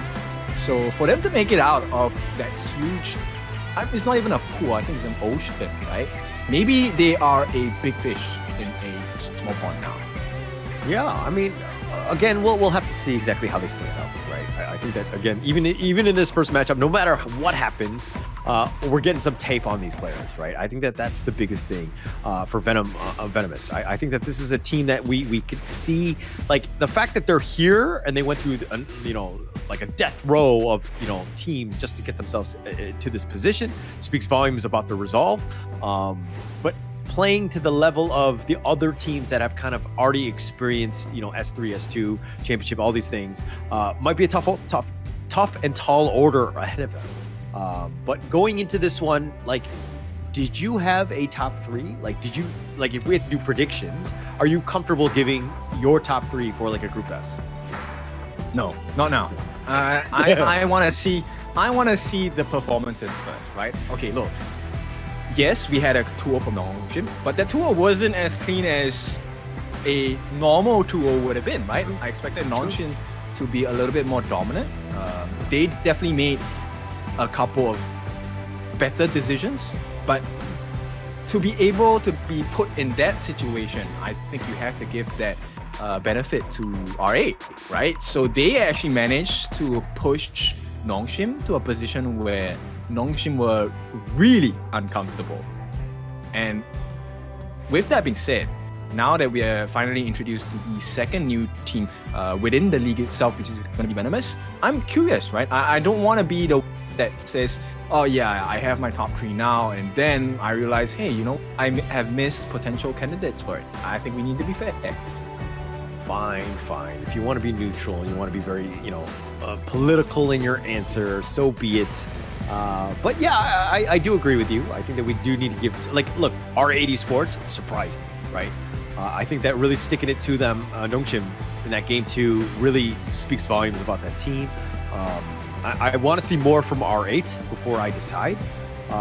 And especially since we haven't even seen Scars or Vicious play yet.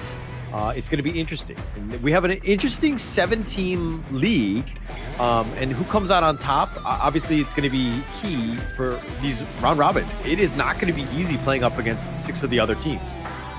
Yeah, okay, you know what? Actually, one of the games that I'm really looking forward to is the Scars Nongshim rematch. Okay, for those of you that don't know about it, look, Scars and Nongshim have been at each other's throats for a pretty long time.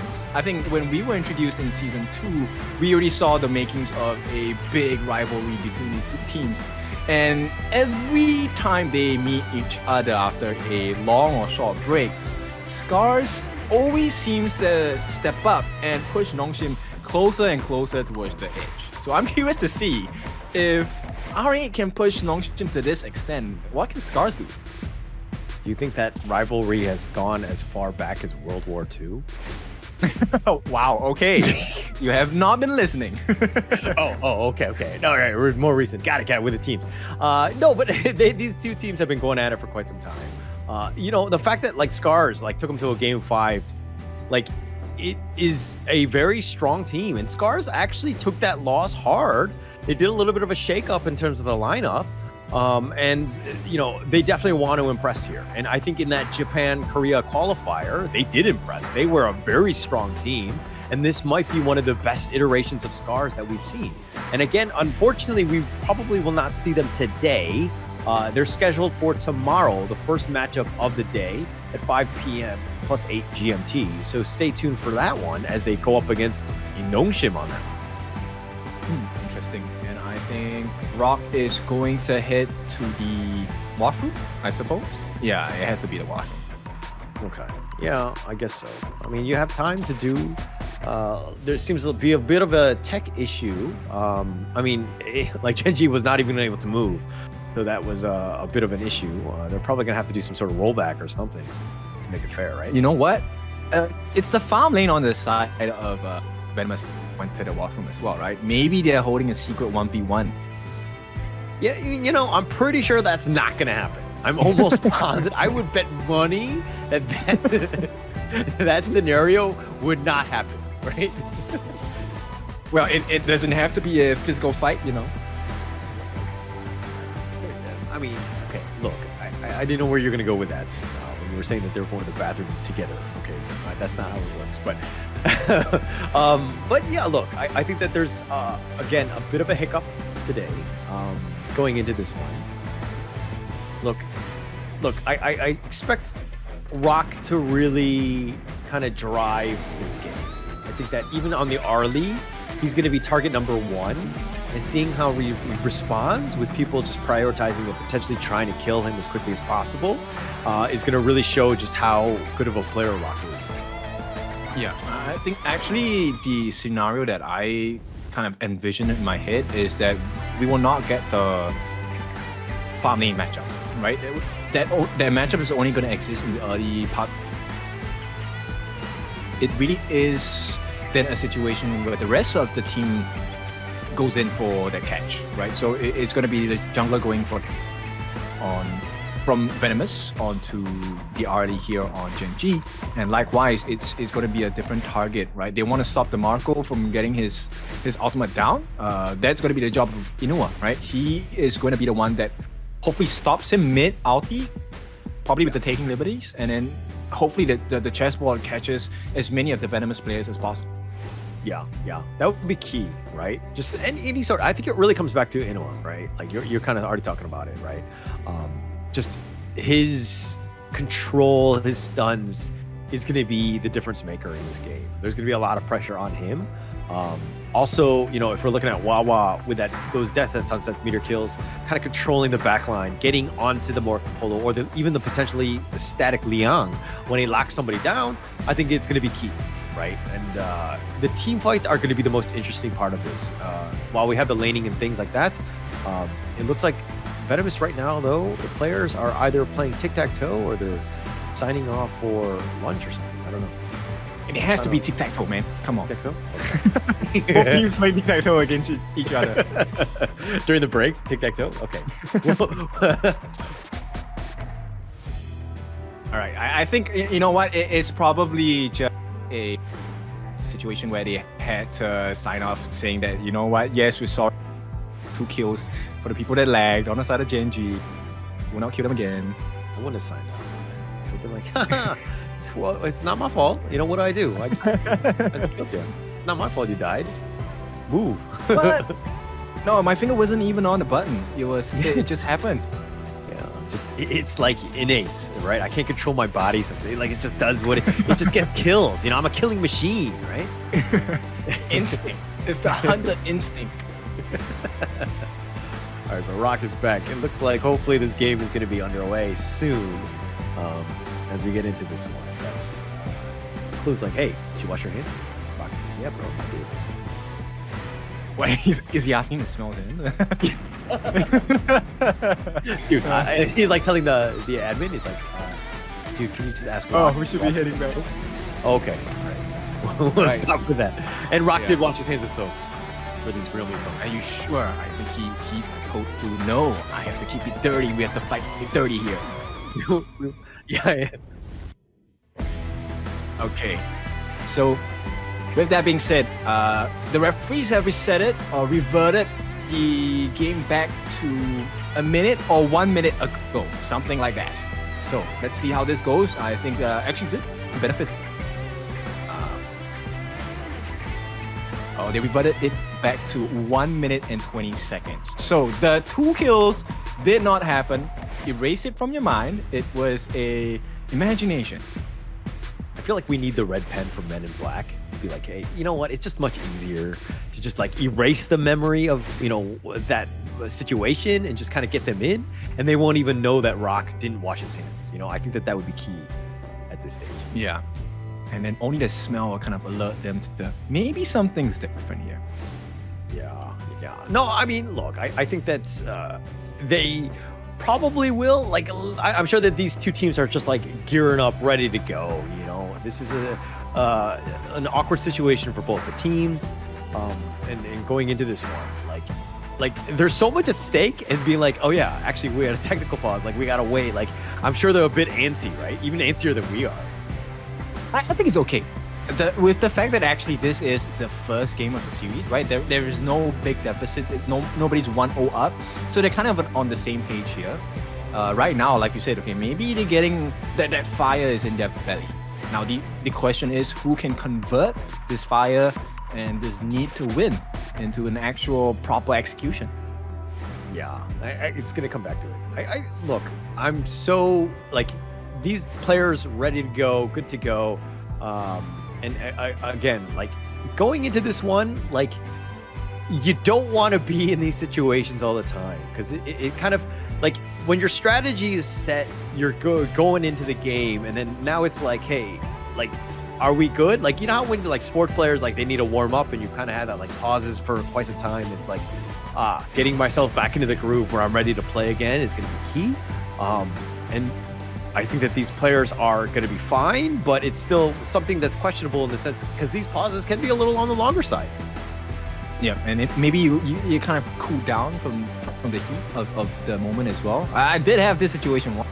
I went to compete, and then we thought we lost, so we went wash up, get packed, and the referee came back to us and said, "Hey, you guys are still on," and we lost in less than 5 minutes because we were all cooled down. We were ready. Yeah. I mean, it throws you off, right? When you have these like breaks, right? And like going into these things, it's kind of demoralizing for the team. But look, I expect nothing but professionalism from both of these squads here going into this. And I think that they'll be ready. Yeah, actually, I think this is a good test, right? Look, we have said for many times that we're great teams, not just good teams, right? We have plenty of good teams across the globe who play Honor of Kings. Right now, this is going to be a test to see who can make it all the way to the Esports World Cup. Now, that one is a big challenge because it features the best of the best. And this Pro League is supposed to help us to find the best out of the major East region. Yeah, look at Clue. So happy. So, like, bubbly, right? Like, even when the things are kind of... Like, you saw Inoue, who had his hands in his, like, just kind of resting his face on his hands kind of thing. But you see Clue just like, hey, rolling with the punches. We good. We Gucci. Let's get this started. Look at... He's like, hey, you wash your hands, right, Rock? Rock just says no. You see that? Oh, man. We should just make up conversations that these players might be having.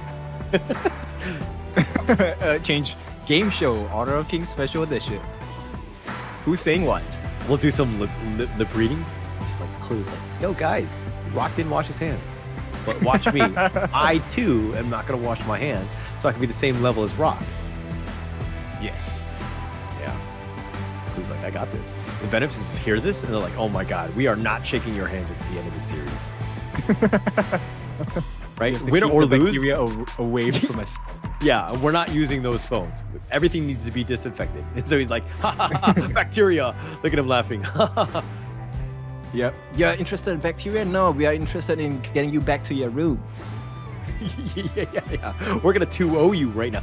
Think of these players who were just like nothing, like during the break. All they're doing is just trash talking. they don't even care about the game anymore. They're like, let's just go outside. Come outside and let's find out. Let's go. No, that's the thing. Then okay, so I'm not sure whether you guys know this.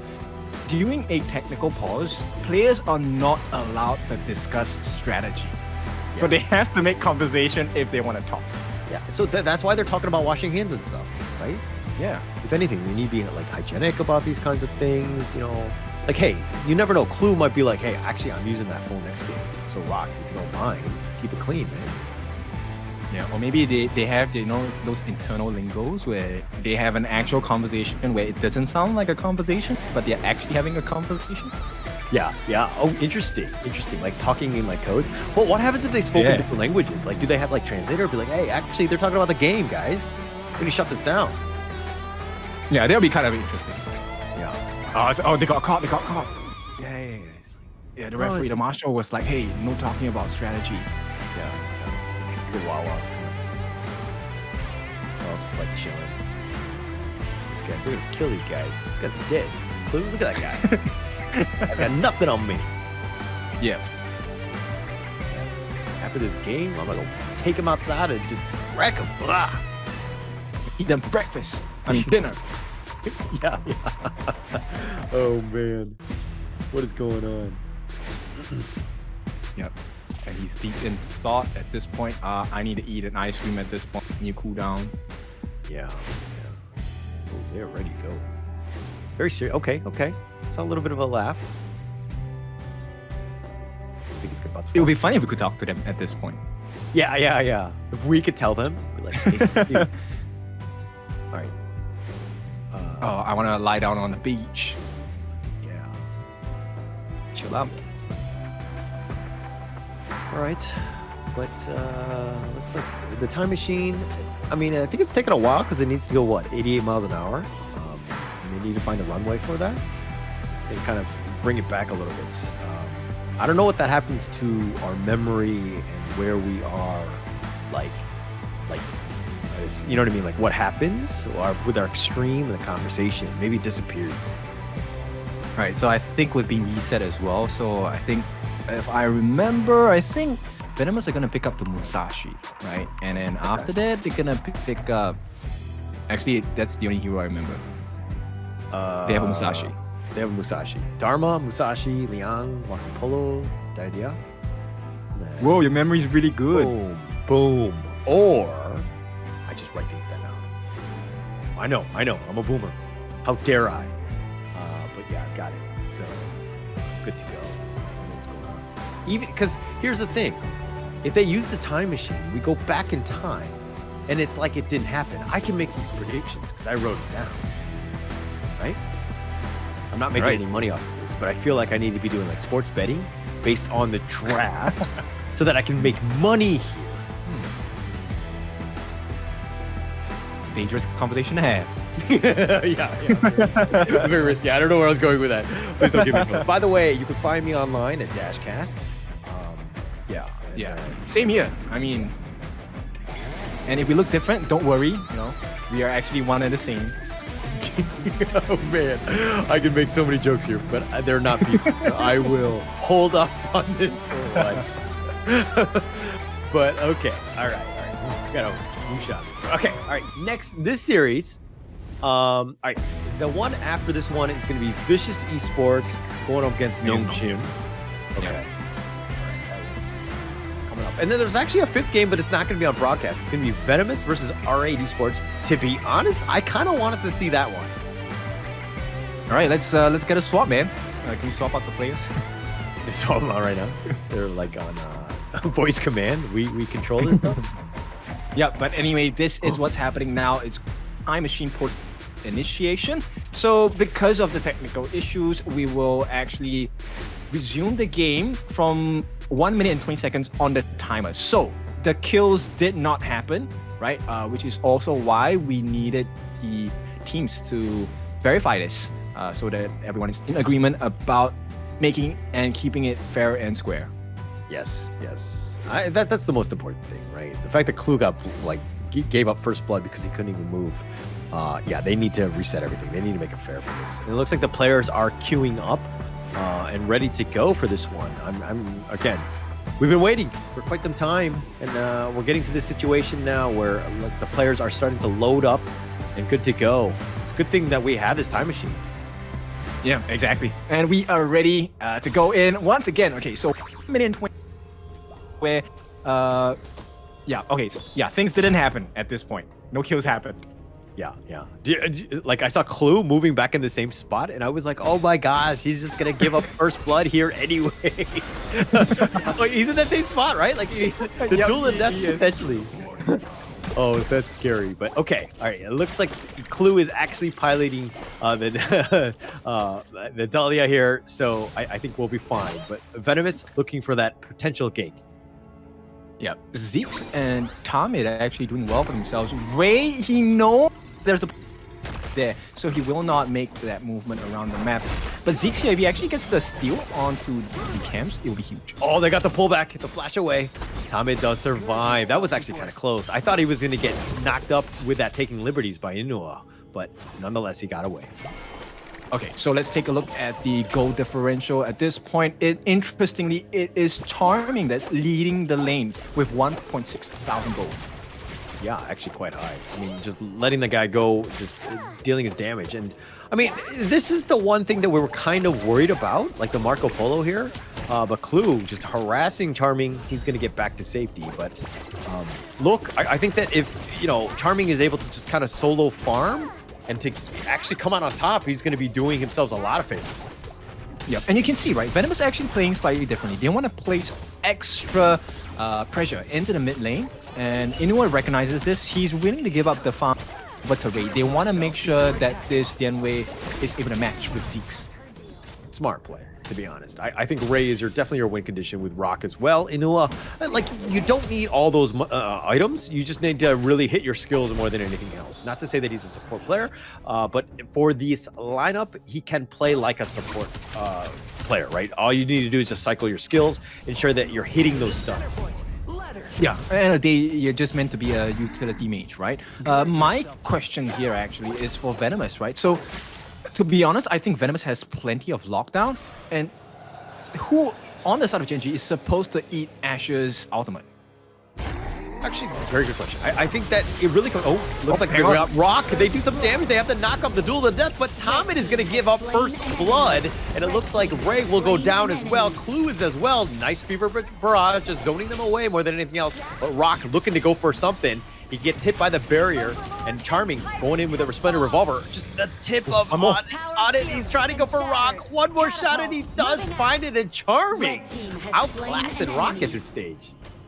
And the reward is well worth the risk here. Charming actually gets the Spark Forge Dagger off of that kill as well.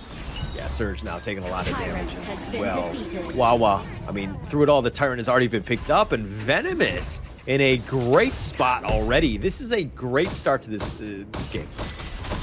All right, so at this point, they're playing everything right to their benefit, right? Charming actually taking the lead in the farm lane exchange. Getting that solo kill on the Rock is going to provide a lot of value. Let's take a look at 3,100. Hang on. Oh, Inua with the board, just barely catching him out, but do they have the damage? They have the control and the Fever Barrage. Oh, Charming is doing some work. He's outclassing. He gets a double before he gets himself out. But it's a 2 for 2. Tommen had did well.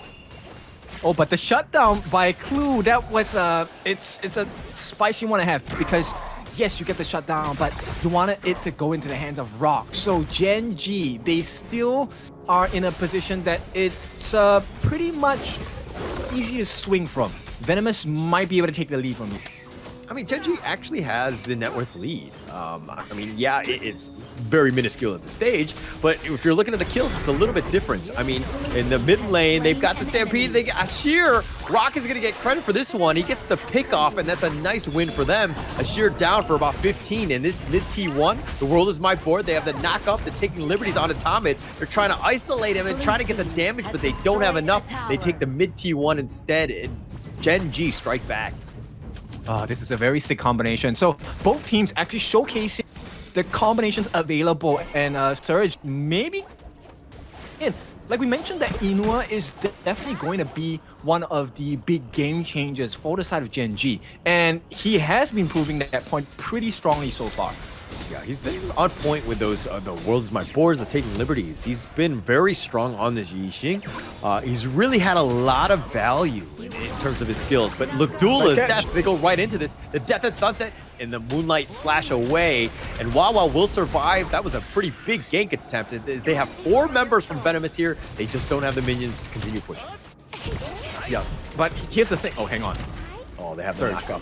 Surge, he's in a bad spot. He tries to flash away. He gets away with that formlessness, but he's being chased. Rock gets him down, chases him down, does not let him go, and it looks like they're going to take the top T1 as well. And Rock comes back. Yeah, back and forth. So they trade a kill, right? They do take a T1 on the bot. So it's not the end of the world for the side of Venomous. And slowly, Gen.G getting a lead. Hang on. Oh, duel to death. They've got him, but Zeke's, he doesn't really have the follow-up or the damage. He's been bursted. They have the numbers advantage. The Fever Barrage, Charming, they're trying to make a play, but Tommen gets Inua, but Charming does die. The Death at Sunset, not able to get away. 4 members down from Venomous, all trading for Inua. Oh, they were balancing on that knife's edge for a while, but now Gen.G has a pretty decent lead. 2,000 gold ahead. And the moment... hang on, Surge. He's going to be fine, I think. I mean, Rock has to give up the chase attempt as he was diving literally 2 towers at that stage. But they do end up taking the top T2, and Rock, again, like putting the team on his back. He has a 2-level advantage against Charming at this stage. Look, he gave away the first kill over to Charming in the lane, right? He now is leading by 2 levels. That's a great Rock. But here's one of the win conditions that, you know what, Gen.G really achieved. They have separated the turn-around capabilities. Surge is rarely in the fight. Go. Oh, Rock looking to go in. The world is my board. Tommen has been stuck in. He got imprisoned, and Rock will get this one. A nice engagement, nice initiation. Death at Sunset. Wawa looking to go in, trying to get the secondary one. And the Fever Barrage keeping Charming alive, but it looks like they want Surge. Surge formlesses. He gets back to safety, and those towers will push them away. And through it all, Gen.G looking to dive and to just be aggressive throughout. Oh, they are crystal clear in their execution at this point, like a clinical doctor at this point. Venomous, look, it's so difficult because the moment as a mark, when Charming has to his ultimate to get away as a defensive mechanism, that is not a good sign. And right now, that 2,000 gold lead has snowballed into a 5,000 cold hard cash gold lead for Gen.G. Yeah, it's been huge. Surge, he's going to be chased out. Ray, just this scary monster looking to just slam dunk you. In formlessness, are you able to get away? They have the damage, but Ray taking a lot. He might be killed, and Zeke's ends up getting the kill on this one. And now Venomous has pushed them away. They've killed the Ray monster, but Venomous don't want to take anything else. Yeah, but it comes at a cost, right? So Wawa is able to actually split push that top lane. Didn't really commit to it because he knows that, hey, Venomous are already on their way to defend this T3 on the top. In the meantime, look, some freebies have opened up. There is a potential for the Shadow Overlap, but longer because the time is Wow, that control. He was just walking around in the neighborhood, thought it was a friendly one, but no, he went in the wrong turn. He got picked off. The control was on point. Ashir finds it, but Surge, oh, he's getting gone on. Rock looking to go for this one. He's going to go forward with that Paracel. He finds the pickoff. He gets Charming. The world is by 4. They get Tomit yet again, and they want to go the duel to the death, but can he take them all out? He's been kited away, and Rock gets a triple. Oh, that one was a shaker, right? It kept me on the edge of my seat. Rock actually used his lift step to go into his members. Everyone got imperiled. Yeah, he's able to just keep himself alive. That was actually close. I thought Zeeks was going to just take them all down, but just not enough damage at this stage. This mid T3 is under siege. It looks like it's going to go down, and now through it all, Gen.G back off, look to regroup for that final push. Right now, it is just Gen.G's game, right? Venomous, they're in a very difficult position to play out of. Now, this right now is just a competition of who is fighting for MVP, Inua or Rock. Rock started by giving away the first kill to Charming. He was behind by a level. Now he is up by 2 levels and ahead by 3,000 gold. Very close to his 6th item. Look at Rock. Look at that recovery. He's 10,000 gold, right? He gave up first blood. He was not having a great time, but here we go. They've got the control. They have the lockdown on the clue, but Ashir is going to be killed. He was a static target. Inua gets Tomid, and it looks like they've got Zeke as well, and Gen.G coming out on top. They've got 4 members looking for that 5th. Wawa chasing Surge down, who flashes away, but through it all, they're going to just flex a little bit under this crystal, but they're waiting for the minions. Surge needs to hold in some fashion. He's chasing them away. He gets slam dunked. He gets killed. And Ray will get this one. They'll take the team ace, and they will take your base. And Gen.G coming out on top in game 1. Yeah, that was a huge slap, man. I mean, Gen.G, my goodness. Now you know why Clue was so calm and composed, right? Yeah, and boy, he did. End of the day, I think Venomous, they played really well, but the moment they separated Surge from the team fights, there was no comeback factor, right? It's so difficult for Venomous to recover from that. I feel like Venomous just had like a really good game. I mean, like a good start. Really great laning phase. That couldn't have been better for them. But they kind of, you kind of punched a little, poked the monster that is Rock, and you woke him up, right? The guy came back from the bathroom, didn't even wash his hands, and he just had a flawless comeback in that game. That was such a monster game by Rock, and being able to just like take over. That's exactly what you want from a farm laner. Yeah, viral performance, right? Oh, that was a masterclass gameplay in recovery from Rock. But I think for me, the start of the show, definitely Inua. Look, he's insane. His Yixing ultimates, the boards, the timings, the spacing. Oh, it's clean. It's very clean, right? Like this is not something that we saw from season 3. Like he's a different level right now, and just his boards have just been on point. Everything, like perfectly isolating heroes that they need to do, and they were able to kind of focus fire on Tomid many a times. He got called out a lot, and they were able to kind of reap the reward, so to speak, with these numbers advantage. Very well played by Genji. Yeah, and one of the patterns you actually realize is that Rock is consistently standing in the chessboard, right? So he is in the range of the chessboard, and that's where Venomous say, look, the food is there, the bait is there, we have to kill it. And every single time they come in, it's funny because illuminating slash, it gets rid of projectiles, but it was Rock this time who used his to full effect, just negating everything, even the bitter and the destined encounter, gone with a swipe of the parasol. Yeah.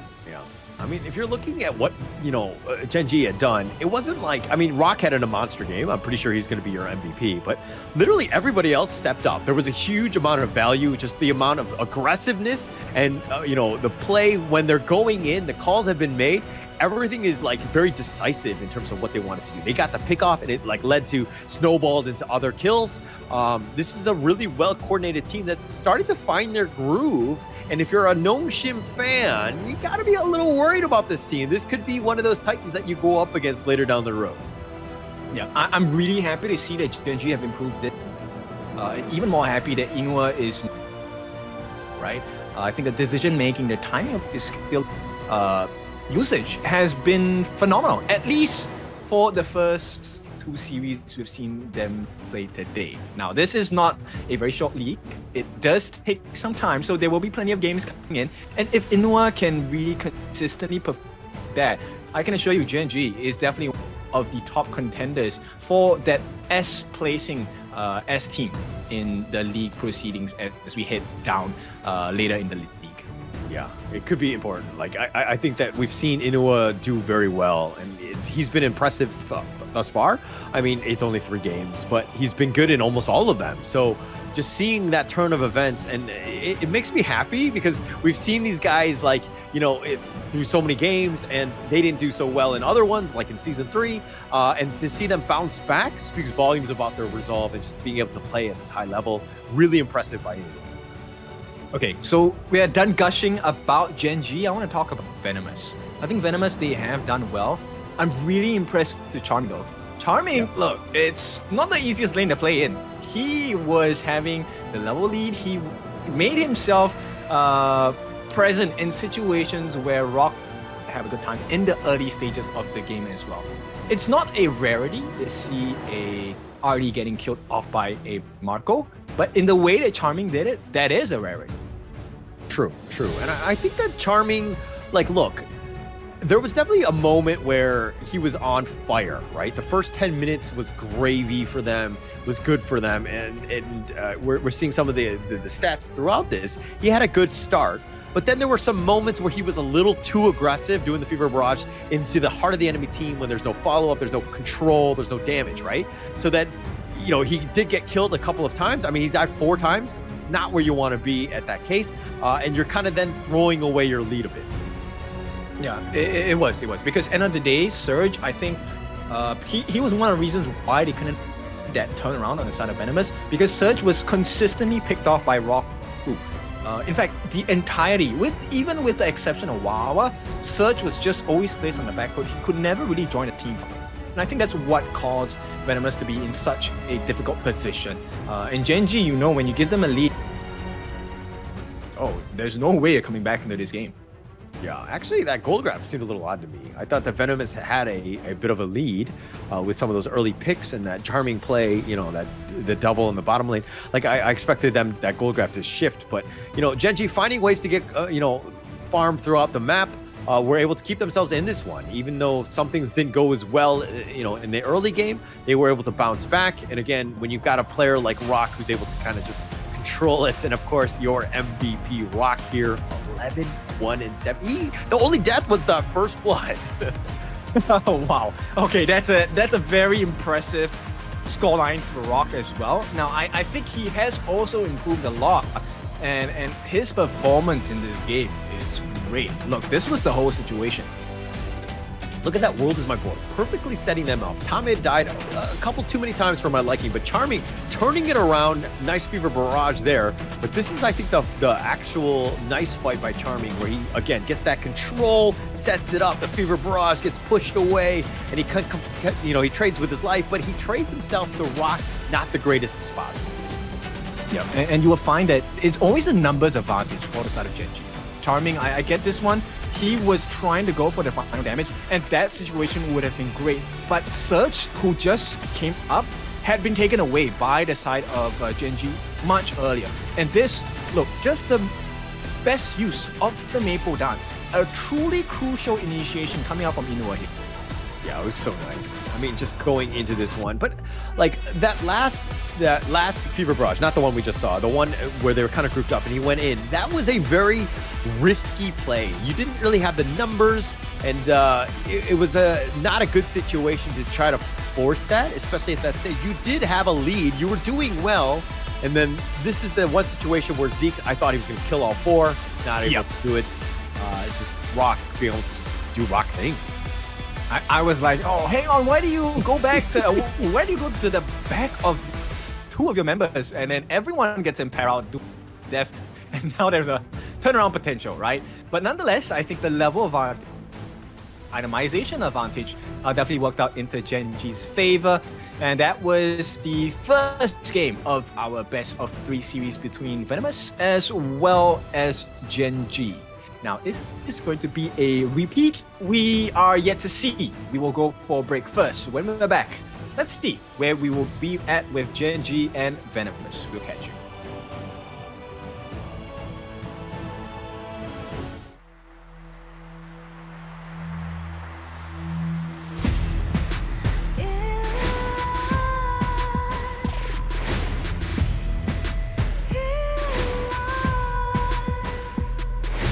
What's a life without its worth? Compromising with what hurts inside. When you let fear decide your fate, you don't choose which path to take in life. In life, I'm finally letting go of everything that still holds me. I'm against all odds, but I won't give up, 'cause it's my time to shine. Standing in the spotlight, and no one let me down. Destiny is calling high. I'm not afraid to fight for everything I love. Victory's on my side.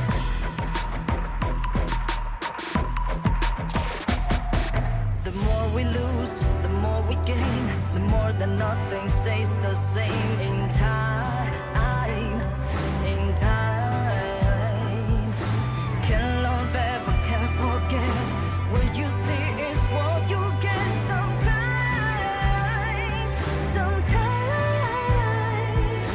gonna show the world tonight.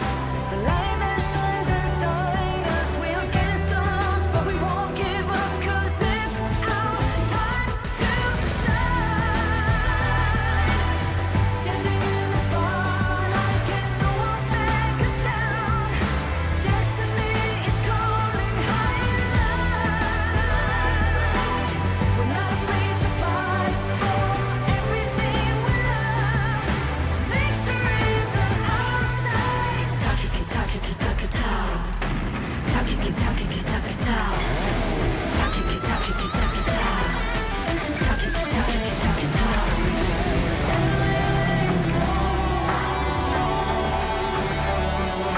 Everything that still holds us.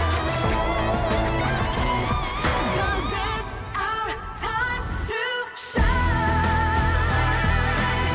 Standing in the spotlight, can no one back us down. Destiny is calling high.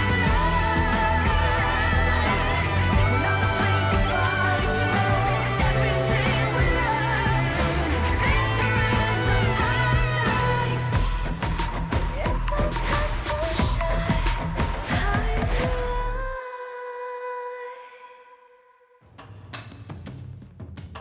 Okay, now that was our short break. It is time to go into the second game of this best of 3 series. Gen.G now on the cusp of winning against the new entries, Venomous. So let's see how they're gonna do today. Holler, you're on game number 1. What does that mean for game number 2? Well, it was kind of like the Rock show in game 1, right? I think that he was able to kind of come back from giving up first blood and to kind of turn things around. Rock, if you get him any, that momentum, that farm, he's going to just carry the game. And Venomous need to do a better job of just kind of isolating him, locking him down. You want the other players. I mean, don't get me wrong. I think the rest of the Gen.G are great. But if you kind of stymie, Rock a little bit, I think that you're going to have a much better chance of success. Now when you tell me Rock, I just hear like, if it's a mo. Yeah. The Rock is cooking. But game number 2, maybe, I think we'll see. I'm curious to see if Inua has any more heroes that he's really good on, because Garnet Mo, Series 1, that caught my eye. Now, Series 2 for them today, this Yixing pick has been pretty fire. I think that this is definitely one of his top heroes already, just showing that out. I mean, you have other ways that can kind of do the utility style, maybe like a Lady John. Those Ocean of Tears could potentially hit kind of similar. It's definitely not as AoE encompassing as like the world is my board, but you know, playstyle generally speaking the same. But look, this is a team that seems to be hitting their stride and at the right time, right? And for Venomous, this is a situation where, hey, like I get it. It's just one game though, right? And then showing that like it's not a big deal, we can bounce back. It's not the end of the world. You're still playing 5 other teams that could be potentially. I mean, you still have this other game. You know, I don't mean to shut down the series is over or anything like that, but they have that potential to bounce back, right? But right now, the body language right now, I'm not getting good vibes. Yeah, they're kind of feeling defeated at this point, which I think it's a mark of a champion, right? The ability to adapt to changes, even in game, when things are happening. That is what makes a great champion, right? And there's a lot of champion material in the Pro League on the major E side, because that's what we're casting. But to be able to transform that to true champion material is to be able to ride the tough times, right? The tough times don't last. Tough men do. Yeah. That went straight to my heart. That was very personal in that sense. It was like, oh my gosh, yes. Okay. I am Coach Kin. All right. I believe, man. I mean, I'm in this one, and no, but it's. I think it's definitely. You know, I mean, when you take your licks, and you do lose those games, it can be like frustrating, and it can be like, you know, very saddening in a sense, right? But it's a situation where you either win or you learn, right? I think that's the most important thing. And you got to think of it like when you're learning, you're coming out positive, right? And just being like down about it, or, you know, potentially, you know, railing another teammate or whatever. I hope that's not what's going on. But you know, it could put your team in a worse spiral than it should be in. Okay, so Gen.G, they're definitely not here to make life easy, right? Look, they took a punch on the chin, Venomous. They have not been knocked out yet, right? Now is the time for them to really get on their feet. You've been knocked down to your knees, stand up, right? Now you're going up against an Ogren. Venomous will do the seer. Maybe pick up a Dune, right? There's no more Musashi now. Pick up a Dune, pick up a Mankey. Princess Frost. Okay, I like the idea of having a Princess Frost if you are able to recognize when, you know, Ray wants to use that Conductor of Souls, or even as he's coming in with the passing. Look, Frigid Prison is your best friend. Yeah, locking him down in some way, limiting his movements where he wants to just move everywhere. But I like the fact that Gen.G are like first pick Ogren, right? I mean, you picked the Musashi last game, so you have somewhat less heroes that can potentially counter him, so you have a lot of play. But Gen.G going strong. They're looking to close this series out. The Mayan and the Ganon Mo on the Inua. Ooh, very scary. Yeah, I mean, to me at this point it's a little bit of discomfort as well, because you know what's coming. This is not a pick that is do well on this Ganon Mo. He's already done well in the start of the day with the first seed. So now the question is, look, Diadia has been playing? No, they haven't used it yet on the side of Gen.G. Yeah, I mean, they could potentially ban it, Venomous, that is. Obviously, the farm laner and the roamer, they still need to pick out for Gen.G to round out that draft. But Venomous is going to go with the Dahlia, the double potential Winter is here, or, you know, the Imperial Order for a little bit of lockdown, maybe some control. But you're going to have to figure out ways to control the Ogren and to get onto the Ganon Mo while also keeping the Mayan at bay. It's going to be a tall task.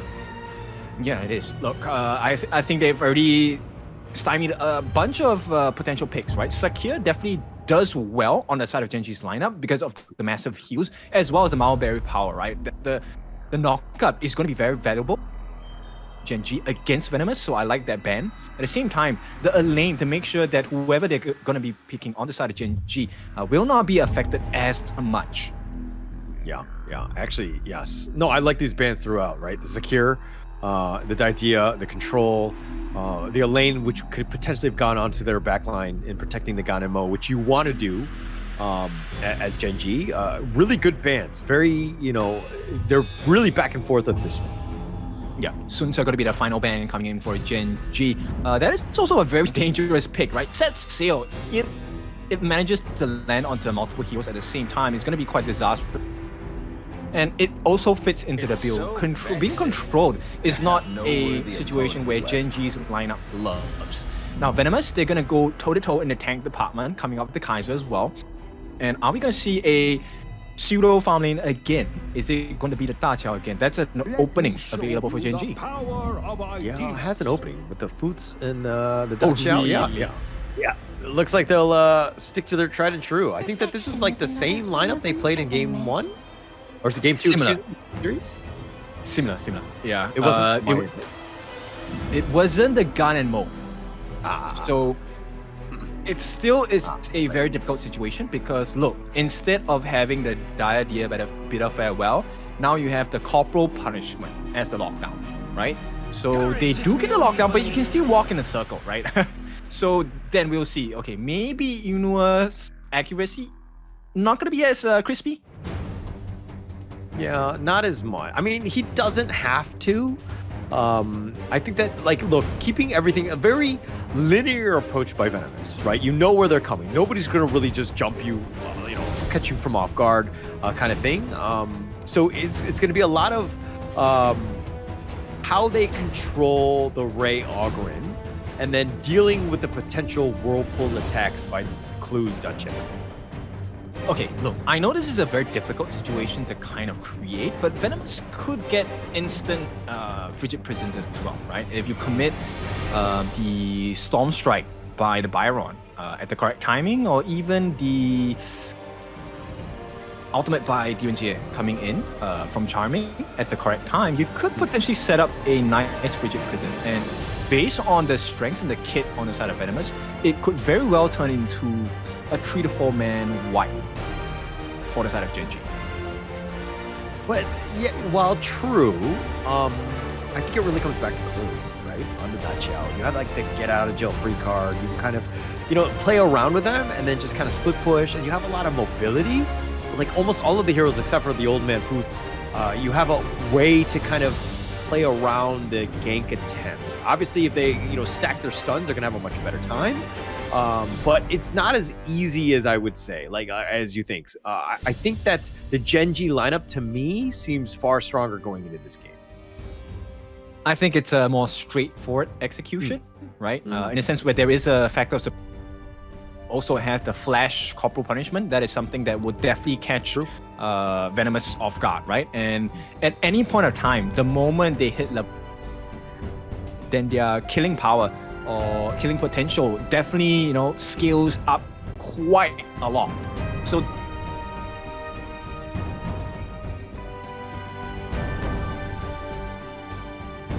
level 4, this is the best time for Venomous to really take a good hard look and hit them right in the gut, right? If you can get the kill before level 4, that will definitely dwindle the growth of Gen.G pretty much in the early game. Okay. But it's easier said than done. I don't think it's a gimme in this case, right? There's a lot more pressure. Like teams that play on a timer, like it worries me, right? Especially going into a matchup that's like, game 2 where it's an elimination game. Well, not elimination, but a series potentially winning game, right? And Gen.G up 1-0 against Venomous. I think that their lineup they're tried and true. They've shown time and time again that they can play this lineup. It's a pretty strong one by Gen.G. Yep, it is. Now, let's take a look at Venomous. I think if they're able to sustain Gen.G during that area, as long as they don't get sniped down by Inua, I think they can definitely turn the fight around, right? If Venomous find himself in a situation where Inua is out of position, gets picked off, then it becomes an immensely advantageous situation for. And I think you would see Venomous try and recreate this scenario. So Inua is actually someone that I'll keep my eye, especially in the fights. Okay. All right. Who from Gen.G has to step up this game? And Venomous. I am gonna go with Clue, right? Clue was one of the main reasons why they won. Surge, he's not in great shape right away. He's already low. Wow. Just forcing him back. But yeah, I do agree with that. I think that it's gonna come back to him. As well as, you know, look, I think Ashir, there's going to be some pressure on him with those Winter is Here's. I think they're going to try to double dip in terms of that Celestial Melody on top of him. Or are they able to control, is he able to put it in a spot where Gen.G, like all 4 or 5 are kind of just like grouped up together? Is he able to hit those Winter is Here's? Yeah, I agree. Because end of the day, I think having the double might seem like a theoretically good idea. You need the damage coming in from the rest of the team. Yeah. I think it's gonna be super key. Like that control, if it was a lockdown, and my man Surge already very low. Wow, completely threatening, and Inua's there as well, and Surge just doing the walk of shame back home. Yeah, and this is the benefit of having a gun in mode, right? So end of the day, your wave clear is gonna be really fast, and playing against a Princess Frost immensely easier in this case. Now he's gonna leave one wave for Ray, so stock standard, right? This is to amplify the farm and the EXP that Ray is going to be able to get. At the same time, gives them an idea of the positioning of Zeke's around the map as well. Yeah, really well played by Genji. Just funneling the right farm to Ray. He's going to be your carry in this one. Rock, less pressure on him to really just kind of push it out. Just don't lose, and then set yourself up for those awesome team fights that are about to happen. You need to just survive, really, more than anything else. But through it all, they're gonna harass and just take what they can from the enemy jungle here. Yep, and this dual lane farm setup by Rock and Clue, I think it actually makes life so hard for Charming, because the Severing Surge as well as the Leaping Coil, right? It definitely will force Charming to use that legal very early on, which will then allow Rock to get his ultimate, which is the Sage's Might down, right? And before that, the full value of the Corporal Punishment, where he actually back in, that's going to be in full effect. Yeah, so it really comes back to Charming just being really far back. Let the team fight kind of start, like Zeke's let him do his thing, but Ray being very aggressive. The path of passing just throughout. He's going to be backing off on this one, but those couple blades doing a lot of work. But again, sorry, back to my point, Charming, he needs to be back and not get initiated on. Let the fight happen, and then him come in his cleanup. It's easier said than done, right? I mean, we all know that for Charming, he needs to stay at the back, but someone needs to be able to provide the cover, right? And you can't always rely or put that strain on the Zeke. He has other things to do. He needs to make sure he pressure on the backline as well. Yeah, did you see Wawa just steal that minion from Surge, the jungle camp? Yeah. Wawa was just waiting in the wings, and Surge, that's got to be so frustrating because he spent so much time. But he probably should have pulled it away a little bit, create a little bit more space. You had to have suspected he was in that brush there. Yeah, and Vision scored 7 at this point, right? So Wawa definitely providing a valuable team on Gen.G. Likewise, for the side of Tamid, he's doing well for the team. He's making sure that his farm safe, Charming is safe and sound. But here, Ashir on the bot lane, he has the potential to make Venomous be in a very prominent position. They don't know that he's here.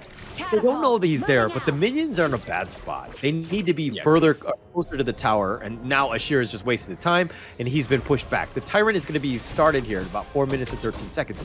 Zeke's going to look to push away Clue, spots it out. They're like, hey, actually, we can't fight this. Yeah, there is a potential. They were kind of maybe considering, hey, is it worth it to drop the Eye of the World down here? Because, look, Ray is able to get the Azure buff first, and maybe when he's done with that, they can come test. But yeah, it's a little too quick on the side of Venomous. Oh, here we go.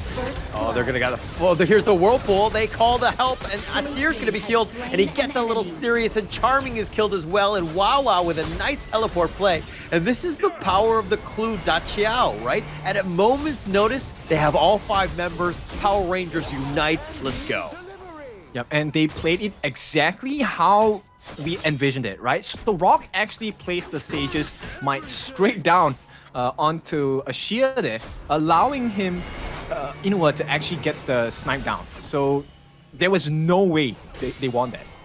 Yeah, no chance there. I mean, Inua is what, level 8? And he's been rotating throughout. Ashir, level 6, he's been falling behind. They've taken the bottom T1, and this is looking to be an all Gen.G game. But Zeke's on the backside. Invincible Warrior finds Clue, not able to get him picked off. He's been bounced around a little bit, but the flash forward, and they do get the kill. Tamid will get credit for this one. But now Zeke's with his secondary Invincible Warrior. He's looking to just fight and deal and thwart off Ray, and Tom had taken a lot of couple blade shots to the face, but through it all, it looks like they will limp away.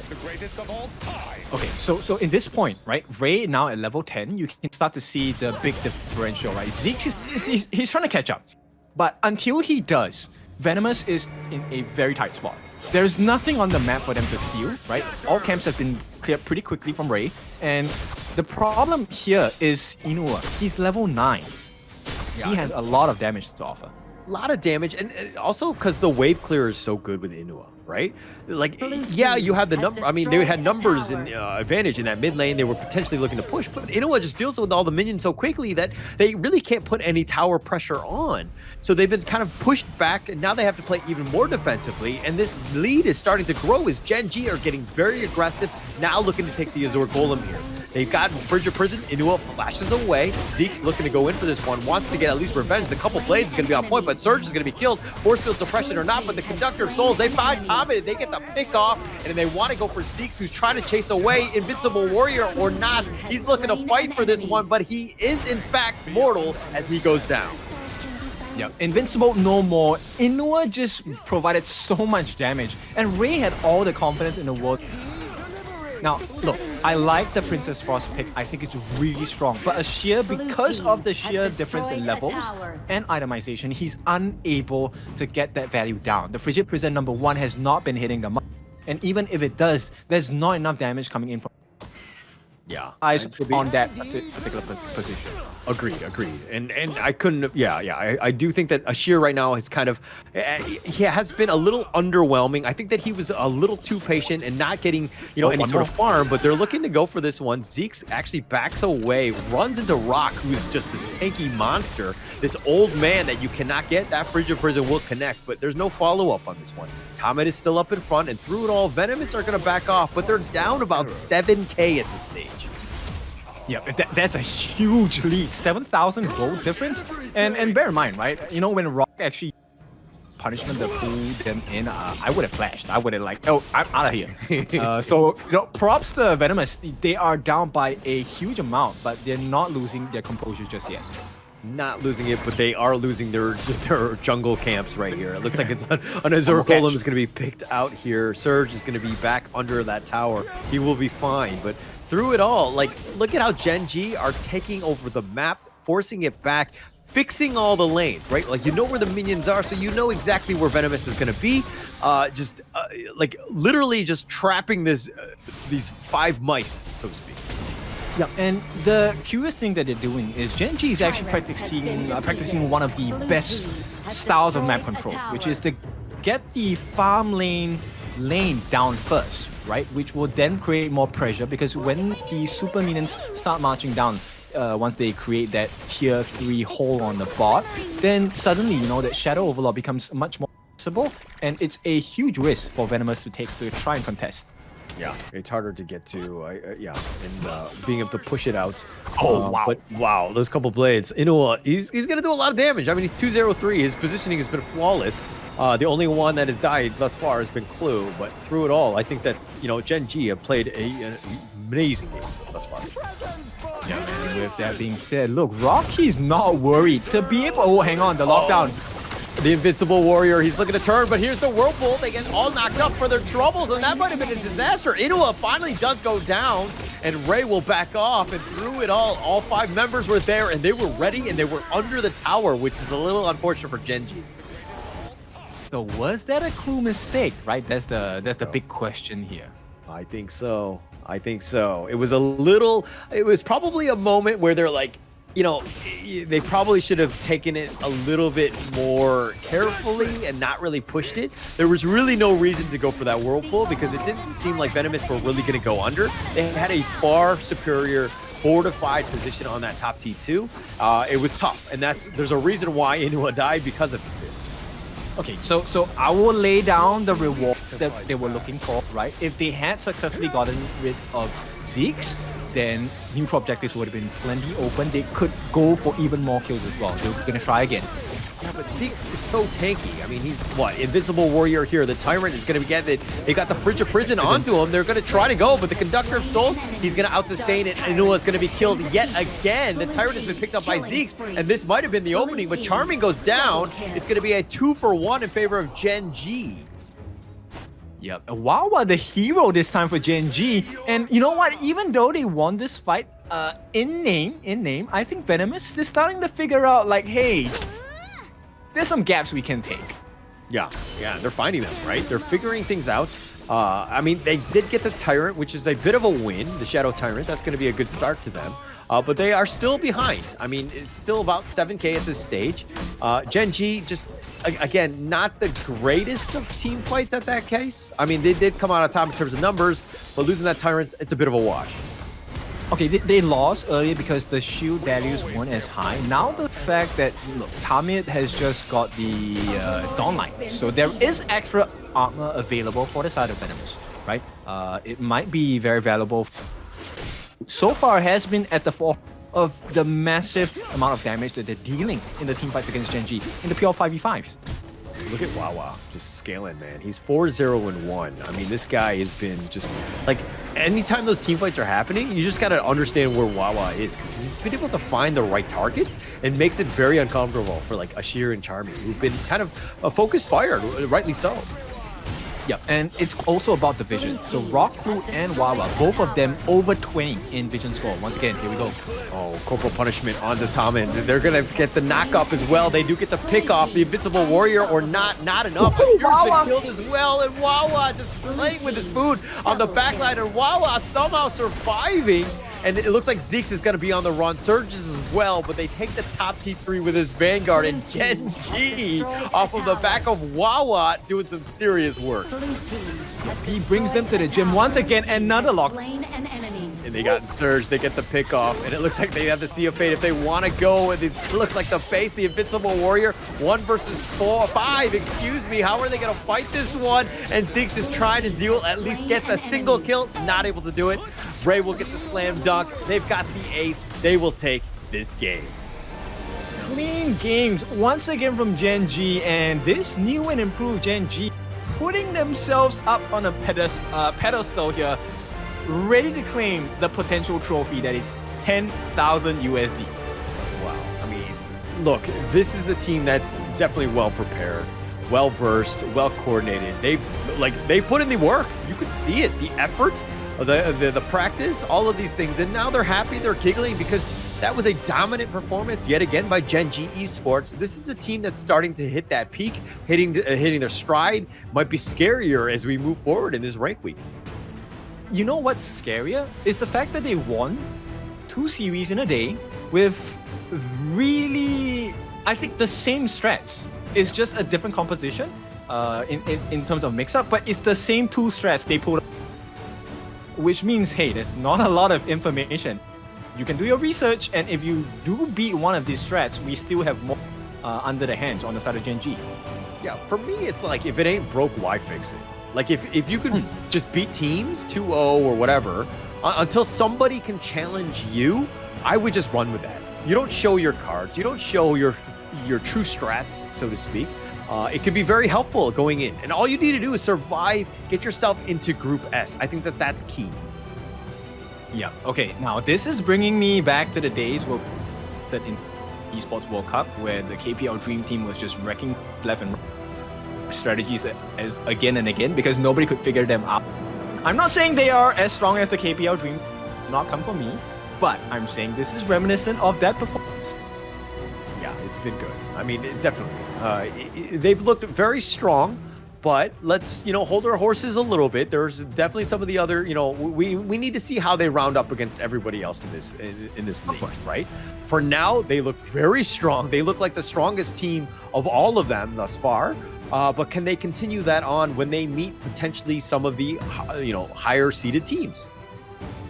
We'll see, right? I'm curious now about how they're going to perform against Nongshim, right? Once again, reminder, Nongshim came in 2nd place in the Season 3 Invitationals. They are also a monster to consider. But let's take a look at the stats here. Once again, same strategy, going for the full tank option first, right? Before he actually builds that Sparkforge dagger. And I think this time, maybe, rightfully, Inuwa will get the MVP. Yeah, I think that Wawa has to get it on this one. 6-0 and 3, like his impact was just on point.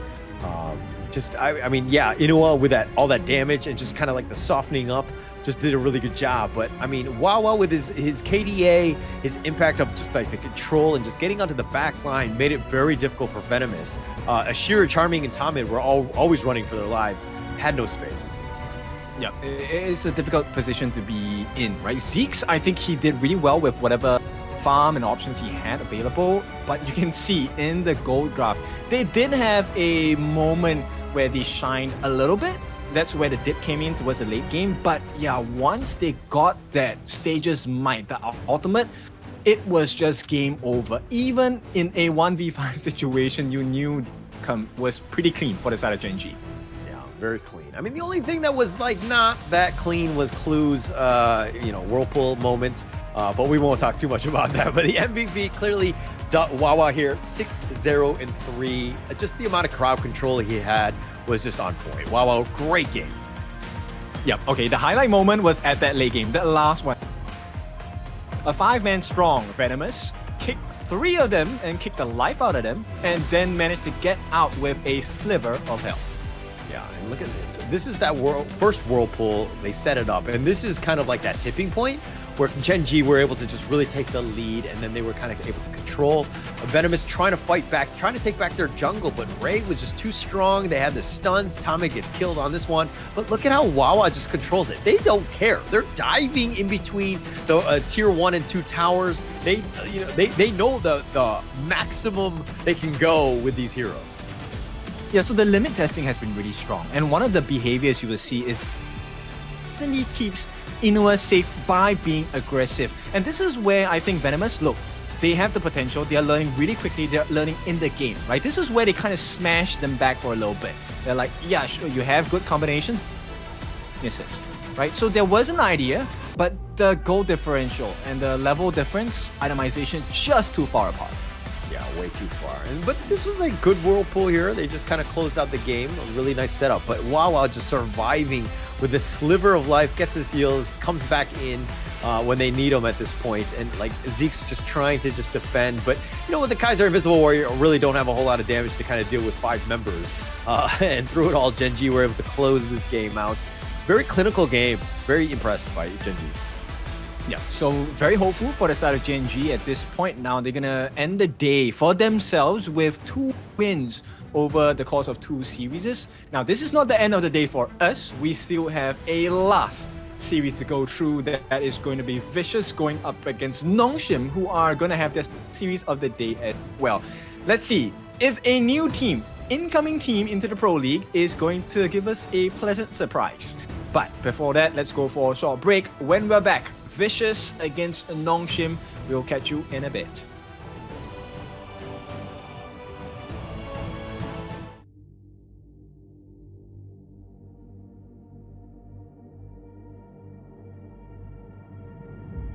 I feel it deep flowing through my blood. Rising up to become someone. And taking it all on my own, what a sweet victory. And taking all of my control, awaken something deep in me. Like flames, feel it burning inside. Take a hold of pursuit of the prize. I've been told ain't no way to survive, keeping all of this fire that's locked up inside. When this is the time, enter the ring. All those mental chemicals doing their thing. I got flashes of battles inside of my dreams. I was made for this moment. At least now it seems like it's time to come face to face with your fear. Been battling reasons for all of the years, and I learned how to fight them with style and grace no one's ever encountered. You say it's amazing, I'ma come out swinging when they open the gate. Go ahead, call passion, I'm calling it rage. I'm taking what's mine like I already own it. Watch but don't blink, going here to the moment. The sky rained down. Here's to the madness that's all around. Go on, tell them who you are, you are, you are. Go on, tell them who you are, you are, you are, you are. Here's to the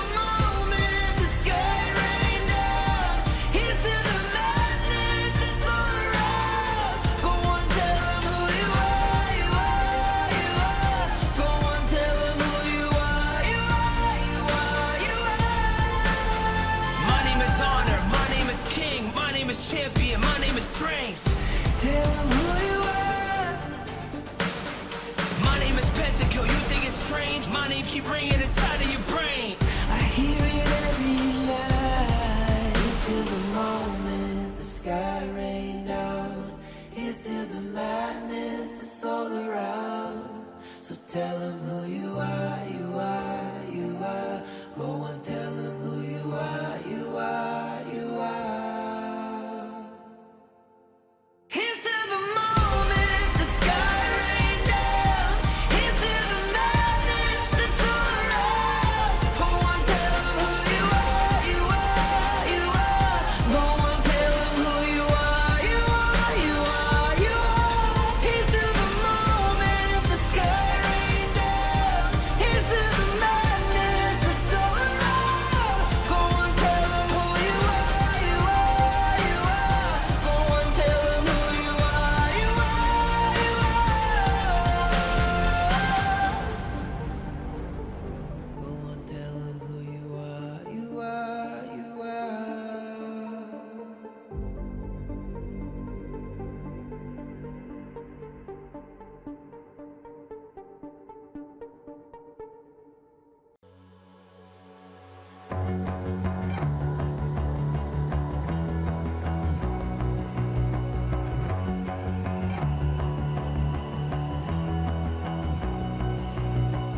You've walked through the darkest nights.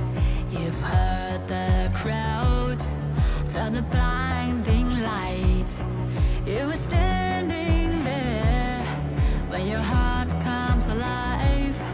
It's a dream of a hat, and it never dies. Right here, right now, give it all, get it out. Never surrender. I fight and never fail. I am a contender. A challenge I can feel. The smallest lies become the brightest enemies. Relentlessly. And even if you fall, you gave it everything to be a king.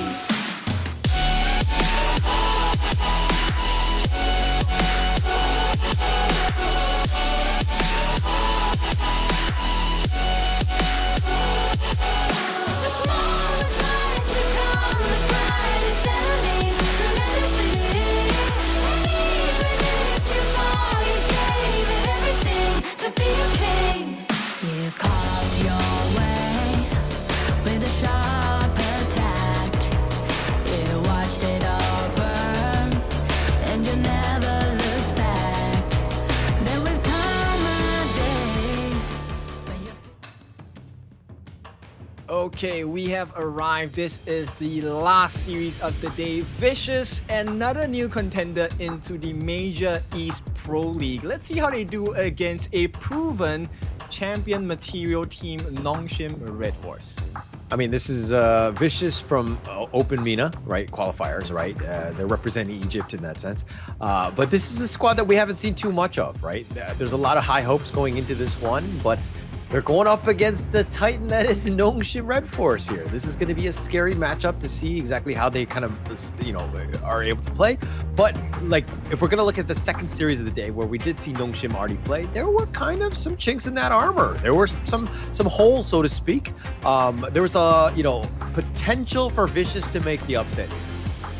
Yes, there is a potential. And like you said, the jerseys are pretty sick. So let's see if that is going to translate into the gameplay as well. Now, we know about Nongshim already. So the drafts, we can definitely expect a few Dharmas, the Algrins, and, you know, Illusion has been really impressive with his plays as well. So it's a star-studded team coming in from the side of Nongshim. I want to see what does Vicious have in their cards.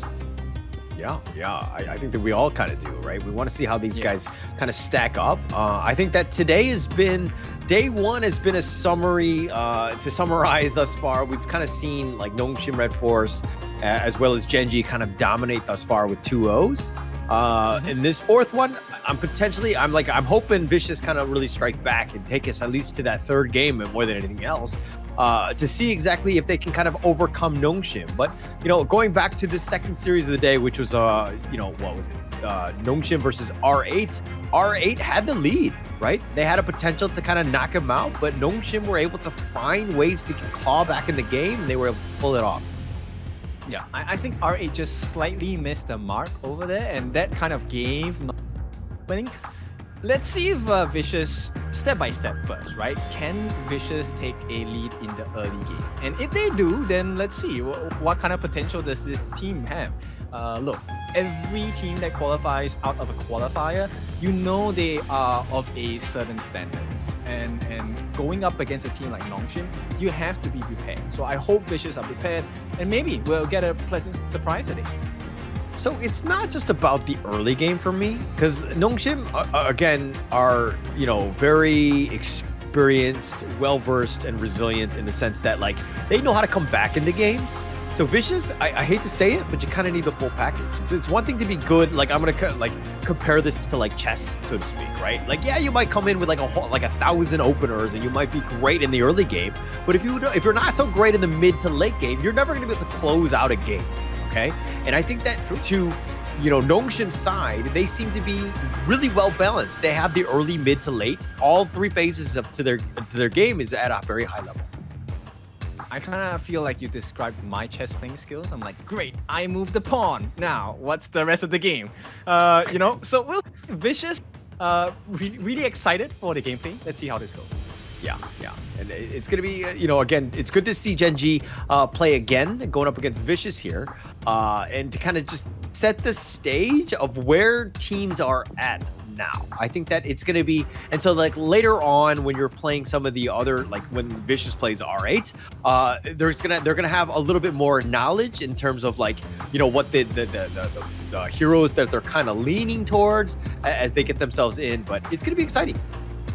Yeah, look, it's a long league. It's going to last all the way until, right? So let's take a look at the teams here. Vicious Esports, represented by Doom, Engma, Doma, Aspire, and VO, or Vote, depending on how you want to call him. Now, these are your 5 hopefuls looking to take down the Titans, in which is going to be Nongshim, RedForce. So let's take a look at their body language. For now, I think a couple of the players are pretty comfortable. They look ready. Poisoned, yeah, ready. Yeah, ready and good to go. Look, I love those jerseys. I think they're awesome. Come at me, guys. I think that it's going to be very stylish for them. But look, this team seems to be more on the upbeat side. They need to ensure that they're kind of putting in. But let's take a look at their opponents right now, which is going to be, of course, Nongshim RedForce.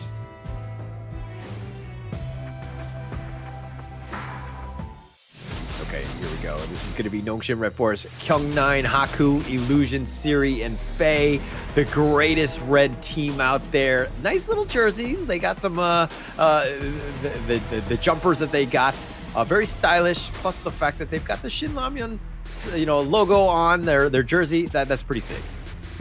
Yeah, and they look relaxed at this point. I think more of maybe contemplating, okay, how fast do we want to win this game? I think they are confident enough to be in that mindset, I think, because they have proven time and time again they are a force to be reckoned with.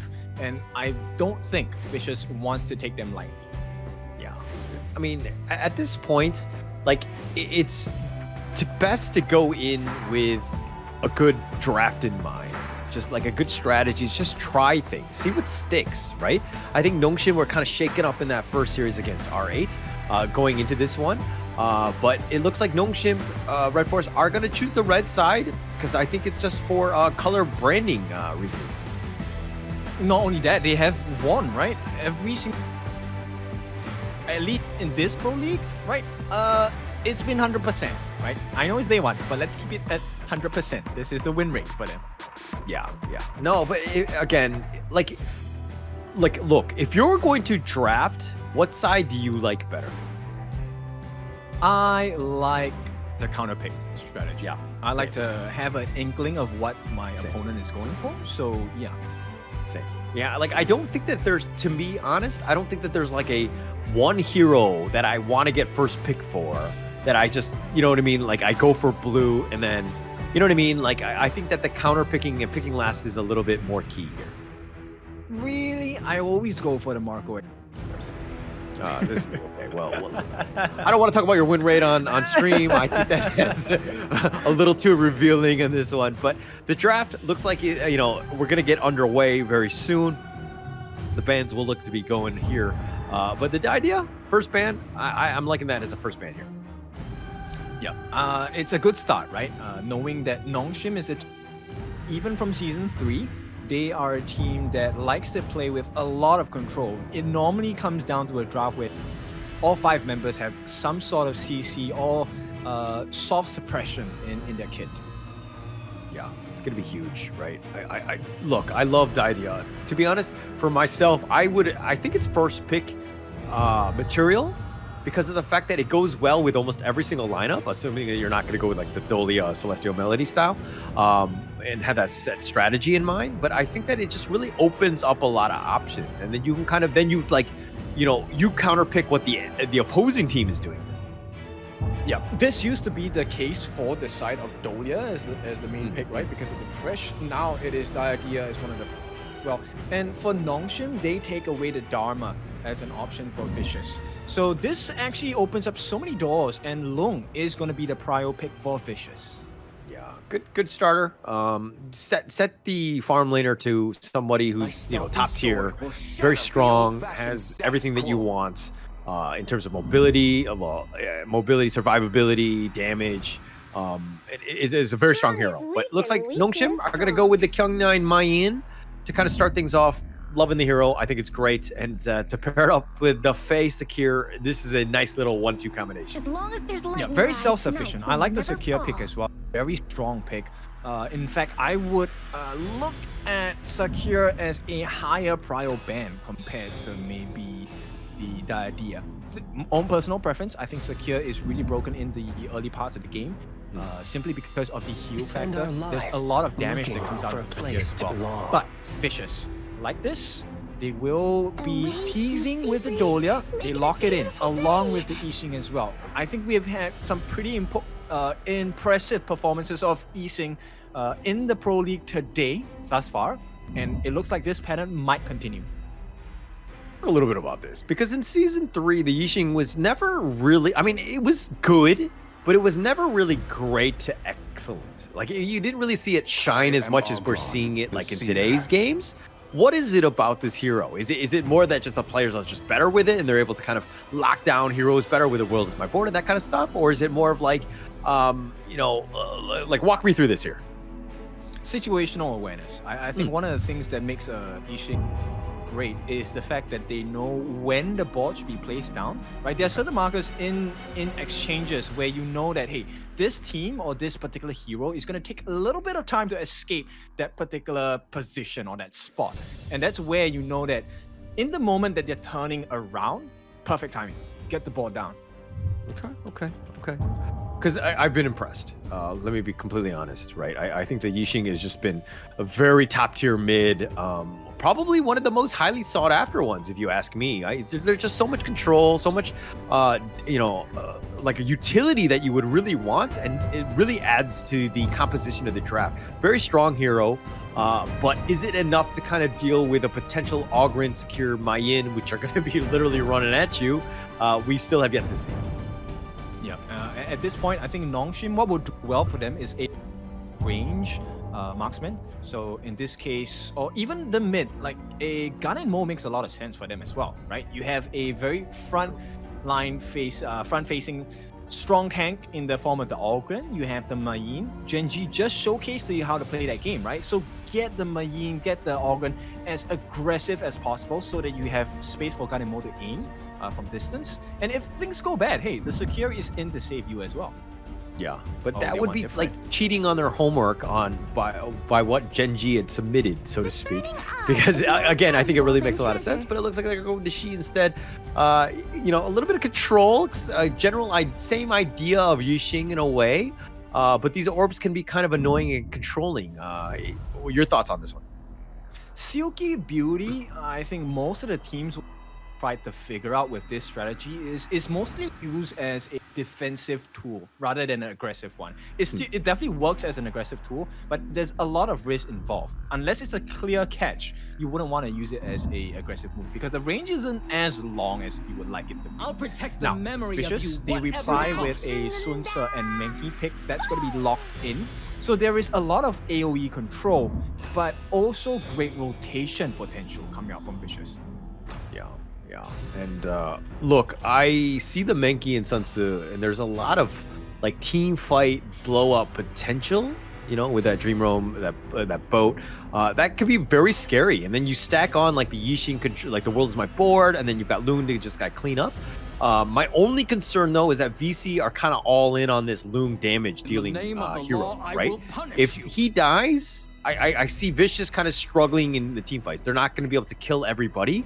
Whereas Nongshim's side, if you're looking at the Algren, D-Renche, you know, Mayin to degrees, they have that damage. They're kind of balanced throughout. If one person dies, it's not just like a complete failure of a team fight.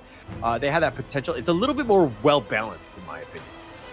Yeah, the damage can come in from multiple sources, right? Not to say that Vicious doesn't have that option, but I think it's a higher risk for the side of Vicious, right? So the pick-off potential to the heroes of Vicious, it's much higher compared to Nongshim. There is a decent amount of save capabilities, especially coming from Fate, right? This secure heals is actually kind of underestimated at times, and you'll be surprised at the amount of times teams put themselves in a very awkward situation because they underestimated the heal values of a secure. Yeah, the potential could be there. I mean, you know, Faye has proven that he's actually quite capable on this hero. The mobility is unreal, and getting that AoE stun can almost seem like you're cheating at times. Being able to kind of just ride the wind into the right brush so that you can kind of get that nice little slam dunk. But here we go. It's going to be the last series of the day. Game 1, Vicious versus Nongshim RedForce. Going into this one, we know the draft, your kin. Your thoughts, which one has an edge going into game 1? I like the lineup of Vicious a little more. I think it's easier to execute in a way, but that's because I see where the Yixing is going to have massive value in comparison to Illusion's Shi. So if VC Vicious, they position themselves well, this actually could be a big surprise to Nongshim. Yeah. It's weird, but I actually agree with you. I do think that no, but as a draft, I think Vicious is actually pretty legit. I think that this is a good potential. I think Aspire, it's going to come back to him. Is he able to kind of stay alive and to kind of, you know, to do all that damage, because you have everybody else that's just controlling them and just like setting it up for you. Is this a bit too greedy? Do they really have the damage at level 2 to kind of make this deal happen? That's the big question here. And they do. Oh my, okay. Doma steals it away. As an Yixing, I love having that Azure buff. Yeah, it's actually huge for them, right? I mean, just that's a good, nice little steal, and Illusion was kind of like scouting it out, right? You saw Anna just like walking around and be like, oh, where is Doma? And then they found him and they were just like trying to steal everything. So this is a good start for Vicious here. It's a small edge, but the buff will really help them, you know, start to get, you know, compound their lead. Yeah, I mean, Doma definitely does want to build a snowman there, and has the mana to do it at this point, right? So it is going to be going for the extra magical pierce. So you can definitely deal Doma. Doma is going to try to go for damage here. Oh, Haku taking a lot of damage. He's not that strong yet. He's going to even expend the Conductor of Souls to keep himself in this one. But through it all, it looks like Doom is going to go down. It's going to give up first blood. Illusion had made a nice little rotation. Got a 2-on-1 advantage with Kyung9. And through it all, they get first blood. Okay, so, you know, the way that it's operating on the side of Illusion, I think he operates as a secondary roam for the team, right? And with the catch potential, definitely provides a lot of value. Maybe another kill here. Yeah, maybe. I think it's going to be a little... Oh, they get the secondary. They find Egma of all things. Oh, he might even get a third. Haku, just one more shot, not able to do it onto Doma. And through it all, he does survive. But look, let's talk a little bit about this draft here, because Haku he's the guy. He's the one that you want to get to farm. So through it all, it looks like they got the pickup on a Doom. He's not able to set sail away, and they make him pay yet again.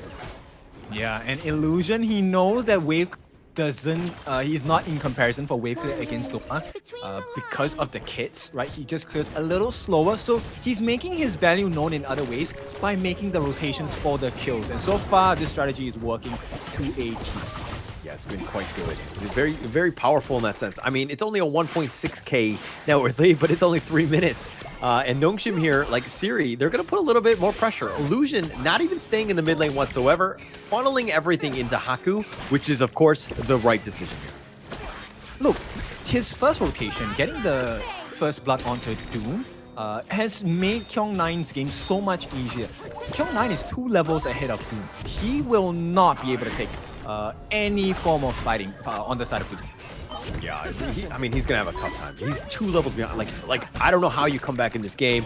Yeah, I always talk about Sun Tzu never being a great laner. He's always just needs to kind of just not lose the tower more than anything else, and just to soak up as much XP as possible for that mid game or that 4-minute mark when the tyrants spawn, so that you can kind of get that nice little boat to kind of connect. But through it all, you need to just, again, not die. That's like the biggest thing, and he's already died twice.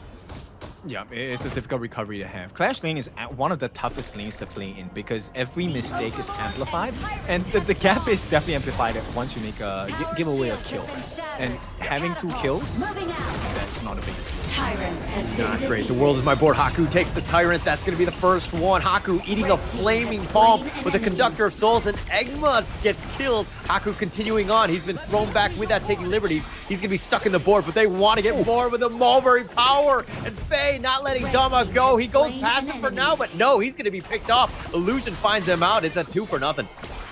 How apt is it that Illusion is the one that gets the kill here, right? He suffered in lane in the first 4 minutes, and now he's the one taking the kills against Dome. Yeah, very smart play, right? Nongshim here, just like, you know, it's give and take, right? Like, I'm going to sacrifice for the team, let Haku get his farm, but through it all, Illusion able to get those pickoffs onto Duke, make it uncomfortable, getting these kills now and staying alive, and they've taken the mid T1. It's not even 5 minutes. No, and Doom might be in a very tight spot here because the T1 on the top is looking like it's gonna be pushed down. Yeah, I mean, look, Siri's there already. Faye and Kyung9 are just kind of thwarting him, or like warding him off, and Doom can't even get in the lane. He's been chased away, scared by Kyung9. Yeah, and look, the difference in this is that the farm is actually much higher on the side of Vicious. Or is the stats wrong? Look at Haku, looking to go right into the heart of the enemy team. The Conductor of Souls, Doma been picked off. He's continuing on. Haku chasing after Doom. The flash forward gets the secondary kill. Kyung9 and Haku, this monster, the Death's Precipice, and finally the T1 tower scares him away. But now, Egma on the backside, Faye, the Mulberry power setting it up yet again, and Haku gets another kill. 3 members down. Nongshim rolling with this 8-0 lead.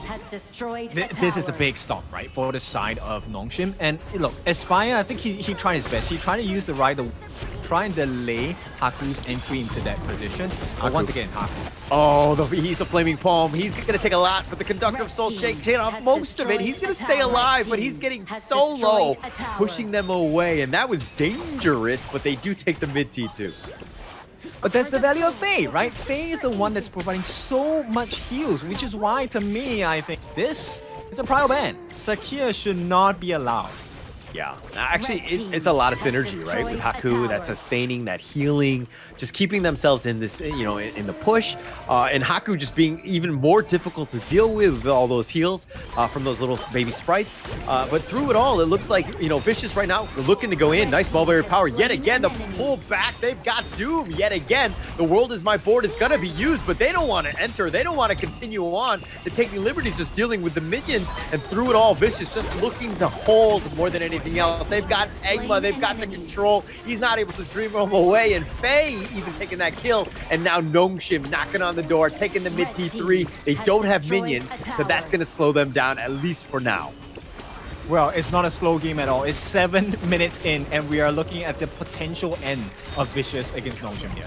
Yeah, they're going to siege the bottom T3. Haku still up in front. Doom trying to deal with the top lane. Not an easy task. They've taken all 3 T3s at this stage. 7 minutes and 30 seconds in. You were talking about a timer. This might be the fastest game thus far. Kyung9 eating a set sail. They've got this one. The Dream Roam, no, not able to get to safety. Faye finds him out, but they will take the base, and Nongshim will close this game out in 7 minutes and 46 seconds. Oh, this is the fastest timing ever in the Pro Major East League so far. Spring season has come and definitely blossoming some flowers here. Nongshim, look, maybe the first series of the day wasn't to their expectations, but this is the Nongshim we were waiting for. This is the Nongshim that we know and remember. Yeah, and you could see Nongshim, they were like, yeah, we got scolded last time because we kind of played with our food a little bit. We extended the game. We went 20 plus minutes, but they were like, okay, now we're ready and we're good to go. And they just closed it out. That was a clinical game. Very clean by Nongshim. Under 8 minutes. Woo. Yep. 723? 724? 746, I think. 746, something like that, yeah. Okay. That was really quick. Now, Nongshim, I think there's a lot of praises to be sung for many of the players. I think Haku, yes, I'm not going to undersell him by saying he was just doing Haku things. Haku had one behavior that is super impressive this entire game. His Conductor of Souls was always hitting more than one member, right? We have seen Ogrins struggle to get the full value of that ultimate. Haku made full value come out of the Conductor of Souls, and this was also aided on by Faye coming in with the Mulberry power, with the heals, with the brushes. Just putting full efficiency into the kit that was allowed into this game. Look, I don't want to undersell what Haku did as well, but with those, those multi-man Conductor of Souls. But is it really his good play, or is it the bad play of Vicious, who were kind of grouped up around him that let him do that? Okay, now this one is a difficult conversation, right? I think it needs a little bit more emotional maturity. But I have to... Which I don't have, but go on. We have to talk about the main key. I think, yes, he had a couple of nice dream roams, but there were a couple of situations where I think, look, they didn't capitalize on the potential turnaround. There were a couple of nice boards coming in, to be honest, but they just couldn't figure out when to exit the fights, right? I think when you have done enough damage, there's no need to overcommit. And I think Vicious are just a bit too overzealous about trying to get the kill on the Nongshim that they kind of overcommit. And once you overcommit into an organ, it's pretty much game. Yeah. I mean, most of the time, Nongshim were like dictating the fights when the fights were happening, right? And so you never really saw the true power. Everything was like reactive. And like the Menki Dream Roam, the Set Sail, these things, like you want to start the fight, let them group up, and then come in with like the secondary waves. And like, you know what I mean? Like you want to be dictating the pace of these fights. But the laning phase didn't go well for them. They were already behind, trying to get into the mid game and just trying to take some team fights. But they were so far behind that, again, they had no initiations whatsoever. They were trying, right? So end of the day, how that happened was the fact that Illusion made his first few to the top side of the map, right? Allowing for that first blood onto Doom, of which Kyung9 happily took advantage of, right? So no fault, no harm, a lot of harm for the side of Vicious, but the rotations from the Yixing didn't come in. Doma didn't rotate to the top early enough. And because of that difference, look at the goal differential. This game, is not series game. To me, this game was purely Haku and Fate. The two of them did so much work. And maybe Illusion as well. No, I mean, they all did. Like, look, everybody had a play at a certain point with Nongshim, right? Like Faye flying in, Siri without damage. I mean, he was only 1-0-4, but Illusion with his sacrificial play to kind of compound the lead by Haku, like just turning things around. Like, again, everyone knows their roles, everyone knows what they need to do, and there's a reason why this gold graph shifted in favor of Nongshim throughout the entire way, because they know how to play with the lead and they know how to close out games. Yeah, they converted it into a very valuable gold and EXP lead. Like you mentioned before, a lot of it was actually funneled into Haku because they knew Haku was one of the main win conditions. And Illusion didn't even need the farm, right? Illusion's job here was not the damage, he was just meant to be that fishing rod, right? Get the catch. And look, Haku with the benefits 4-0-5, gladly and proudly going to be the MVP of this game of our best of 3 between Vicious and Nongshim RedForce. 4-0-5, right? Like the damage taken was 43% of the entire damage done by given out by Vicious here. So the guy was on point. But let's check out these highlights. I mean, look at Haku from the beginning chasing it out, and I was like very shocked to see Egma die, especially at that early stage. I think it's because he took a couple more licks than expected, right? Because they were chasing for that kill onto Illusion. And once again, it was overcommitment. And look, this was one of the best chances for them to get an advantage to their side finally, but they couldn't get the kill on the Haku because there was no rotations. And this is also due to the reason that Doom could never make it into the fight at the correct time. Look at how Haku fighting 1 versus 4, and the rest of them just flee because Kyung9 had made an appearance, and they chase after you, and there's no way to go. Look at Faye making plays. Those Mulberry powers were on point. He had like 3 massive ones that just won team fights because he got multi-man stuns that just set it up for the rest of the team. And like, this is a team that's really just well coordinated. So everybody's on the same page. Yeah, I mean, look at it. Moments where Haku looked like it's a difficult position for him, he gets does have the Blood Rage in the later parts of the... So a very clean understanding of the limits of the hero for their side. So Nongshim, once again, you know why they're the second place at the Season 3 Invitationals earlier this year. And right now, Vicious has now gotten a taste of this. Nongshim RedForce, they have to taste them one more time. Let's see if they can handle the heat. Look, I don't know why Vicious need to taste anybody at this point. That seemed that seemed a little awkward, right? Like, okay, like we play a game, but we don't taste anything, right? Like, let's keep it a family show, right? I'm hungry, and Nongshim is hot now. Okay, all right. If they want to have the ramen, I get it, or the other food products by Nongshim, I get it. But, you know, they don't have to taste each other. That's all I'm saying. We don't need to assume or, you know, create some weird scenarios, I would say. Okay, but nonetheless, it's time for you to get a whiff of fresh air. We will take a short break. When we're back, this could be the final game for Nongshim RedForce if they can take the series here. Keep close.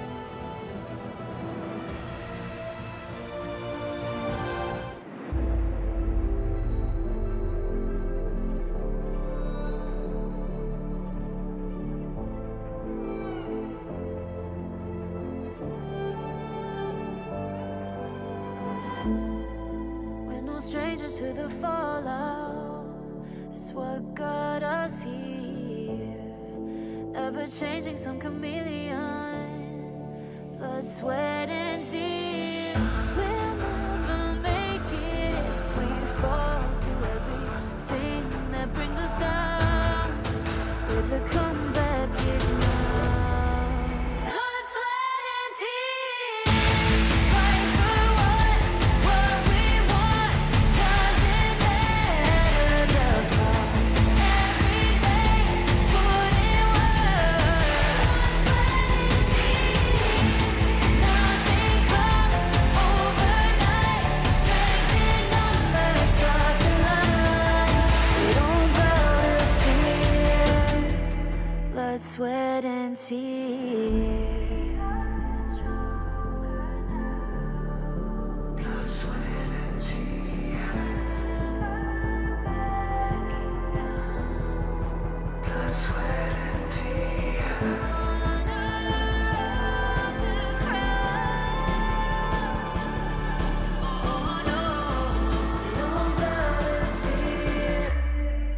Blood, sweat, and tears. Fight for what we want.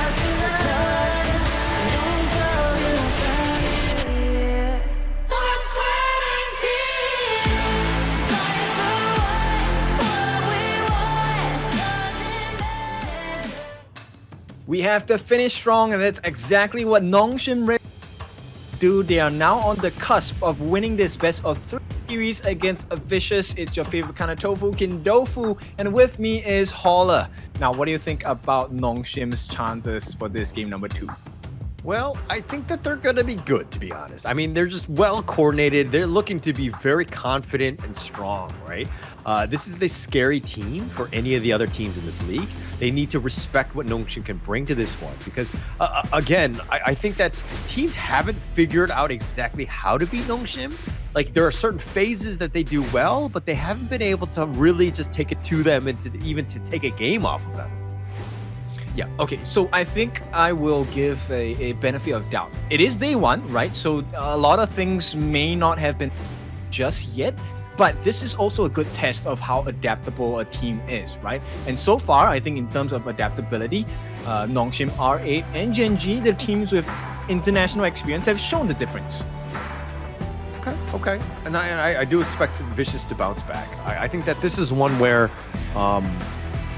Look, there's a lot of things that we could potentially pick at from that last game. But I guess okay, if you were going to be coach of Vicious, Coach King, what do you tell them? Okay. Where's my salary? Dude, all right, jokes aside. I think let's take a look at trying to stop Haku's growth. Right, I think Haku is always at the forefront of Nongshim. Unless his jungle is disturbed, Haku seems to pop off really well. Yeah. No, he's been able to kind of, they haven't been able to stop him in any way, right? He's always been and also Nongshim have done such a good job of funneling him farms, so he is that boss that's just so difficult to deal with. Where the playstyle of the team is just very good, but again, just going back to Vicious, as of what we can do to kind of overcome this monster other than Haku, is there maybe something in the draft that they could maybe do a little bit better? I think it's not the draft. I think it really comes down to the decision on the execution, right? I think the draft is fine, right? There were potential win conditions that Vicious definitely could have played off of, and a couple of them, example, I think they can take a page out of R8's book, right? R8, they made life difficult for Nongshim because they did a level 1 invade. Sure, it's a risky play, but if you play your cards right, look, they held Haku to at gunpoint at that point, right? They really stifled his growth, put a leash on him and said, no, you're not gonna be the Haku that Nongshim expects you to be. You're gonna play the long game with us. Okay.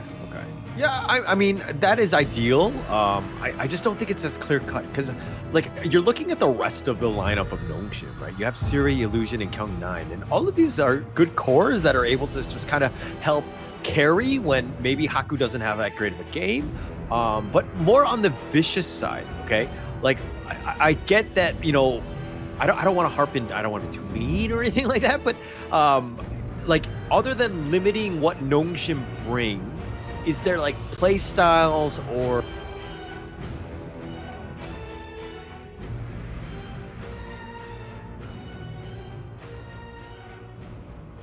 is the fact that they have pretty good map control, right? So if Vicious can have a lineup that is good at bringing waves against towers, and also being able to handle teamfight situations where they need control. So a Liang, things like Guan Yu. These are all heroes which I think will do fantastically against the likes of Nongshim, right? And right here, Vicious, they come up with the Soyue. Hasn't been locked in yet. This pairing with Zhang Fei, I think it's okay, but this early game needs to go really well for them. They do lock it in. I'm not 100% sold on the Shoyu. Obviously, you have the nice little pairing with Zhang Fei. But I think to a certain degree, Marco Polo Dia Dia is a better 1-2 combination, at least in my eyes. It can be. I think it's more important about the timing of phase jumps, right? The bitter farewell is definitely going to be critical in the success of the fights coming in from Nongshim, right? If Faye is able to get the timing right on the bitter farewell, it could just spell instant death for Aspire. But at the same time, right, the Marco is not a undefeatable hero in the lane, even with the Fever Barrage, right? You do have the VO Zhang Fei. I think it provides a lot of value. You can definitely stop the ultimate as well. So we'll see. Okay. Looks like Vicious are rounding out that draft with the Ogryn to kind of just put them in position. The Ganemo ban here, obviously Nongshim need a mid laner. That could be very strong with the illusion on it. Do you save your next ban for like a Musashi or to kind of protect the Ogryn? Honestly, I wouldn't. Yeah, I think, yes, look, Musashi is a great counter, but I think at this point, because you will put yourself in a imperiled state as well, and having to deal with a high damage hero like a Soyue, not ideal. Because you put yourself at the same risk, right? The whole point of Duel to the Death is that we put ourselves in a low HP situation where you cannot recover, and burst damage is your ultimate dislike. Okay. All right. I could potentially see that right there. But it looks like Vicious have gone a different way. They're going to ban out the Luna instead. Yeah, that's some backline ways, but okay, here we go. Nua. Right? This is a hero that we've seen just kind of almost run rampant in like the IKL, the PKL as well. It has a lot of play. I think it's a great win more hero. But I think that when you've got an Ogryn and then like potentially just like pushing it and then you have that Nua to just kind of box him in a little bit, it could be like a nice little combination, setting that up with, again, the Zhang Fei and the Shoyu. Yeah, I think the matrices coming out from this Doma going to be very valuable. At the same time, the creation, first skill, right? Boxes that pushes people away, could also kind of change the plane of the fights for Vicious. So I like this. But Nongshim, they're going to go with the more traditional route. They're going to go with the Yuhuan jungle at this point, right? And Princess Frost in the mid, maybe? No, they wanted Tsuya. We'll see what they pick up. The Sanctification, I think, is going to be quite useful for the side of Nongshim, right? Imagine a level 25 Sun Ce or level 25 Yuhuan. It does bring quite a lot of pain and sustenance over from the side of Nongshim. Look at that. Swans. For the last one? Xuan Ce. You're okay. In the top lane, we'll do. I think it'll be fine against the Sun Ce, at least in terms of the laning phase. But in terms of like a team fight, is it a good last pick? Oh, they pump faked it.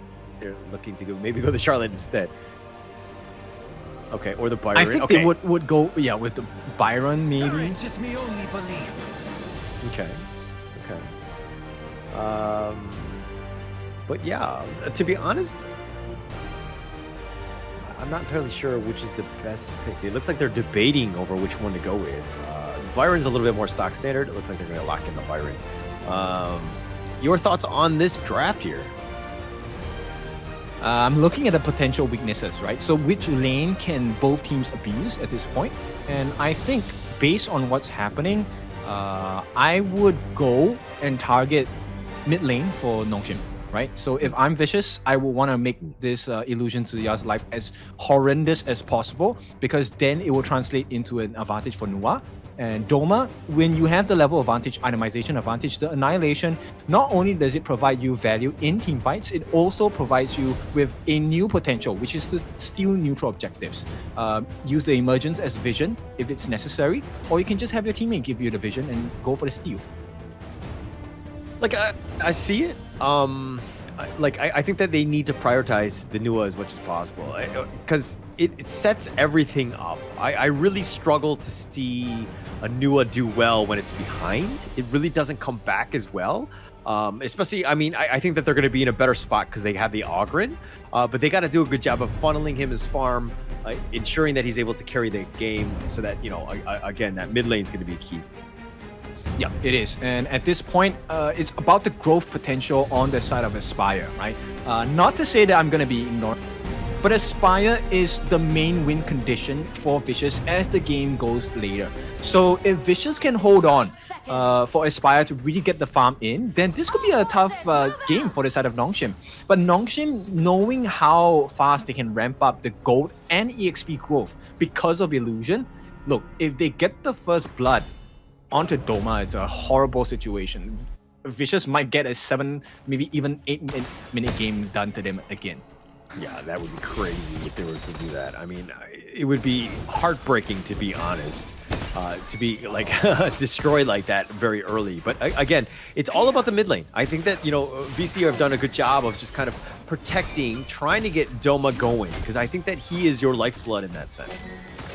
Yeah, but at the same time, I think Nongshim recognizes it. And look, they're doing the exact same thing as they did in game number 1, which is they're putting a lot of pressure, a 2-man double lane catalyst in the clash lane to try and get the first blood onto Doom again. Yeah, it's a good idea though. I think that you just get Sun Tzu going, the Kyung9 that is. But that, you know, again, leaves some gaps for you, because if you're looking at where Faye is, he's not even in the bottom lane. Series kind of has to fend for himself.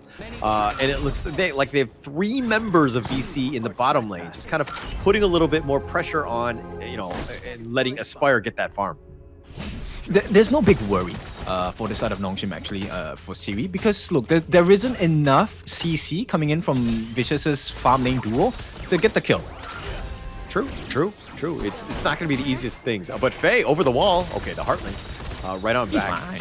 Yeah, Siri's got him. Sorry, because I'm used to my ranked games where I dive in like that. Siri, like my Loom would have been already back in the base. You know what I mean? Completely not there to help me. So yeah, I was having a little PTSD there. Okay, skill issues there, but it's okay. Thank you for being on. We're gonna help you. People, not me, all right? We're gonna work through this trauma together, but the traumatic experience so far has been 1. And Nongshim, look, I don't think Siri needs to pop off in this game for now, right? He just needs to keep it even, because it does take quite a bit of time for Aspire to hit that growth mark where the power spike is enough to really change the fights in game. Yeah, I agree with that. But look at this. I mean, look, they're trying to get Siri going. I mean, you're talking about how Marco Polo needs to, you know, get a little bit, you know, a little bit of time before he can get going, right? I think that that's going to be key for him. But through, looks like right before the, in the mid lane here, a little bit of pressure by Haku, just forcing back Doma. He might have a tough time as he gets a little on the lower end. Yep, so once again, this is a difficult position that Vicious have found themselves in. And it comes because of the pokes that Nongshim are doing. And the timing is pretty clean, because as it hits that 3-minute 30 mark, right when these waves start to crash against each other, whoever clears it faster has an advantage. All right. Speaking of advantages, Illusion, level 6. Doma just hit level 5. And we're talking about the fact that Nua needs to kind of make sure that he doesn't fall behind. At what point are we a little worried for Doma? Now. I'm worried now. Look, he doesn't have the levels. His itemization, he only has the fine at this stage, right? But you need that level advantage, because those stats help you get more damage done across the board. Now, this is their big chance, but because they missed that Storm Strike, this is a potential blood. Oh my gosh. I turned it around, going 1 versus 3, gets first blood, flashes back to safety. Kyung9 with the outplay. This is where experience matters, okay? So, look, now they have wave advantage going on for the side of Nongshim. They can definitely explore the neutral objectives. And if they play their cards right, they could even go a potential kill. Yeah, it looks like they're going to force this one out with the Tyrant. They've got Doom in a bad spot. They do some damage, and Siri finally gets the pickup onto Doom. The Forbidden Domain pushing them away, but now Nongshim will take the Tyrant for free. Yep, and this is where the experience comes in, right? So Nongshim knows exactly what... And at the same time, they're putting so many difficulties into the players of Vicious. Number 1, your mid lane is suffering. We talked about it. This is where Doma needs to shine. And right now, he is being covered with mud because there's too much pressure coming in from Nongshim. Yeah, there's a lot of pressure, but speaking of which, even more so on the bottom T1, they're going to be held back because, again, no minions. Illusion will rotate back into that mid lane, but Haku will continue to farm. He has the highest net worth, tied again with Siri in that sense. Not a good spot if you're a Vicious fan.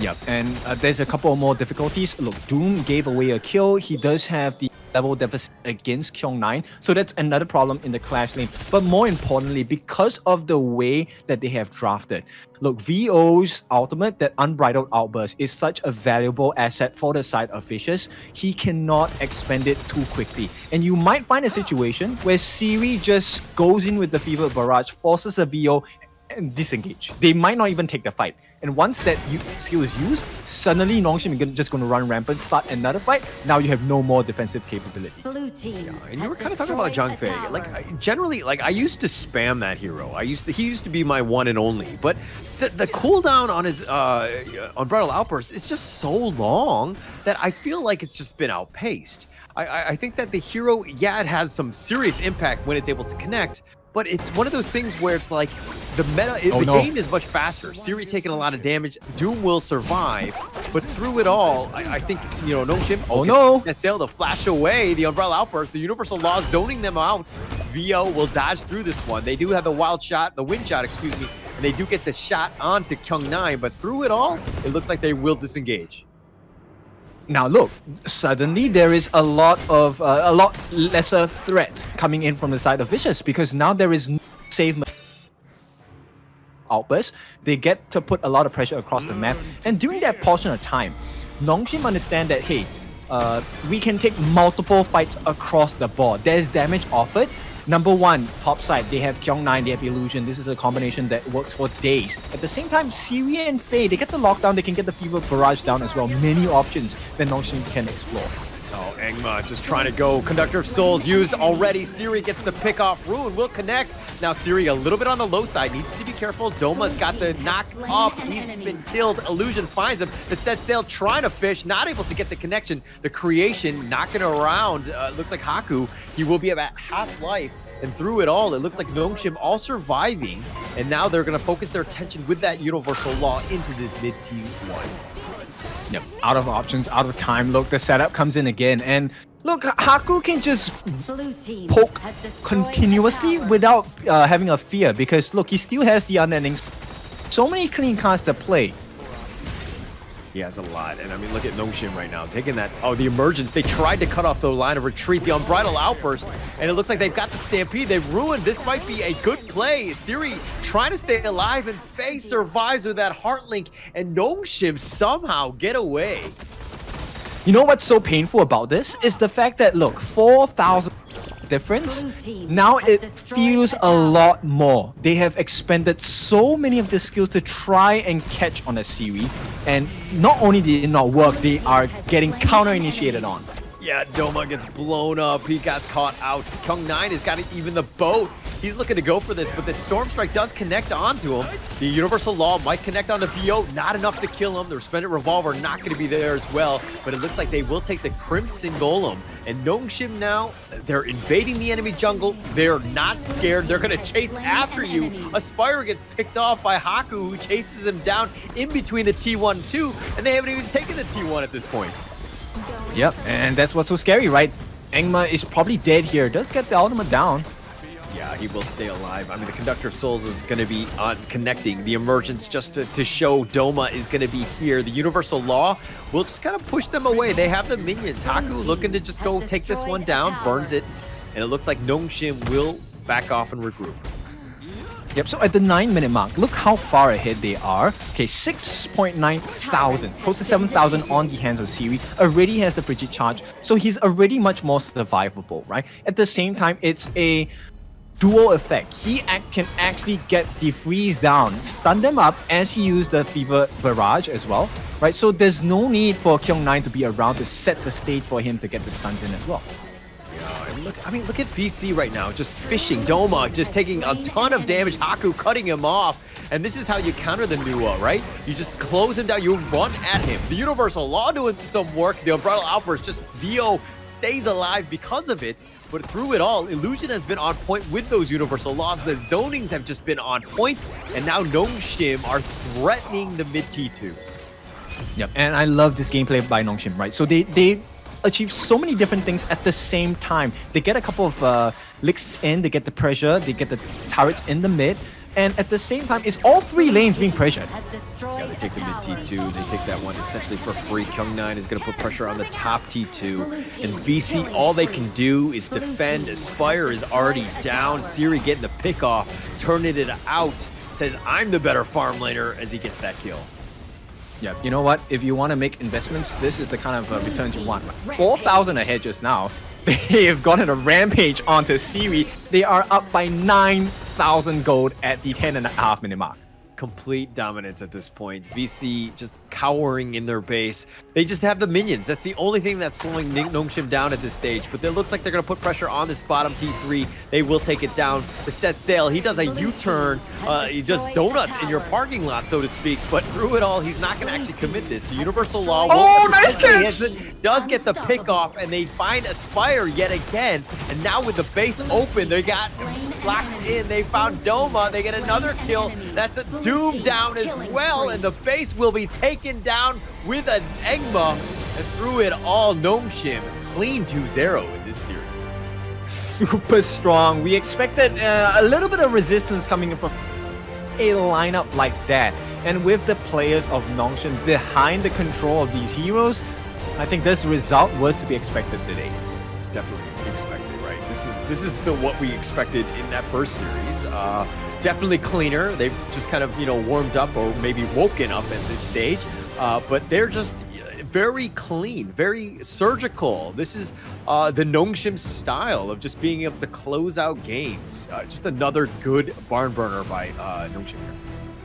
Yeah, and you know what? I was really worried about the Tsuya pick because if it didn't do well in the lane, they would have suffered. It's the same situation for Doma, right?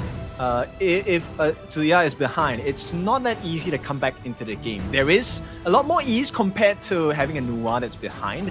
And you can definitely tell that Doma didn't have the best game today. Got punished pretty much consistently the entire game as well.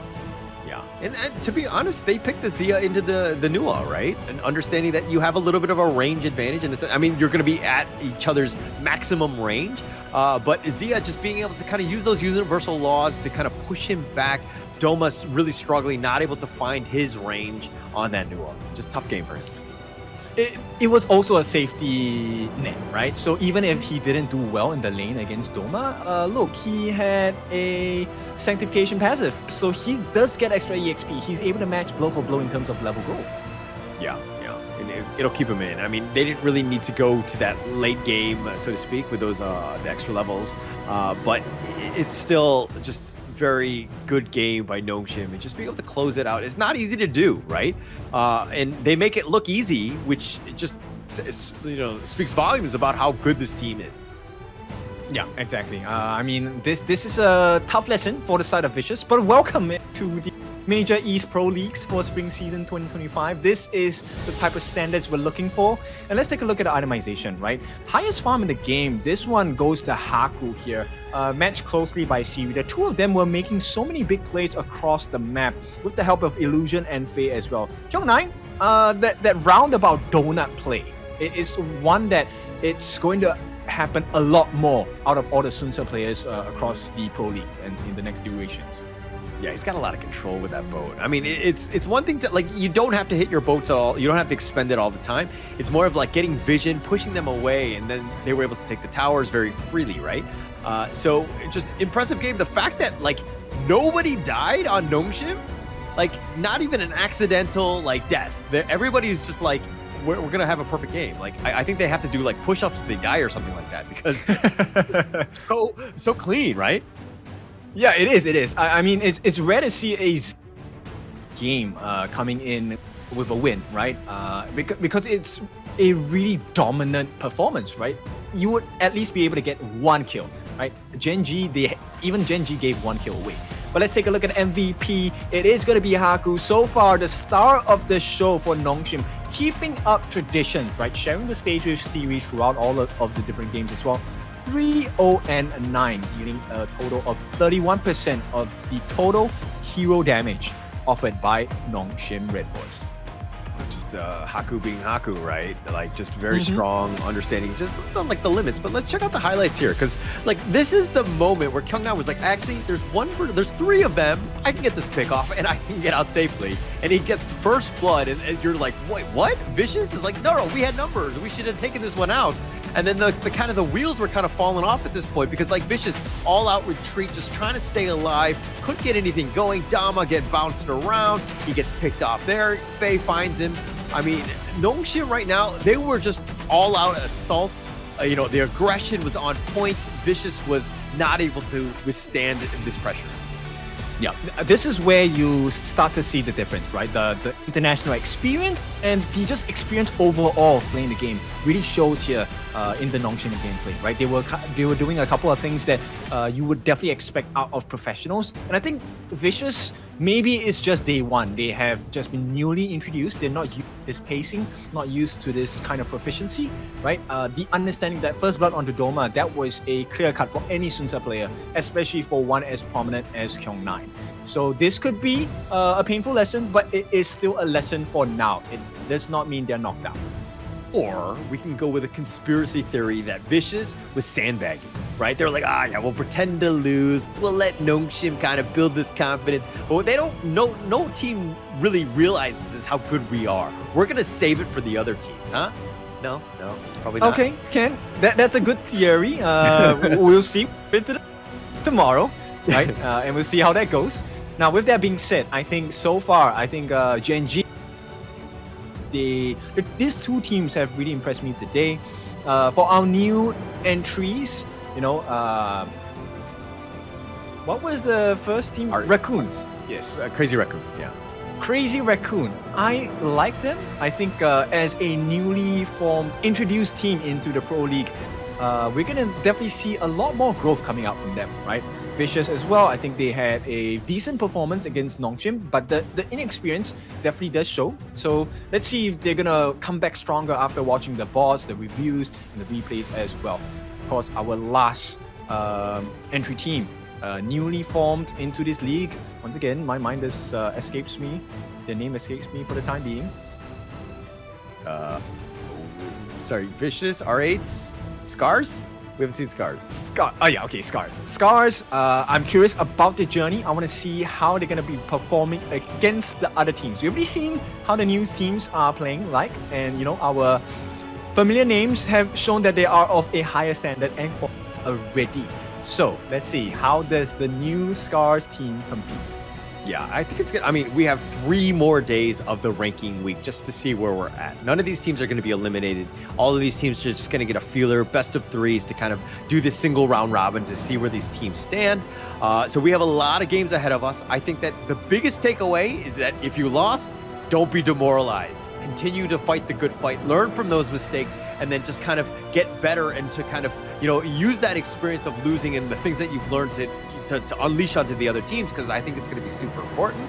But that said, we're going to have more games underway for, all the way up until Sunday. We have more games tomorrow as well.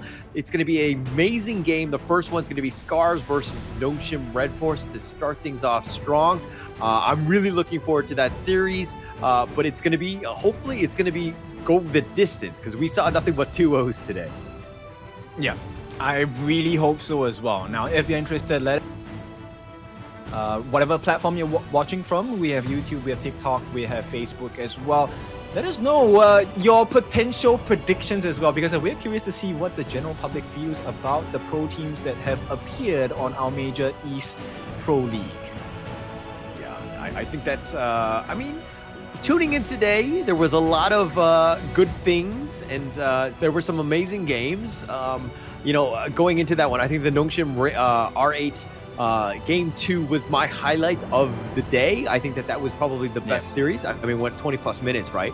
And we, Tempest Dragon, all that stuff. So there was a lot. I don't want to spoil it if you haven't, or if you're just tuning in now, but it's a good game to watch in terms of the replay.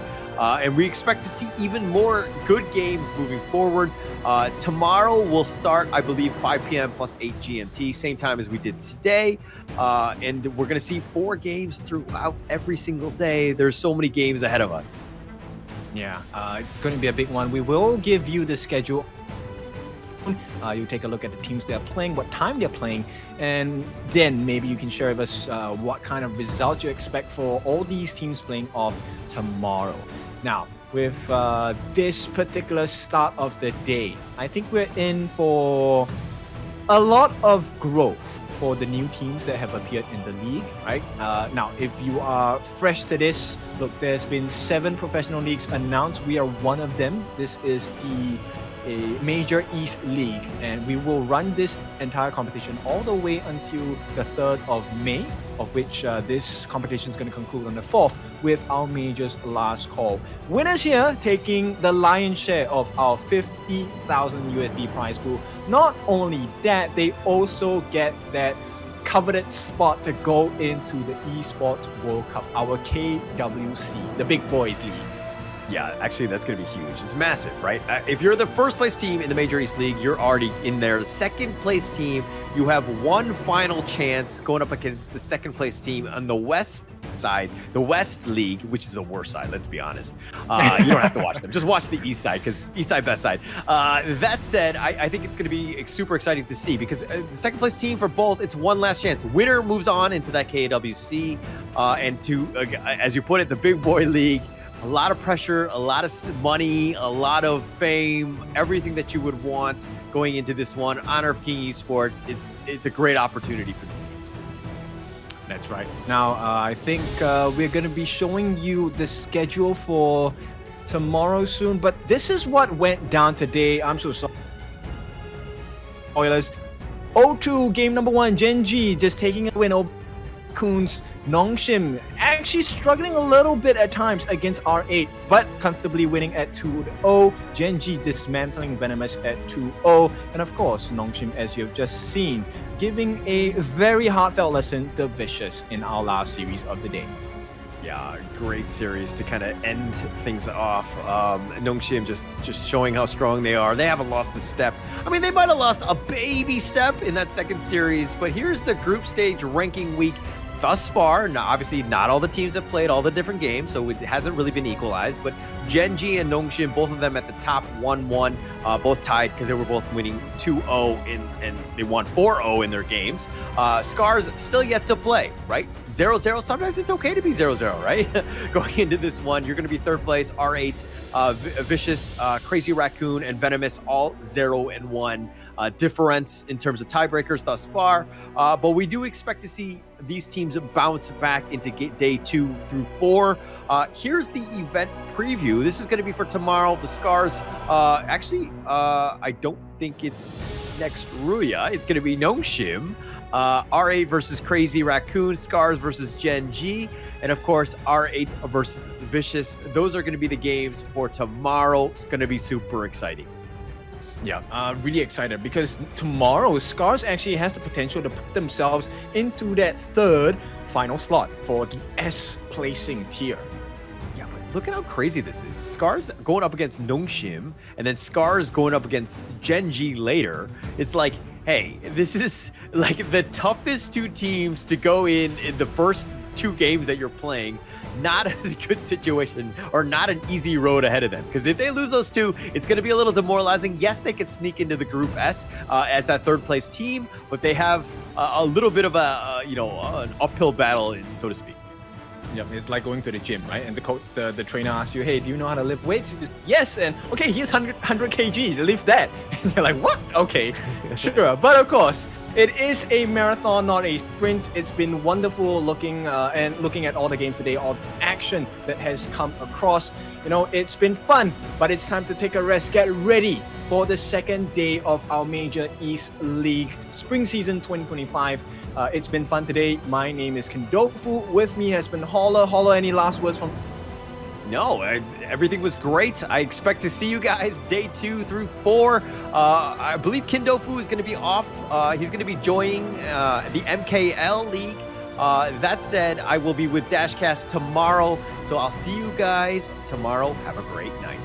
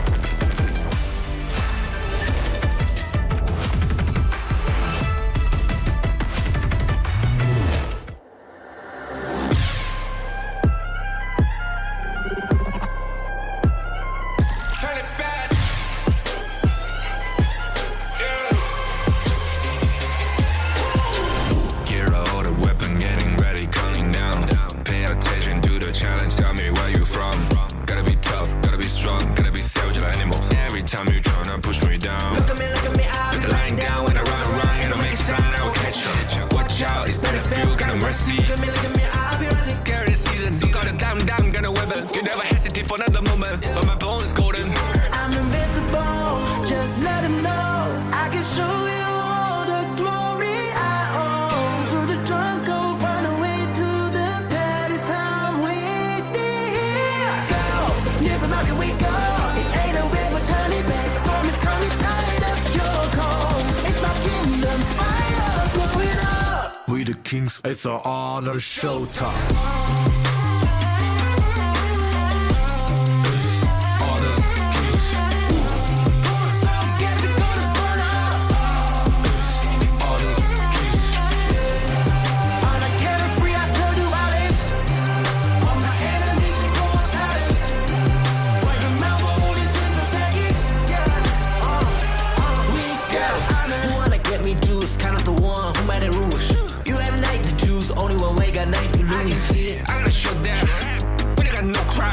We bout if I miss one, crushing pieces, you can G. First blood, double trouble, then I take a pen, I kill.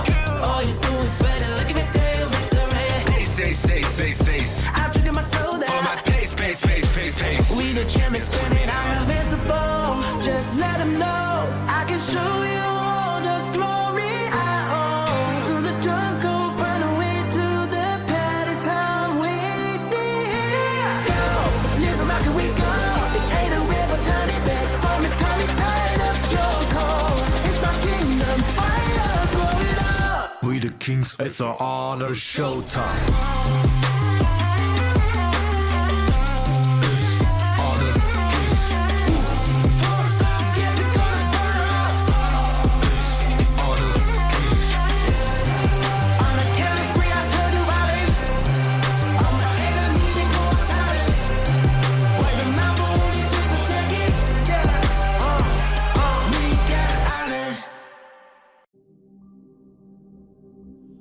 In this world,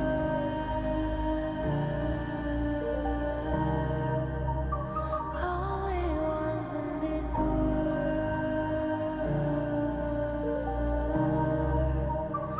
only ones in this call out my name, cut through the sound of the rain.